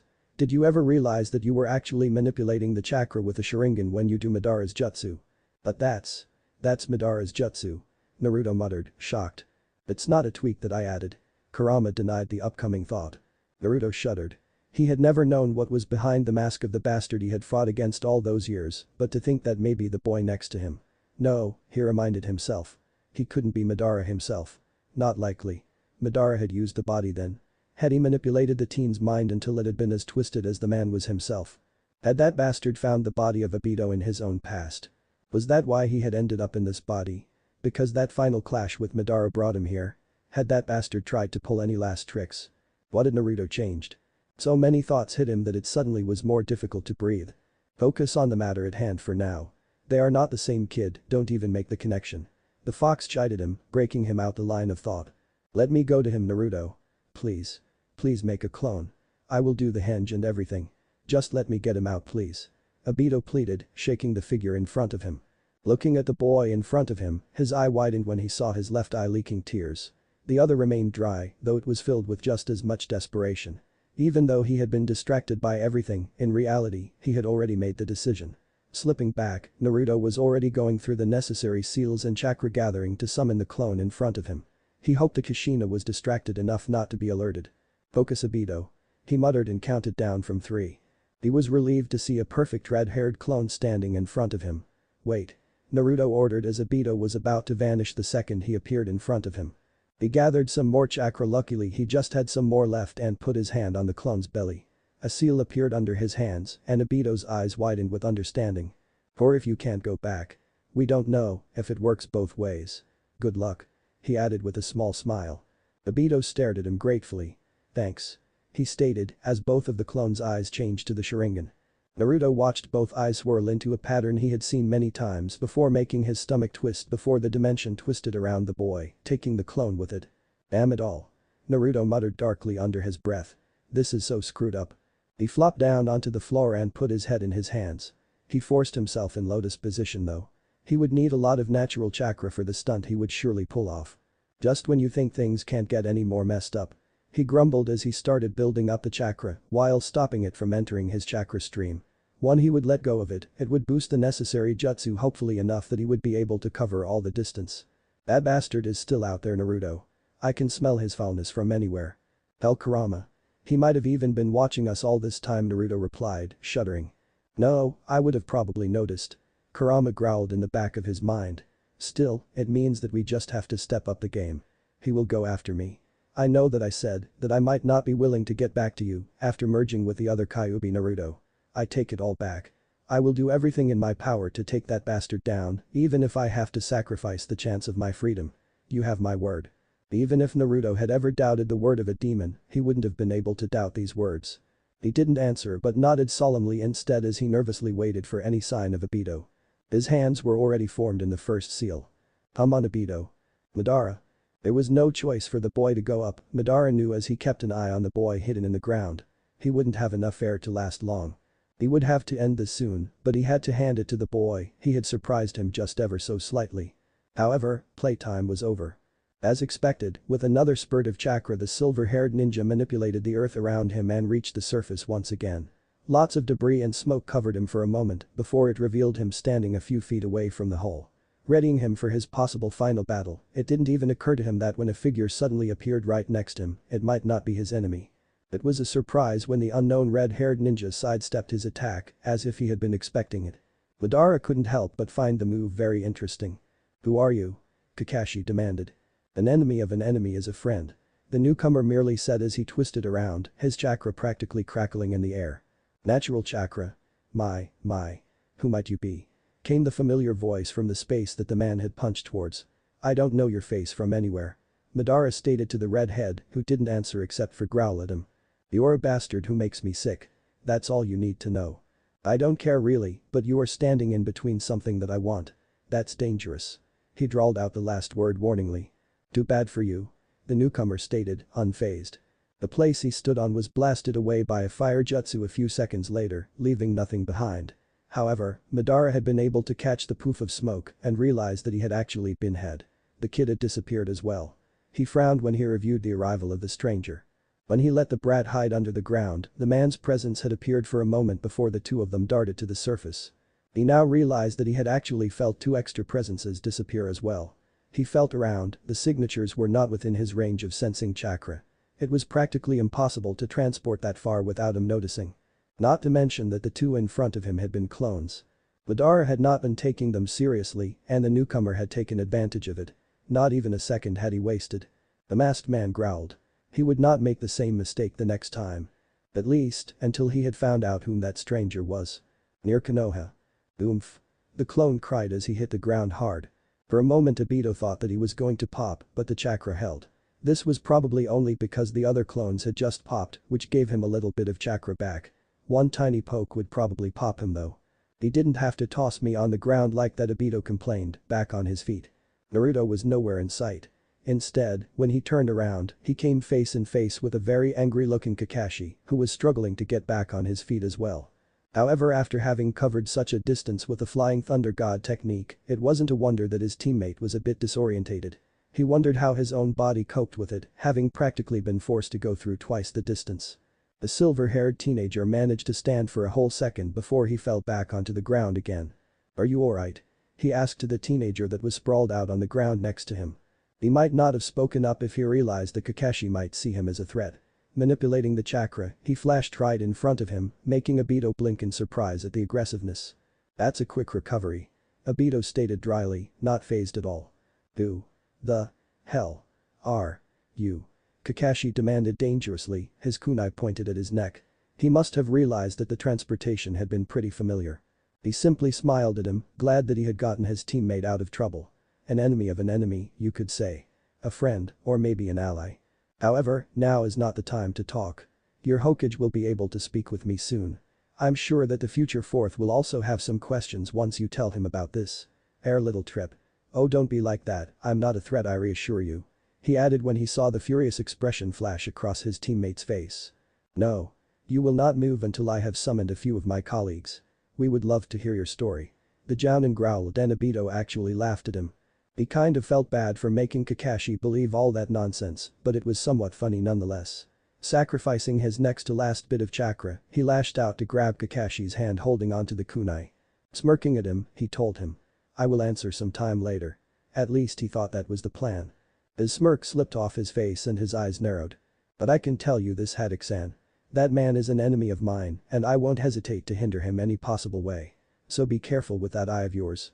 He stated seriously as his other hand shifted the headband back down, causing Kakashi to flinch. He hadn't even noticed him getting so close. Oh, and you're welcome for saving you, by the way. Obito cheerfully ended before he pulled the kunai to his collarbone to nick himself. A dizzy and disorientating trip later, somehow worse than being flashed from miles away like just moments ago, he felt himself settle in his mind once again. He let himself flop down with a relieved sigh when he spotted Naruto as well. He was patted on the shoulder as the blonde came over and grinned at him. Are you alright, Naruto? He asked. I'm fine. Naruto reassured him. It just took a lot of energy. How are you doing? I feel kind of sleepy. Obito wasn't even able to finish the sentence as the strain of the dimensional jutsu caught up to him. Naruto shook his head after making sure that he was fine. Thanks for letting me borrow your chakra, Kurama. He wouldn't have been able to get as far without it. Don't worry about it. Just start working on that plan you were thinking about before. I would love to stretch my legs for once as well. The fox nudged with a smirk, making Naruto falter. I'm not sure if that's even posse. That started brat. Stupid fox. Naruto grumbled as he returned to reality and turned around in his futon. He knew that the demon was simply trying to distract him from the bigger problems at hand. Unfortunately, it wasn't working. Closing his eyes, he tried to give in to sleep. All his muscles were screaming at him, but those were not as bad as the thought spooking in his head. How much have I changed? He whispered. It took a while for him to actually get some rest. Many hours later. For a long time, Naruto had been the type of person to sleep through nearly everything. As a teenager, he had often been dependent on his more aware teammates to keep an eye on their surroundings while he slept. Only later on, circumstances had forced him to become more paranoid. Though Kakashi's training how to wake up quickly might have been simply a payback for all those times he had kept him awake with his snoring, Sakura had been very willing to help out as well. So, whether it was his previous experience or Obito's body itself, maybe it was the slightly increased hearing, Naruto found that he was easily awakened by different sounds. Hearing the door of the guest room opening was one of them. Recognizing two familiar chakra signatures was another. This had caused him to bury his head a little more into his blanket, allowing most of his face to be hidden. He's still asleep. His sleepy mind heard his mother's voice ask in a whisper as the light filled the room from the doorway. I think so. Kakashi's tired voice answered, speaking of the devil. He always sleeps through everything. He added, though his usual annoyance was absent from his statement. Even the unworthy ninja characteristic wasn't implied as it usually would have been. Yes, Minato-kun mentioned that once. Kushina chuckled softly. Sleep well. You deserve it after such a tiring mission. I can understand why you refuse to stay at the hospital, but try to rest. Tell me what you can tomorrow, alright? Anyway, Obito has been sleeping silent lately, so I don't think you need the earplugs. If he starts, you know where to get them. So Obito had been a snorer as well. Naruto couldn't ask, though said boy was actually snoring softly in the back of his mind now that he noticed it. HN. The sound was thoughtful. Thanks. Good night. He muttered sleepily a few seconds later. Naruto let himself breathe calmly in and out as he used his sleepy state to his advantage. There wasn't any threat, so he simply absently listened as the silver-haired ninja installed on a futon at the other side of the small room. There was a pause in the rustling of the blanket before he heard the teen quietly walk across the room. The fact that the footsteps were coming closer to him was unexpected, but he waited calmly. Kakashi would never hurt him, he knew. He still twitched slightly as he felt a hand descend on his head. It remained there quietly and he relaxed his face again. He didn't even think as he hummed in appreciation as Kakashi ruffled his hair, as if reassuring himself that he was still there. I'm sorry. The ninja muttered as his hand stilled. I shouldn't have been fighting with you. For a moment, Naruto wondered if Kakashi thought he had woken him up, but then Kakashi continued speaking. I have been a jerk for such a long time. If you hadn't pulled me away. And now this guy. He felt a part of his hair being brushed out of his face very carefully. I have to make it up to you somehow. Naruto's eye twitched as he realized that the teen was staring at his scarred face. For a moment he wasn't sure on how to react. Then he flinched back when something ghosted past one of his scars, getting him out of his sleepy state of mind. He wouldn't be able to pretend to sleep with Kakashi so close to observe him, so he decided to go along with it. Groaning, his eye fluttered open and he stared with a glazed eye at the teenager, who was suddenly out of his personal space. His hand was back at his side, as if it had never been on his head. "Kakashi," he muttered, silently glad that he was sleepy enough to pull it off. He gently rubbed at his scarred face. "Hi. Sorry for waking you." "No problem. H''W did them sign go?" he asked, stretching before he turned his pillow to find a cooler spot. He stubbornly ignored the protests that his muscles made as he did. It was successful. Naruto smiled. "Good. Sleep well." "Good night." Kakashi echoed back, still watching him from the other side of the room. Naruto closed his eye and listened as Kakashi got to bed. After a few minutes, he noticed that there was no difference in the teenager's breathing and frowned. Opening his eye to check up on the haddock, he noticed that he was still staring at him, although very pensive.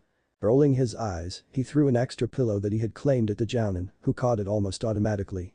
"Stop staring at me, team, it's getting creepy." Kakashi snapped out of it rather quickly and threw the pillow back. "You're hallucinating. Loser." The last words sound oddly dull compared to their previous name-calling. It was simply the sake of habit to respond that way. "You are probably just dreaming that I am, Kakashi." He smirked, throwing the pillow back with a bit more power. "Oomph." Hit the mark right on, and Naruto quickly used his remaining pillow as shield when his attack was returned once again. "You were asking for a wake-up call, Baka." Naruto just laughed. The two continued their quiet pillow fight, aware of the other occupant of the house, until Obito was smacked right in his face, causing him to topple back on his futon. The zipper of the pillow scratched at his sensitive scars, causing him to hiss out in pain. It turned into a groan as his muscles protested against the fall. Though he had been prepared to continue their fun battle, Kakashi ceased immediately at his hiss. "What's wrong?" he said, crouching down in front of him. "Just the stupid zipper, don't worry about it." Naruto quickly reassured him, but he realized it had ruined the moment already. With a disappointed sigh, he put the pillow in his lap. "Really, it's nothing." He let go of his face as to prove it. The silver-haired ninja nodded reluctantly. "Does it hurt just like that?" Kakashi asked him instead. "No." There was a silence in which Kakashi opened and closed his mouth 2 times before he finally dared to ask. "Can I?" Kakashi asked, his hand already reaching out for his face, causing his teammate to flinch away. Putting a hand on his face, he decided that it wasn't a good idea to let Kakashi feel guilty for his scars. It had been Obito's own decision, one that he would have made as well to save his teammate after having practically forced said teammate from following his decision to save their other teammate. "Really, Kakashi? You don't have to worry about it," he said once again, but recognized the stubborn expression on the man's face. I can use the Sharingan," Kakashi offered as he studied the scars carefully, most likely wondering if there were any healing methods to fix them. The statement caught Naruto off guard. "I haven't used mine for a while." He answered, carefully lied, showing no jealousy about the matter. "Obito, this isn't my eye," the masked ninja muttered, going back to a conversation they had a long time ago. "It is now. I really can't. I gave it to you, right? But. Besides, the Sharingan probably wouldn't survive another implantation. A simple guess, but if it could be used as an argument he would use it." "Obito." "Kakashi." Obito said evenly, copying his tone perfectly. "It is yours, team. Just accept it. If you really don't want it, then throw it away." He would accept transplantation if he really would try to throw it away, but he knew Kakashi-sensei well enough to know that he wouldn't. The two stared at each other, both stubborn. For once, Kakashi was the first to look away. "We will talk about this later." "I think you are hallucinating, Kakashi." "Dream on, Obito." None of the two seemed to be aware of the redeeded figure sneaking back to her own bedroom, a small smile on her lips. Chapter 15. Next morning. Grass and trees rustled in the wind. Sounds of laughing and giggling, drowned by the sound of water splashing, echoed softly as said wind carried it away. It was a peaceful morning in this quiet part of Konoha, had it not been for one odd sound that didn't quite seem to belong. Ha-ha-hum. The man stifled his giggles as he peered through the little wooden fence that was meant to give the women on the other side the privacy that they wanted. Little did they know that they were letting their guard down a little too much, chattering about everything that happened the past couple of days, the tiny little gossips in town, and other irrelevant stuff that happened in their lives. The experienced shinobi easily ignored the pointless stuff during his research. "Did you hear? There was this shinobi that was spotted near the hospital. He disappeared as soon as he had been spotted." A woman's voice spoke quietly. The man's interest peaked as he heard the whisper. I know, right? Those Jounins keep escaping the hospital. Really, Jory should just accept that he will be dragged back in no time. Another woman replied with a sigh of disappointment. The Sannin sighed mentally in disappointment as well. Still nothing. It didn't stop him from continuing to listen in though, while as well admiring the view. As long as he wasn't spotted, he might be able to hear something interesting. I have a question for you. That didn't come from behind the fence. That question came from right behind him.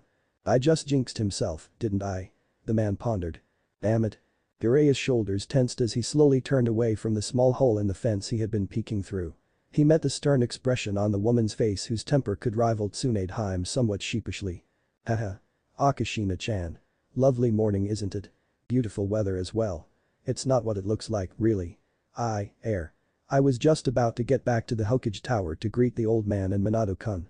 So if you would excuse. The woman pointedly took a step forward to block his escape route. Sure you were. She nodded at him in a rather unconvinced manner. Of course. I wouldn't dar. I will hit you for peeking later, she brusquely cut him off, making the man gulp nervously. But at the moment, I'm more worried about other things than your little perverted obsession of yours. The red-haired woman told him bluntly as she crossed her arms over her chest, alerting Jiraiya almost immediately. He immediately dropped his usual automatic behavior, more a routine of sheepish and perverted facade that he acted out when he was spotted. Worries? Jiraiya repeated mentally and took in the troubled expression on her face. Yes, there was something bothering her. The Sannin slowly stood up, his face now more serious. If there was something bothering Kushina, it was often troubling. It is the fox. He immediately had to ask, mentally going through several seals that could be used if there were any problems. The Kunoichi frowned for a moment, automatically reaching for her belly, where her cursed seal was situation. Not. Exactly. It's more about Obito-kun. She admitted, calming him somewhat. At least there wasn't a demon alert then. Ah. Jiraiya nodded slowly, his thought going to his student. He has been acting out of character again. Not really. Well. I mean considering what he went through. Kushina added after a pause and sighed. Well, his tale might not be completely truthful. Jiraiya had to point out, which was met with a pointed look that told him that she was well aware of the possibilities. He is genuine as far as I can tell. She couldn't help but defend the Uchiha. There is just something off. There is not much to say about it. It is those small things. He is moving about too much. He is restless.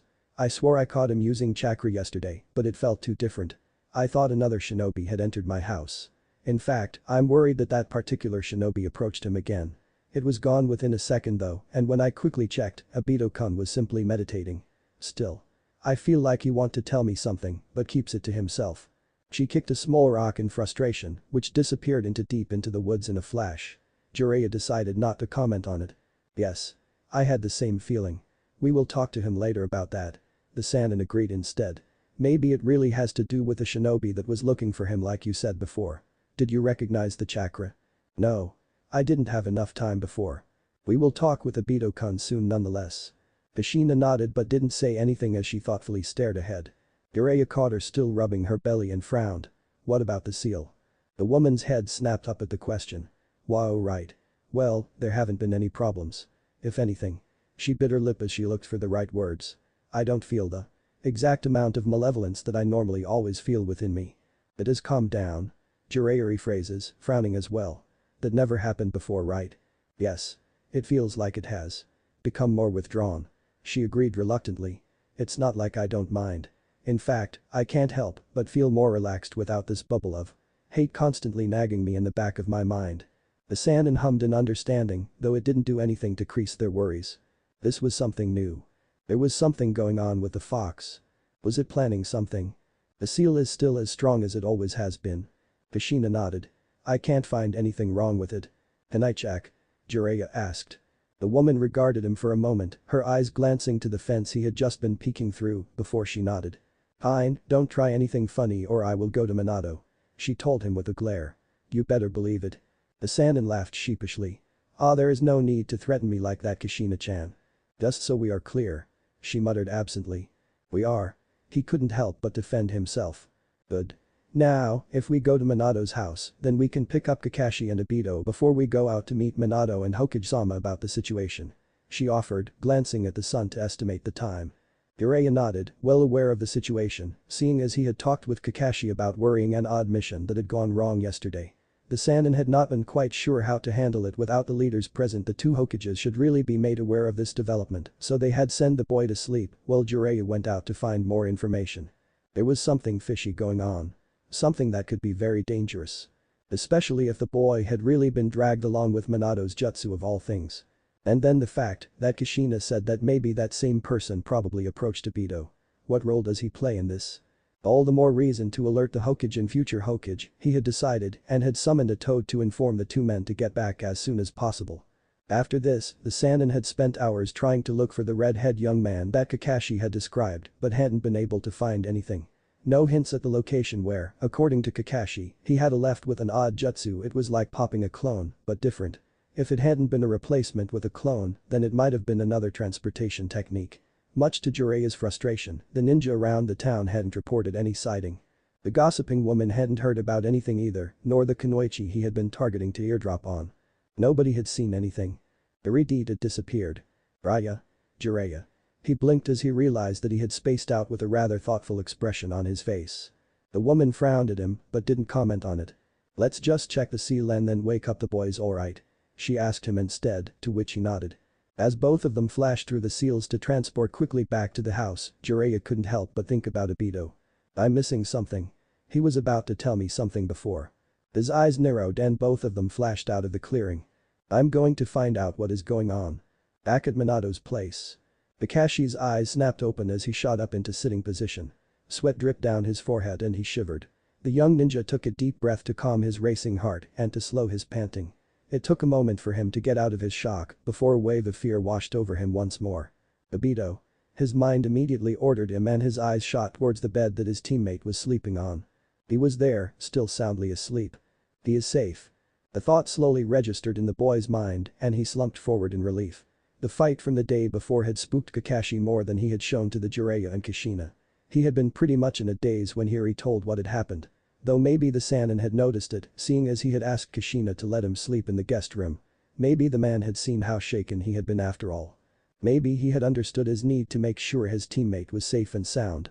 It had been the pillow fight and the familiar conversation with Obito that had calmed him enough to sleep after that.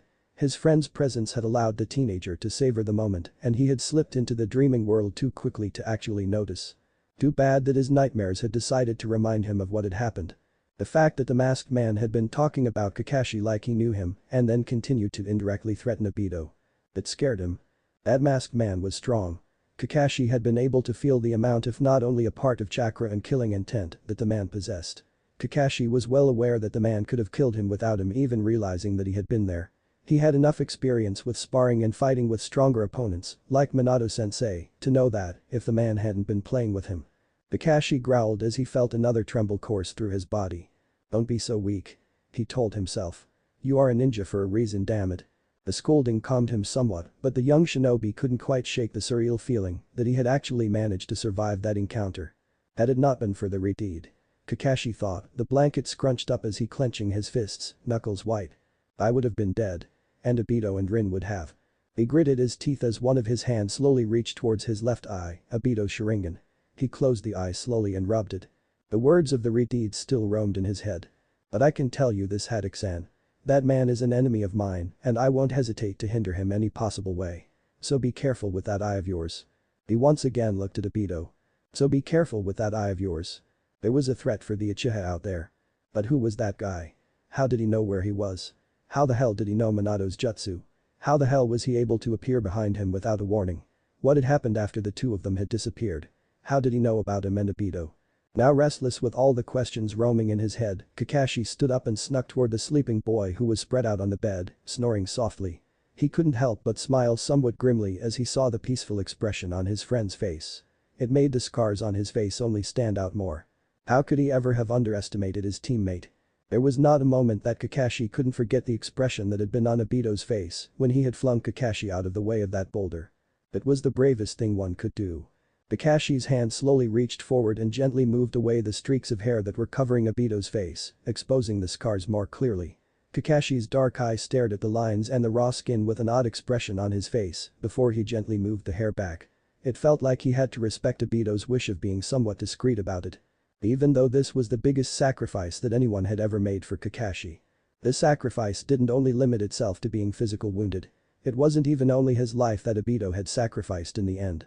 Nor was it the fact that he had given him the Sharingan before they all believed that he would die, Obito included. It was the consequences that Obito was facing for his actions. Two personalities, the suspicion that was directed at him and the isolation that was put on him, were just the larger ones. The sacrifice was genuine as well, making it count even more. The fact that that stubborn dope didn't even want his eye back was proof on its own. Obito had even told him that he was stupid when Kakashi had mourned him before Kakashi knew that was actually still alive in front of him. It was difficult to describe the feeling that Kakashi felt when he looked at those scars. There was one thing he knew for certain, he was never going to take Obito for granted again. He was going to protect him. Even if it requires a sacrifice on my part. Kakashi decided firmly as he turned around and walked out of the door. He was going to meet up with Minato-sensei and Hokage-sama the moment they were back. He had to tell them what happened. The sooner they knew, the better. Obito's mindscape. There hung an uncomfortable vibe in the air that was difficult to ignore. It didn't have to do with the fact that they were waiting for the body to have been fully rested at all. It often happened that Naruto and Obito woke up from in their mindscape before Naruto really woke up in the real world. Normally they would discuss training, plans, stories or share memories that were interesting. Sometimes they went to chat with Kurama when he was awake. Sometimes they simply acted like little brats much like the time that Minato and Inoichi came by. Sometimes, they simply rested. Enjoying a peaceful silence between them that you could only have with people you were comfortable with. The day was different though. They weren't talking. The silence between them was bothering both of them, the youngest more than the other. Even with his eyes closed, Naruto couldn't help but feel the unease oozing from the other boy sitting near him. He could practically hear the wheels in Obito's brain spinning, trying to find a right approach to figure out what was bothering him. The blonde could practically feel the question coming. It was on the tip of the boy's tongue, much to the blonde's displeasure. Naruto didn't want to talk yet. Too bad, because he could practically hear the black-haired Uchiha thinking. Something is wrong. He is acting oddly. Why isn't he talking? Why is he ignoring me? I didn't do anything wrong, right? Something was off. Naruto wasn't sharing something. These thoughts were completely justified as well. Which was exactly the reason that Naruto didn't want to talk about it. He even considered fleeing just for a moment, but he didn't allow himself to move. He was not a coward like that, he reminded himself. Even though he knew that the teen would open his mouth any moment now and ask him. Naruto Nai-san. What is bothering you? Well. That question. It took a few seconds for Naruto to react, which was far too long in Obito's opinion, and made him only more suspicious before Naruto slowly opened one of his eyes. The blue color reflected brightly in the light of the illuminated moon as the blonde looked up into the questioner's direction, tilting his head back in the process. He didn't move from his position, spread out in the grass where he had dropped himself a while ago to watch the stars. His arms folded back behind his head made it difficult to simply shrug it off. Instead, Naruto quietly took in the figure that sat cross-legged in the field, watching as the teen absently rubbed together the torn grass that was captured in his hand. Obito dropped it without even looking at it and started pulling out more grass, returning his attention back to Naruto. The pair of narrow dark eyes met its gaze. They kept their eyes locked for a long time, studying each other, before the blue eye glazed over and closed. Naruto sighed tiredly, but couldn't find a right way to answer. Naruto Nai-san. What's wrong? Nothing. Are you angry with me? The question sounded unsure, worried. Not at the boy in front of him, Naruto reminded himself. Yet, he couldn't help but link him to the bitter and dangerous enemy that he had become in the future. How had this foolish boy fallen so deep? Naruto Nai-san. Are you? Angry, that is. The question was more forceful this time. Obito, it's Noth.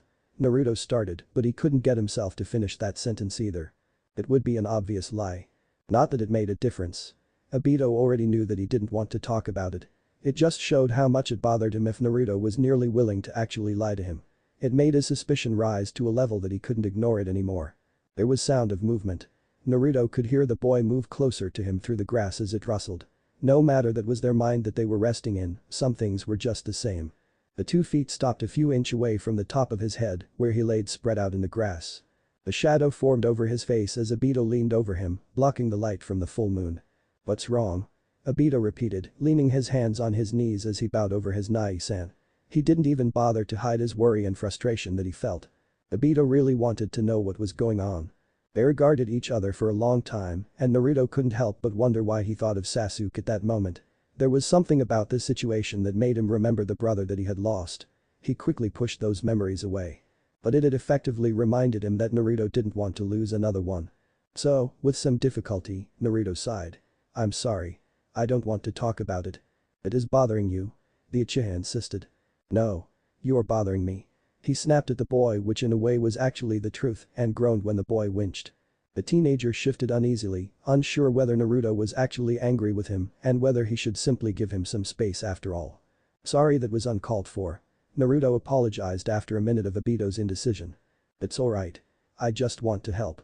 Obito prodded again, seemingly not giving up quite yet. It's stupid.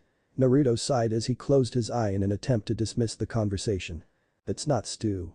No. Naruto told him as both of his eyes snapped open. It is. Why is it stupid? I don't want to talk about it, Obito. I'm going to bother you until you tell me. The Uchiha stubbornly told him. I have never seen you like this before, so it can't be stupid. Why can't you just trust me? The time traveler demanded sharply. I'm being silly. Why the hell can't you trust me? Obito returned just as icily. We are in this together. I know. Then why don't you tell me? Because Naruto paused for a moment. It's just stupid. It's not just stupid. Right now, you are acting stupid by just saying it's stupid.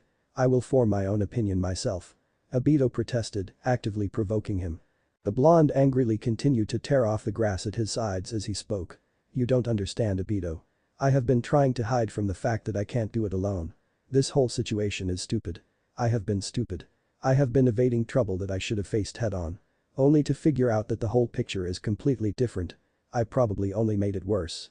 Obito blinked. He didn't quite know what to say to that very vague reply. What are you talking about? He tried, his fake angry tone lost. Naruto chuckled without any amusement in his tone. I don't know what to do anymore, Obito. A shiver went down Obito's spine when he saw the look in Naruto's eyes. Where had Naruto's determination gone? That made Obito really worried and he crouched down, causing the shadow shift. Naruto's shadowed eyes made him look grim. What is wrong with our plan? Obito questioned somewhat meekly. The threat has changed. Madara changed. Obito frowned. No, he is still out there. Naruto denied, dismissing his question. We saved Kakashi from him, right? Yes. I guess you did. The blonde agreed absently. We did. I wouldn't have gotten away without you. Obito tried to get his attention, but Naruto wasn't really listening. It's just. Everything can be different. What is Madara now? How did he survive? How skilled is he now? Weaker? Stronger? How much does he know? Where the hell is his past one? Which one did we fight? What happened to him anyway? I'm not sure anymore. The older shinobi angrily threw away the grass. But Obito tried, but was once again cut off by Naruto's rambling. That bastard must know something if he came after Kakashi's eye. But why didn't he come look for us, I mean for you? Nai-san. You are still part of me. Obito growled out warningly. We are in this together and you are only making me more confused. Naruto's eye finally focused on him once again. It might be better that way. Just tell me the truth. You won't like to hear the truth. I don't care. I want to know. Ignorance is often considered a blessing. The blonde quoted. Well, it doesn't feel like one right now. Ignorance can kill you just the same anyway. Obito countered pointedly. It won't change anything that happened. It is already different. Naruto tried again when he couldn't really counter that argument. I don't care. Obito shouted at him, standing up abruptly and crossing his arms. But I do. Naruto hissed back at him as he pushed himself off the ground. To tell you the truth, I don't want you to know. I don't care. I care. I care about you, Obito. Just tell me, damn it. Obito demanded as he took a step closer to Naruto, nearly stepping on his feet. Just leave it. Naruto tried to push him away with his arm, a physical attempt to brush off the subject, but Obito had had enough. It had become physical, a sign of just how frustrated Naruto was. His Nai-san was clearly troubled by something big and Obito was not going to let Naruto play the little protector and get away with it. He was in this as much as he was. So, when Naruto moved to push him away, Obito's hand shot out and wrapped around Naruto's wrist. He squeezed the wrist firmly and pulled the arm between them. Then, with the other hand he grabbed the front of Naruto's shirt and pulled him closer. He was absently reminded of the argument that he had with Kakashi before the cave-in incident. You're only making it worse. Obito stated, twisting the fabric of the shirt to create more tension. You don't know anything. Naruto tried, though the blonde already realized how stupid that sounded. The young Uchiha didn't know how to react anymore. What are you trying to tell me? He demanded, giving him a rough shake. I care about you too. I love you. Somehow, it is as if I am part of you. That doesn't make it less frustrating to know that you are keeping something from me while it bothers you so much. Tell me. I dare you to make me. I don't wa. Tell me. No. I'm sorry, alright. I should have kept my mouth shut. I will make sure to keep silent in the future. Thud. There was a long pause as Obito glared at the blonde sitting on the ground, his hand covering his painful cheek. Obito slowly lowered both of his arms, one more outstretched, after having punched the blonde in the fact. Your appearance changed back to the old you this morning. He started. You are looking at me oddly, and it has to do with that masked figure. You are refusing me to face my own problems, and knowing you, you are trying to protect me from something that I won't like. Will it make me upset? Why? Naruto silently stared at him as Obito's glare softened slightly. He continued his analysis, knowing that was close. What makes you reluctant to tell me? Would I want to kill him even more? Will I want to hurt you if you tell me the truth? I have already seen what this Madara guy has done in most of your memories, so I doubt anything he has done right now will make that worse if you told me about it. So the first option is less than likely. Will I be angry with you? Maybe, but then you would have been more willing to tell me. He trailed off thoughtfully. Obito nodded in confirmation when saw his partner grit his teeth. Now the only thing that would make you actually lie to me is if you had to protect someone. Kurama. I doubted. However, maybe. The boy continued. For a moment Naruto was distracted from his rather accurate observations as a familiar pull suddenly erupted in Naruto's stomach. The blonde stubbornly fought against it. This was not a good time to wake up. If Obito noticed anything, he didn't comment on it. Instead, he tapped his chin thoughtfully as he continued to talk. So that makes me conclude it has to do with me. Something I can't find out about mice. Obito trailed off and his eyes glazed over ever so slightly as realization hit him. No. No way. Please. The Uchiha felt like the boulders were crashing down upon him again. He felt so heavy. His knees lost their strength and he flopped to the ground. Do you mean that I'm really? That I'm actually? He couldn't bear to finish the sentence. Naruto regarded him with a sorrowful expression. He didn't look angry with him at all. It was just sadness. Sadness that Obito had managed to figure it out after all. But how? Obito stammered, visibly shaken. Naruto quickly stood up and approached him carefully. Obito tried to shuffle away, but Naruto wouldn't let that happen. He grasped his arm, pulled him up and hugged him before he could disappear. Listen to me Obito, you are not him. The time traveler growled into the teenager's ear as Obito trembled. But he is Obito protested weakly. You were comparing me already. You are not him. Naruto insisted but didn't deny the fact. There are too many differences. He said instead. But I'm. Listen to me. Still, he. You are not him. Naruto repeated. How could I? Why would I? The Uchiha's throat choked up. Everyone has a breaking point. Naruto simply said, as it was the only thing that the blonde could come up with. You were right. You deserved to know the truth, but I just wanted to prevent this reaction from you Obito. I was trying to think of a better way to tell you. You understand. Naruto explained, ignoring the now painful pull that was trying to wake him up. The boy slowly nodded into his shoulder, a sob escaped him. A part of him wished to take his words back, that he would never know that, if Naruto hadn't even been there. He would have turned into that. Obito shivered. He would have preferred to die. It's alright. Naruto whispered to him and before he knew what was happening, Obito was sobbing. After a few minutes, Naruto hissed. They keep trying to wake me up. Why you should wake up? Obito tried, his voice muffled. Naruto looked at him and reluctantly nodded. Give me a second, I will be right back. Obito sighed as Naruto's form disappeared. Damn it to hell. He couldn't help but think as he started sobbing even louder. I hate myself. Don't say the dope. Obito startled as Naruto suddenly stood behind him. What? That's not enough time to explain what is going on. They can wait. The blonde said stubbornly as he put an arm around the boy's shaking form. They will be worried. Obito tried again. They are already worried about us anyway. Obito couldn't really argue against that. At the Hokage's OFFIC half an hour later. Their welcome into the office anything but quiet. Jiraiya-sensei. Kushina. What's going on? Minato practically yelled as the pair bounded into the office. What is the situation? The Sandaime demanded. What's wrong with Obito? Asked Kakashi's voice from the other side of the room. They had been in the middle of Kakashi's story when the pair rushed in. He isn't waking up. He keeps going back to sleep. The Sandaime gently put the teenager on the couch. He politely asked me to leave him alone though. I don't even want to know where he got to know that kind of scary threats. Not to mention that he managed to call me a couple of rather rude names after that. All in all, he was deadly serious. The Sandaime grumbled. So, it's not a coma. Minato insisted as he accepted Kushina's hug. No. It's probably his own doing. Jiraiya answered as he nodded towards the Sandaime. Why? Kakashi asked, giving his friend a worried glance. No idea. Minato frowned and quickly gave Kushina a kiss on her forehead. Please tell us what happened. Let's listen to Kakashi's story first.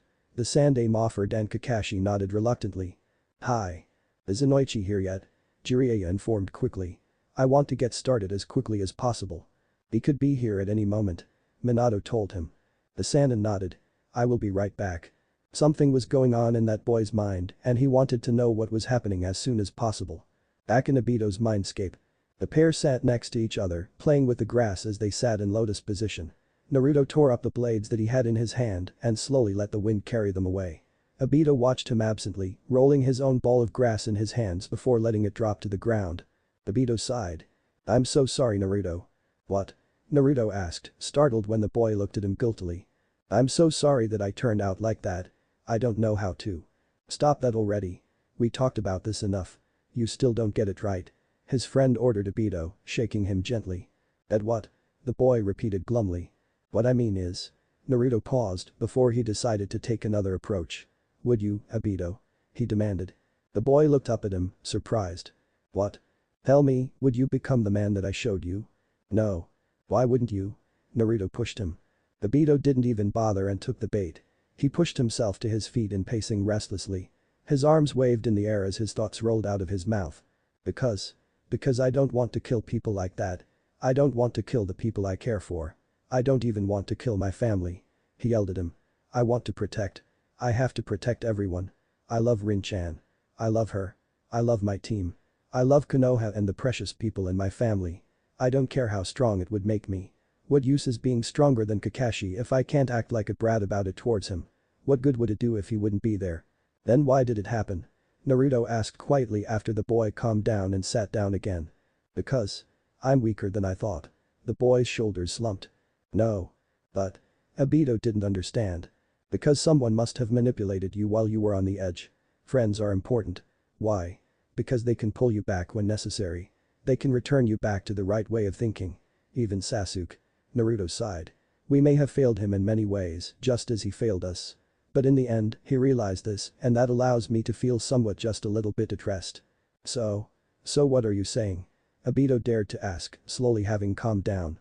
He would just have to remind himself that he was never going to be that person. Naruto had saved him from becoming that person. He had to push that horrible feeling away for now. He was a shinobi, damn it. Naruto's expression turned dark. There is someone else out there, besides the future you that apparently might have tagged along somehow. Not quite like we did, but still there. This someone is what turned you into what you became. If this can happen to you. Being headstrong as you are. It must be a master at manipulating. You know whom he is? Yes. The original Madara himself. Kurama answered for him, growling venomously. No way, Obito thought. But I though. Seeing as my other future me was a fake Madara. He tried. There is still a real one out there somewhere. Naruto said, sounding convinced. There was a pause. Just when you thought a situation couldn't get more complicated. Obito whispered. Welcome to my life, kiddo. I never agreed with this, you know. The boy sighed tiredly. Well, life isn't exactly fair. No shit. Watch you mouth. Naruto almost automatically teased him. What, are you my dad or something? Obito returned, crossing his arms.